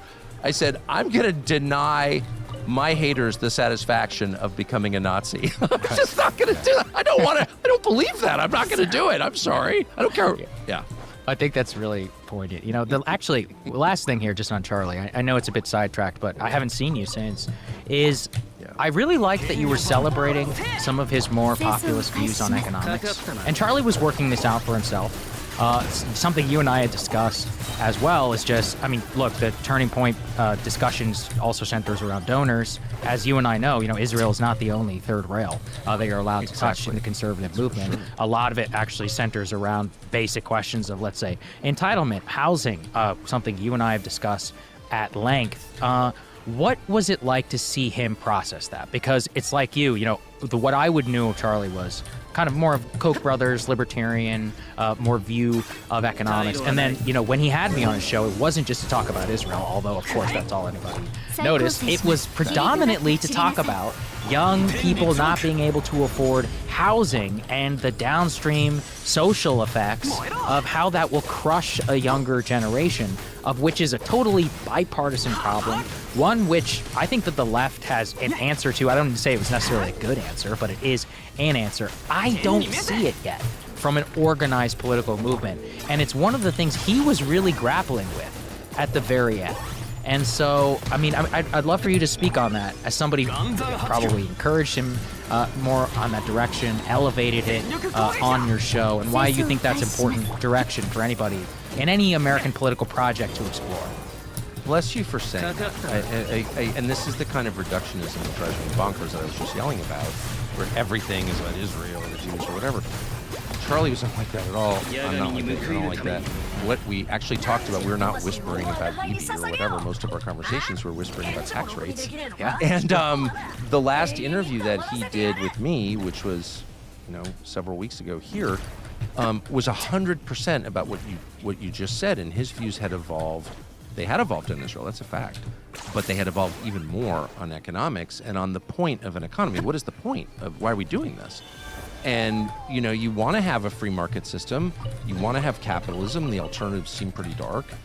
But is the version that we're practicing now actually producing the results that we want? Or is it destroying our society and leading us very quickly toward revolution, like violent revolution? And he believed the latter was true. And I do too. And I know that you do as well. And he gave this interview. It was like 2 hours, which I'm sure nobody watched because it wasn't about Israel, but it was amazing. And I'm not touting my own show, and I'm sure he did them with you too, but it was like, he was so on fire on the topic because he spent so much time with young people.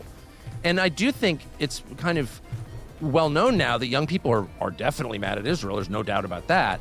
But they're way madder about the fact that they can't buy a house and get married and have kids, and they're way madder about that. I think that's my experience, but he knew best because he spent the most time with people under 30 because his whole life was on college campuses. So he was reflecting the frustrations and the views of his members and of people he talked to personally, and bless him for that. And I hope that doesn't get lost, because I actually think on some level the Israel stuff, like the race stuff, is it's real on one level, but it's also a cover for something else. And it's a way that we don't have conversations, as we're yelling about whatever, race-related or Israel-related. We don't have conversations about, who owns all the houses and why can't kids buy houses? And why are people like Bill Ackman, how is Bill Ackman worth $7 or $9 billion or whatever when he clearly has done not one useful thing? It's like talking down companies to profit off them.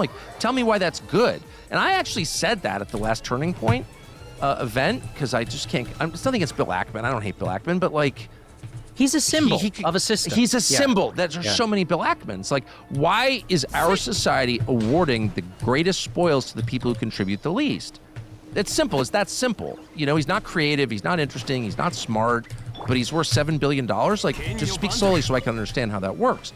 I say that immediately. You're an anti-Semite for attacking Bill Ackman, who I guess is Jewish. It has nothing to do with that. Right. Do you see what I'm saying? So it's a way of pushing you off the trail so you shut up. But, I'm obviously not going to shut up because I really think it matters. And Charlie was on this. on this topic, like hard, and in a way that, you wouldn't want to debate him on it because he actually knew the details. He's a very intense guy intellectually and very committed to study. Like, he gave up his cell phone once a week, no cell phone, and he spent time with his wife and children, but he also read a lot. So he was a formidable character who had a commitment to studying. And no one wanted to have that conversation with him at all. Like, why are we taxing labor at twice the rate of investing? Like, why are we doing that? Shut up, racist or anti-Semite or fill in the blanks, anti-trans person. I mean, like, whatever. Communist. Communist, right? Okay. So I'm so glad you brought that up.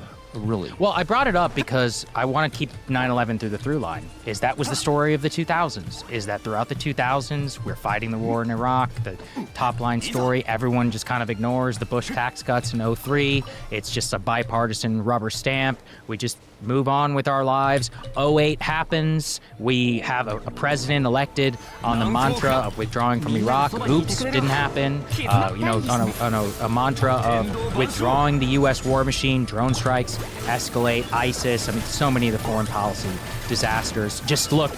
I mean, actually, I would love your take on this. I don't know if you saw this most recent clip of David Petraeus asking the Al-Qaeda leader of Syria, wondering if he sleeps at night okay. And I'm like, I mean, on the one level, I laugh. On the other, like you, I know people who lost limbs who fighting in Iraq. And so for them to watch your 4-star, the commander of U.S. forces, sit there and glaze the former Al-Qaeda leader, who, by the way, Petraeus, I believe now works at a hedge fund, right, which is just kind of like perfect to this entire story. That was also the predominant legacy of 9/11, was the distraction, exactly. While the internal fabric, economically, societally, on every level, came apart, and we only now get to deal with it. It should have been dealt with then. Well, someone said to me about Petraeus and Jelani, it's like when former coworkers get together, they kind of catch up on the personal details. Sorry, that's dark.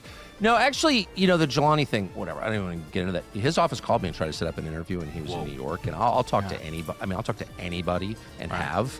And by the way, I don't measure your moral character before we talk, because I think I'm interested in evoking information, and like that's my job. But so I'm not a judger on that level at all. I enjoyed talking to Kim Jong-un. Sorry. I don't support his policies.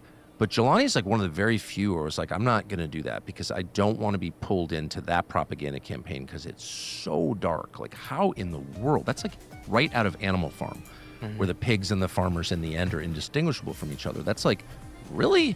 Al-Qaeda is now running Syria and we're claiming that's better than Assad? Right. The secular guy who protected the Alawites and the Christians, all the religious minorities. How was that bad? Well, it was bad because it was against Israel's interests. That's why. That's why the media told us it was bad. They wanted him out. And okay, I get it. I'm not mad at them for wanting him out. They have their own interests. But how is that in the interest of Christians? Like, which is my perspective because I'm a Christian. And it's not. And now you have Jelani and all these Christians are getting murdered. And we allowed that because a foreign government wanted us to. That's just a fact.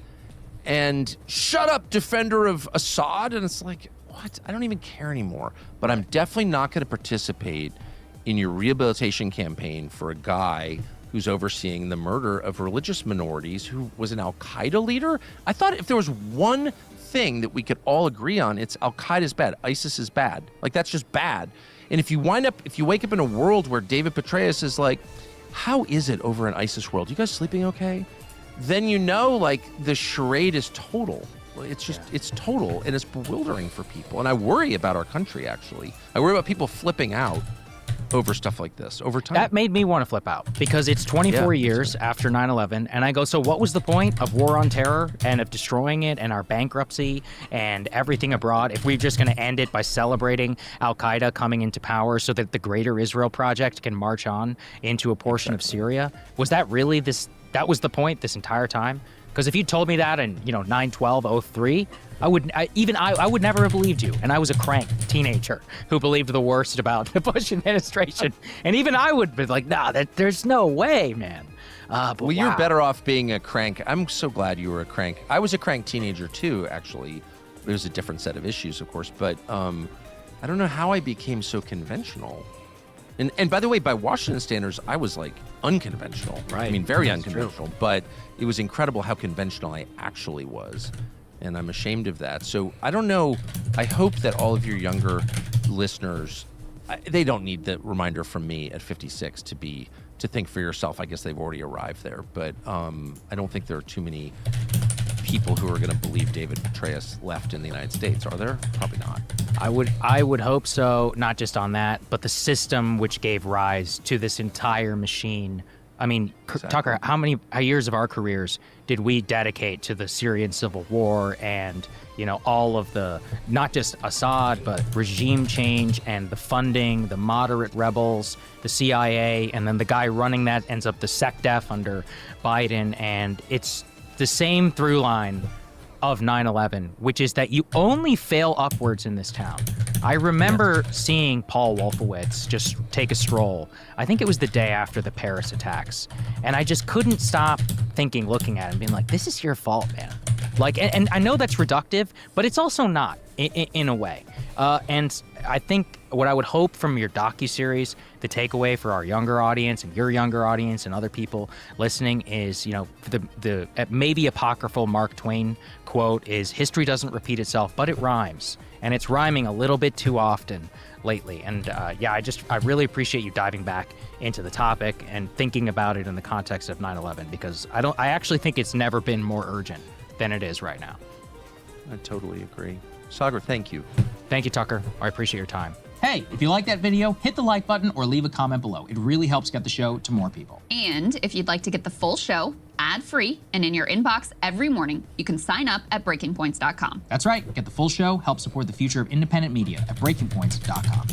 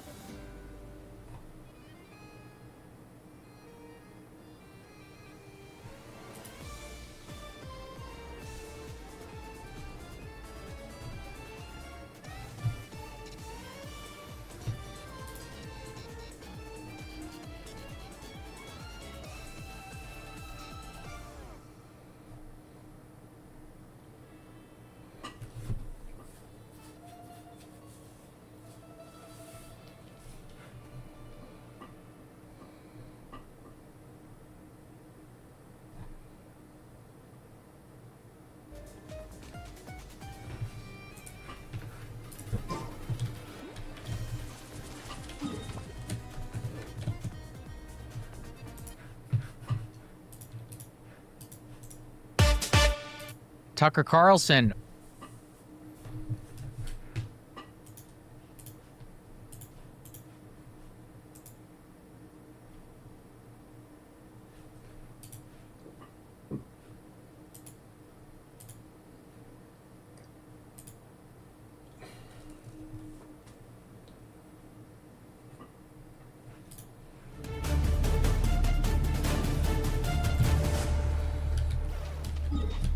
Well, diplomats and leaders from around the world are gathered in New York City for the United Nations General Assembly this week, and U.S. President Donald Trump gave a sort of predictably Trumpian, but still very unusual by UN standards, speech on Tuesday morning.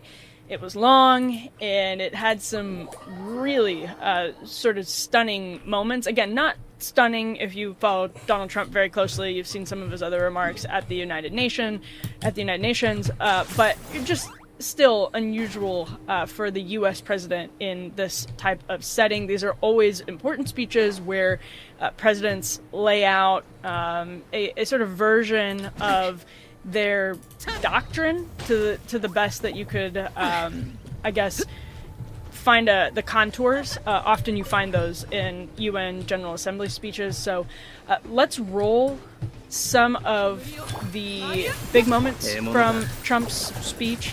Before we do, of course, undercurrents.tv is where you can subscribe for the full premium experience of the show. So full versions of our interviews are over there. Subscribe on podcasts and wherever you get those podcasts. And of course, over on YouTube, we appreciate it so much. Now, let's go ahead and take a look at this sort of compilation, because it's going to include moments where Trump talks about different things, where he talks about ending different conflicts around the world, where he talks about immigration.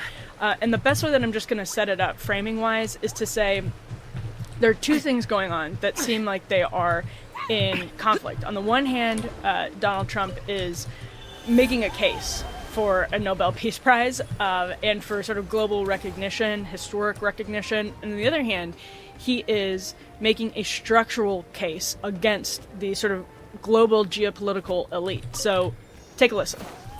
In 2024, the UN budgeted 300. I guess find the contours. Often you find those in UN General Assembly speeches. So let's roll some of the big moments from Trump's speech. Before we do, of course, undercurrents.tv is where you can subscribe for the full premium experience of the show. So full versions of our interviews are over there. Subscribe on podcasts and wherever you get those podcasts. And of course, over on YouTube, we appreciate it so much. Now, let's go ahead and take a look at this sort of compilation, because it's going to include moments where Trump talks about different things, where he talks about ending different conflicts around the world, where he talks about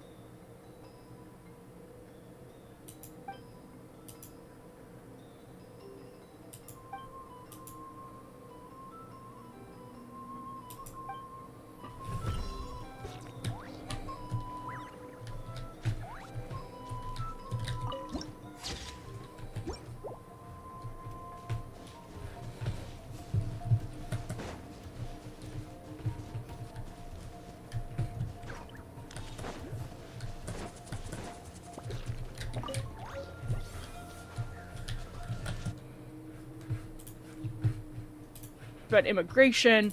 And the best way that I'm just going to set it up framing-wise is to say there are two things going on that seem like they are in conflict. On the one hand, Donald Trump is making a case for a Nobel Peace Prize and for sort of global recognition, historic recognition. And on the other hand, he is making a structural case against the sort of global geopolitical elite. So take a listen.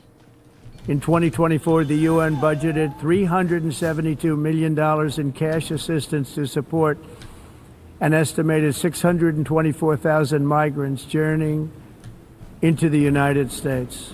Think of that. The UN is supporting people that are illegally coming into the United States, and then we have to get them out. The UN also provided food, shelter, transportation, and debit cards to illegal aliens. Can you believe that?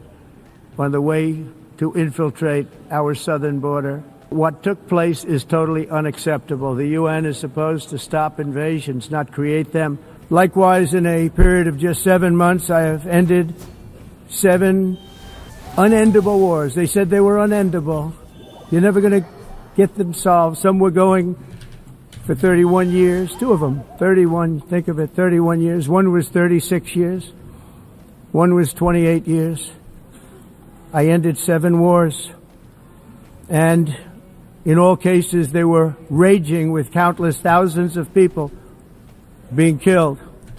This includes Cambodia and Thailand, Kosovo and Serbia, the Congo and Rwanda, a vicious, violent war that was, Pakistan and India, Israel and Iran, Egypt and Ethiopia, and Armenia and Azerbaijan. It included all of them. No president or prime minister, and for that matter, no other country has ever done anything close to that. And I did it in just 7 months. And I have to say, I look at London, where you have a terrible mayor, terrible, terrible mayor, and it's been so changed, so changed. Now they want to go to Sharia law, but you're in a different country. You can't do that. Both the immigration and their suicidal energy ideas will be the death of Western Europe if something is not done immediately. This cannot be sustained. Now, I hope that makes more sense with the framing that I set that clip up with, or that series of clips up with, because that's how I'm looking at it, where he's sort of swinging for the fences, right? Like, if it goes wrong, you tried to win the game. If it goes right, you hit the home run and you win the game. And that's what's kind of going on, I think, in Trump's mind. On the one hand, I mean, this is, of course, just talking about the political strategy behind the speech, but this speech was a deep structural criticism of the United Nations. He had that one line, "What is the purpose of the United Nations?" Saying that in front of the United Nations and leaders around the world that speak reverently about the UN, have long spoken reverently about the UN. This puts Trump in a historic position to ask that question from the podium as an American president. Obviously, there have been many critiques of the UN over the course of the last half century plus. The American president, it's quite interesting to see speak in those terms and then flesh out the case to talk about immigration. You are destroying your countries, he said. They are being destroyed. Europe is in serious trouble. They have been invaded by a force of illegal aliens like nobody has ever seen before. Illegal aliens are pouring into Europe. I was really struck by the critique Donald Trump made of UN funding actually migrants into the United States. That was striking. So he says in 2024, the UN budgeted $372 million in cash assistance to support migrants journeying into the U.S. The UN also provided food, shelter, transportation, and debit cards to illegal aliens. The UN is supposed to stop invasions, not create them, and not finance them. Again, we just have to pause there and acknowledge that is a deep structural criticism of the United Nations, and it's really one that was charitably on the back burner of the political conversation for a long time, despite the fact that, I've talked about this before, if you go into Mexico, you see how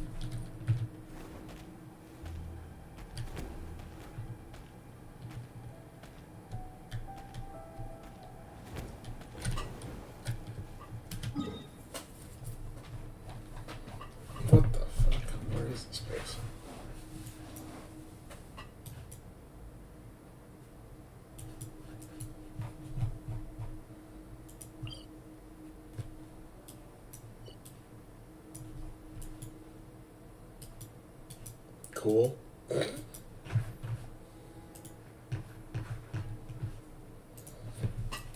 So he's like between not to cry. Interesting.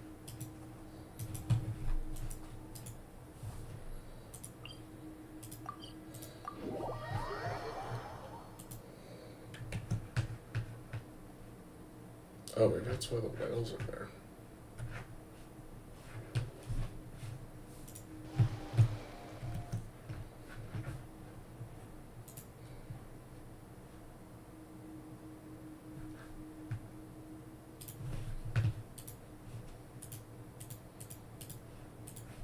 How UN support was undergirding, especially the Biden era explosion of migration to the southern border here in the United States. It was true that these funds were being used to make those journeys possible. Again, charitably, the way to describe it is the UN would say to make those journeys safe. But what we saw was a clear correlation. People realized that they could make these journeys much, much more comfortably, still very dangerous, but that you would be able to, if you were crossing the Darien Gap, find support coming up through South America and then making your way into Central America, into Mexico, and then into the United States. There would be support at multiple stops along the journey. Some of that, by the way, well, actually, I should say all of that was facilitated by cartels. But, for example, because the Darien Gap was so dangerous, there were NGOs passing out different things to make that trip through the Darien Gap easier. What does that do? It incentivizes people to make the trip more and more through the Darien Gap. And it created a really, really vicious cycle that even if you talk to people who are down in those regions, they will explosion of migration to those terms and then flesh out the case to talk about immigration. You are destroying your countries, he said. They are being destroyed. Europe is in serious trouble. They have been invaded by a force of illegal aliens like nobody has ever seen before. Illegal aliens are pouring into Europe. I was really struck by the critique Donald Trump made of UN funding actually migrants into the United States. That was striking. So he says in 2024, the UN budgeted $372 million in cash assistance to support migrants journeying into the U.S. The UN also provided food, shelter, transportation, and debit cards to illegal aliens. The UN is supposed to stop invasions, not create them, and not finance them. Again, we just have to pause there and acknowledge that is a deep structural criticism of the United Nations, and it's really one that was charitably on the back burner of the political conversation for a long time, despite the fact that, I've talked about this before, if you go into Mexico, you see how UN support was undergirding, especially the Biden era explosion of migration to the southern border here in the United States. It was true that these funds were being used to make those journeys possible. Again, charitably, the way to describe it is the UN would say to make those journeys safe. But what we saw was a clear correlation. People realized that they could make these journeys much, much more comfortably, still very dangerous, but that you would be able to, if you were crossing the Darien Gap, find support coming up through South America and then making your way into Central America, into Mexico, and then into the United States. There would be support at multiple stops along the journey. Some of that, by the way, well, actually, I should say all of that was facilitated by cartels. But, for example, because the Darien Gap was so dangerous, there were NGOs passing out different things to make that trip through the Darien Gap easier. What does that do? It incentivizes people to make the trip more and more through the Darien Gap.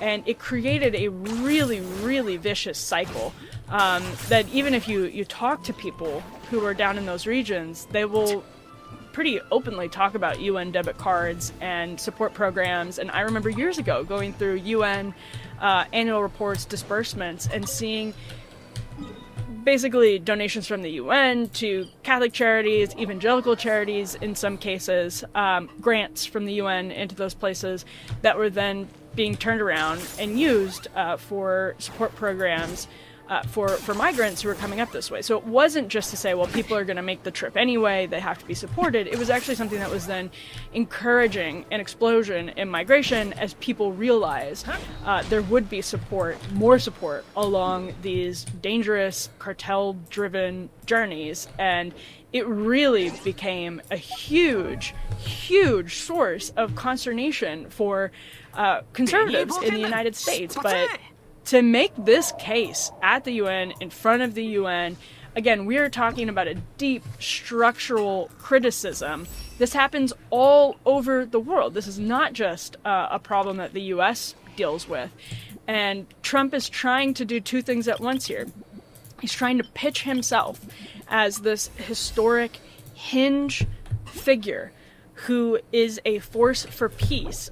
You sometimes hear, especially after the inauguration when Trump was riding high, he was often referred to as the peace president, right? That temporary ceasefire in Gaza had just happened, and people in his world were referring to him as the peace president, president of peace, those different phrasings. And Trump, now in his second term, is really eager to get that to stick historically. He knows he's probably not going to get the support of the American media, but maybe someday in the history books, he can be so successful at brokering peace deals, which is why he's talking, as you saw in those clips, about being the man who negotiated these peace deals. We've heard him talking about that more and more recently. Armenia, Azerbaijan, African nations. He wants to have that front and center as he approaches the point in his presidential career, assuming there's no third term efforts, where his legacy is written. And he has two hot conflicts that opened up during the Biden presidency in Gaza and in Ukraine, that he wants to be the person to solve. And any president would want to be the person to solve. But Donald Trump really wants to be the person to solve these problems, to prove his structural critiques of the geopolitical elite correct.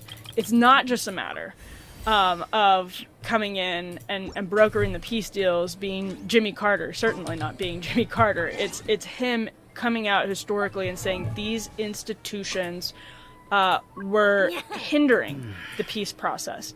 These people were hindering the peace process.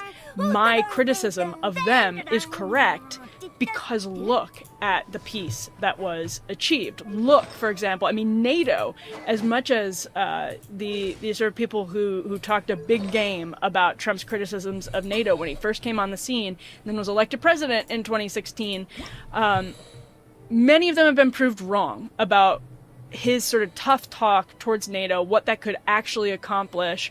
And you see all these countries spending more money on NATO, and you see, I think, pretty clearly the effects of Trump's rhetoric, not having some of the disastrous predictions that many people were saying were inevitable. If he continued talking about NATO in this way. And NATO is like one of many things, Zelensky being another example, and Trump sat down with Zelensky on Tuesday as well, where Trump says one thing really harsh and then another thing really flattering and friendly about on another day. And it's part of him, you can love it or hate it, what he's doing is negotiating. Does the same thing with tariffs. And he's doing it in public view to use media pressure and to use the bully pulpit in ways that other politicians have been deeply uncomfortable with, and again, for some legitimate reasons.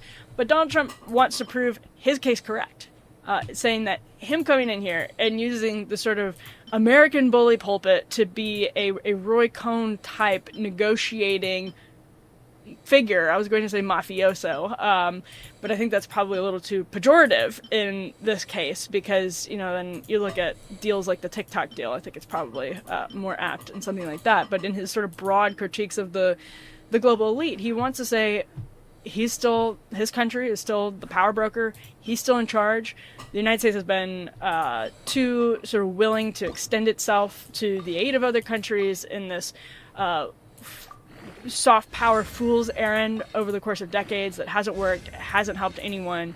And now Donald Trump is potentially going to see his second term, this is the ambition, the aspiration, prove that critique correct. And in order to do that, he feels like he has to achieve a Nobel Peace Prize worthy end to some of these conflicts, and it has to reflect on him in that sense as the United States leader, being the person that brought these parties to some type of peace agreement. Now, what those peace agreements will look like, we still do not know, but it's fair to say the impression of how Trump would operate as president that he may have gave in 2016 or 2017, he wants to say that ultimately it was his detractors were totally incorrect, and it was they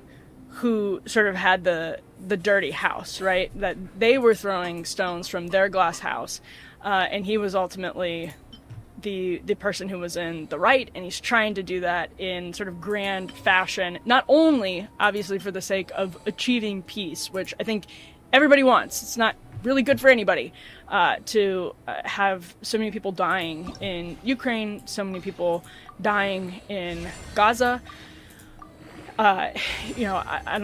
We'll see what happens on Putin's side, obviously, of that question. It's probably the most, Trump has been open recently about how that is the biggest challenge for him, is the extent to which Putin genuinely is interested in brokering a peace deal without certain conditions. But don't need to get into that here to say that this is a typical Trump equation where you have two seemingly opposite goals, seemingly contradictory goals that he's trying to merge into one grand ambition. Swinging for the fences, trying to prove himself right in dramatic fashion and get some recognition on the world stage. I'm actually working on a story right now about Trump's quest for the Nobel Peace Prize, so that's where some of these thoughts are coming from. Thanks for tuning in today. Thanks for tuning in regularly, as many of you do. We appreciate it. Subscribe over at undercurrents.tv if you haven't yet. That's where you get full versions of our interviews on the show and a premium experience, some great stuff from Unheard over there as well. Make sure to subscribe wherever you get your podcasts, and of course on YouTube. We're almost at 100,000 subscribers, so give us a subscribe there if you haven't yet. We'll see you back here with more Undercurrents soon.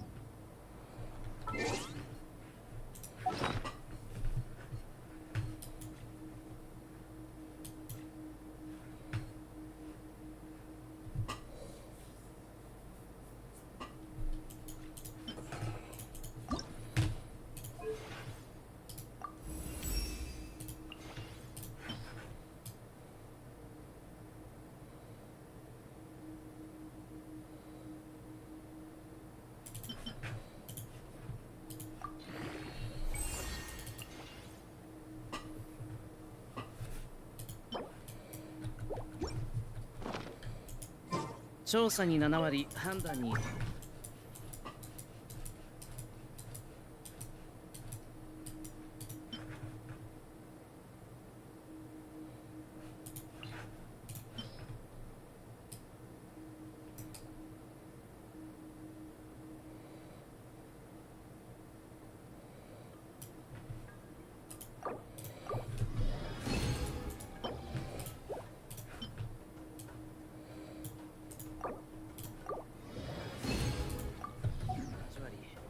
そして残りは実行に充てる。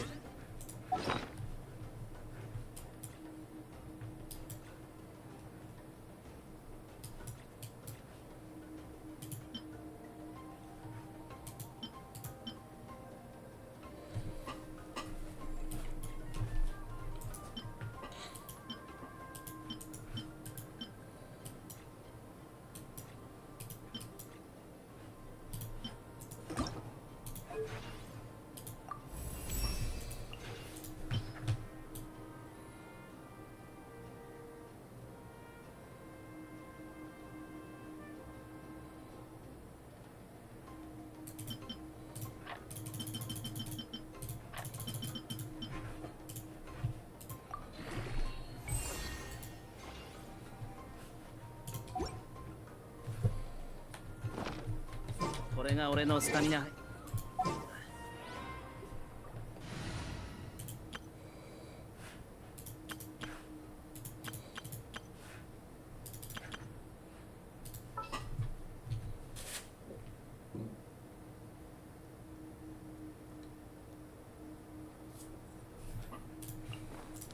思い立ったが吉日。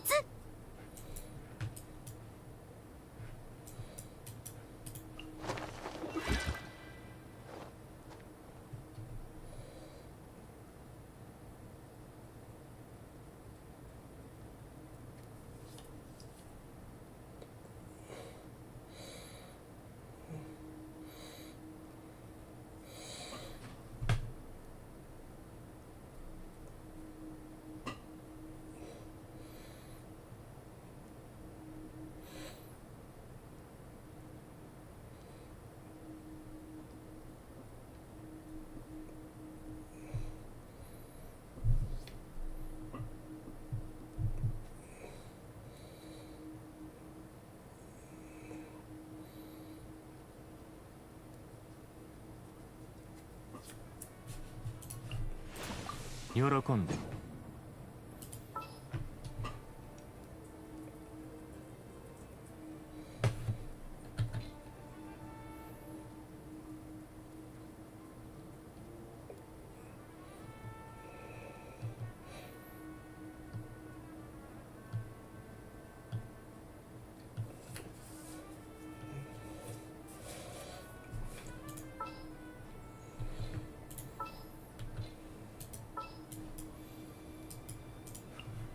まだ行ったことのない場所がたくさんあるの。行こう。柔らかな月光が降り注ぐ場所へ。任務を実行します。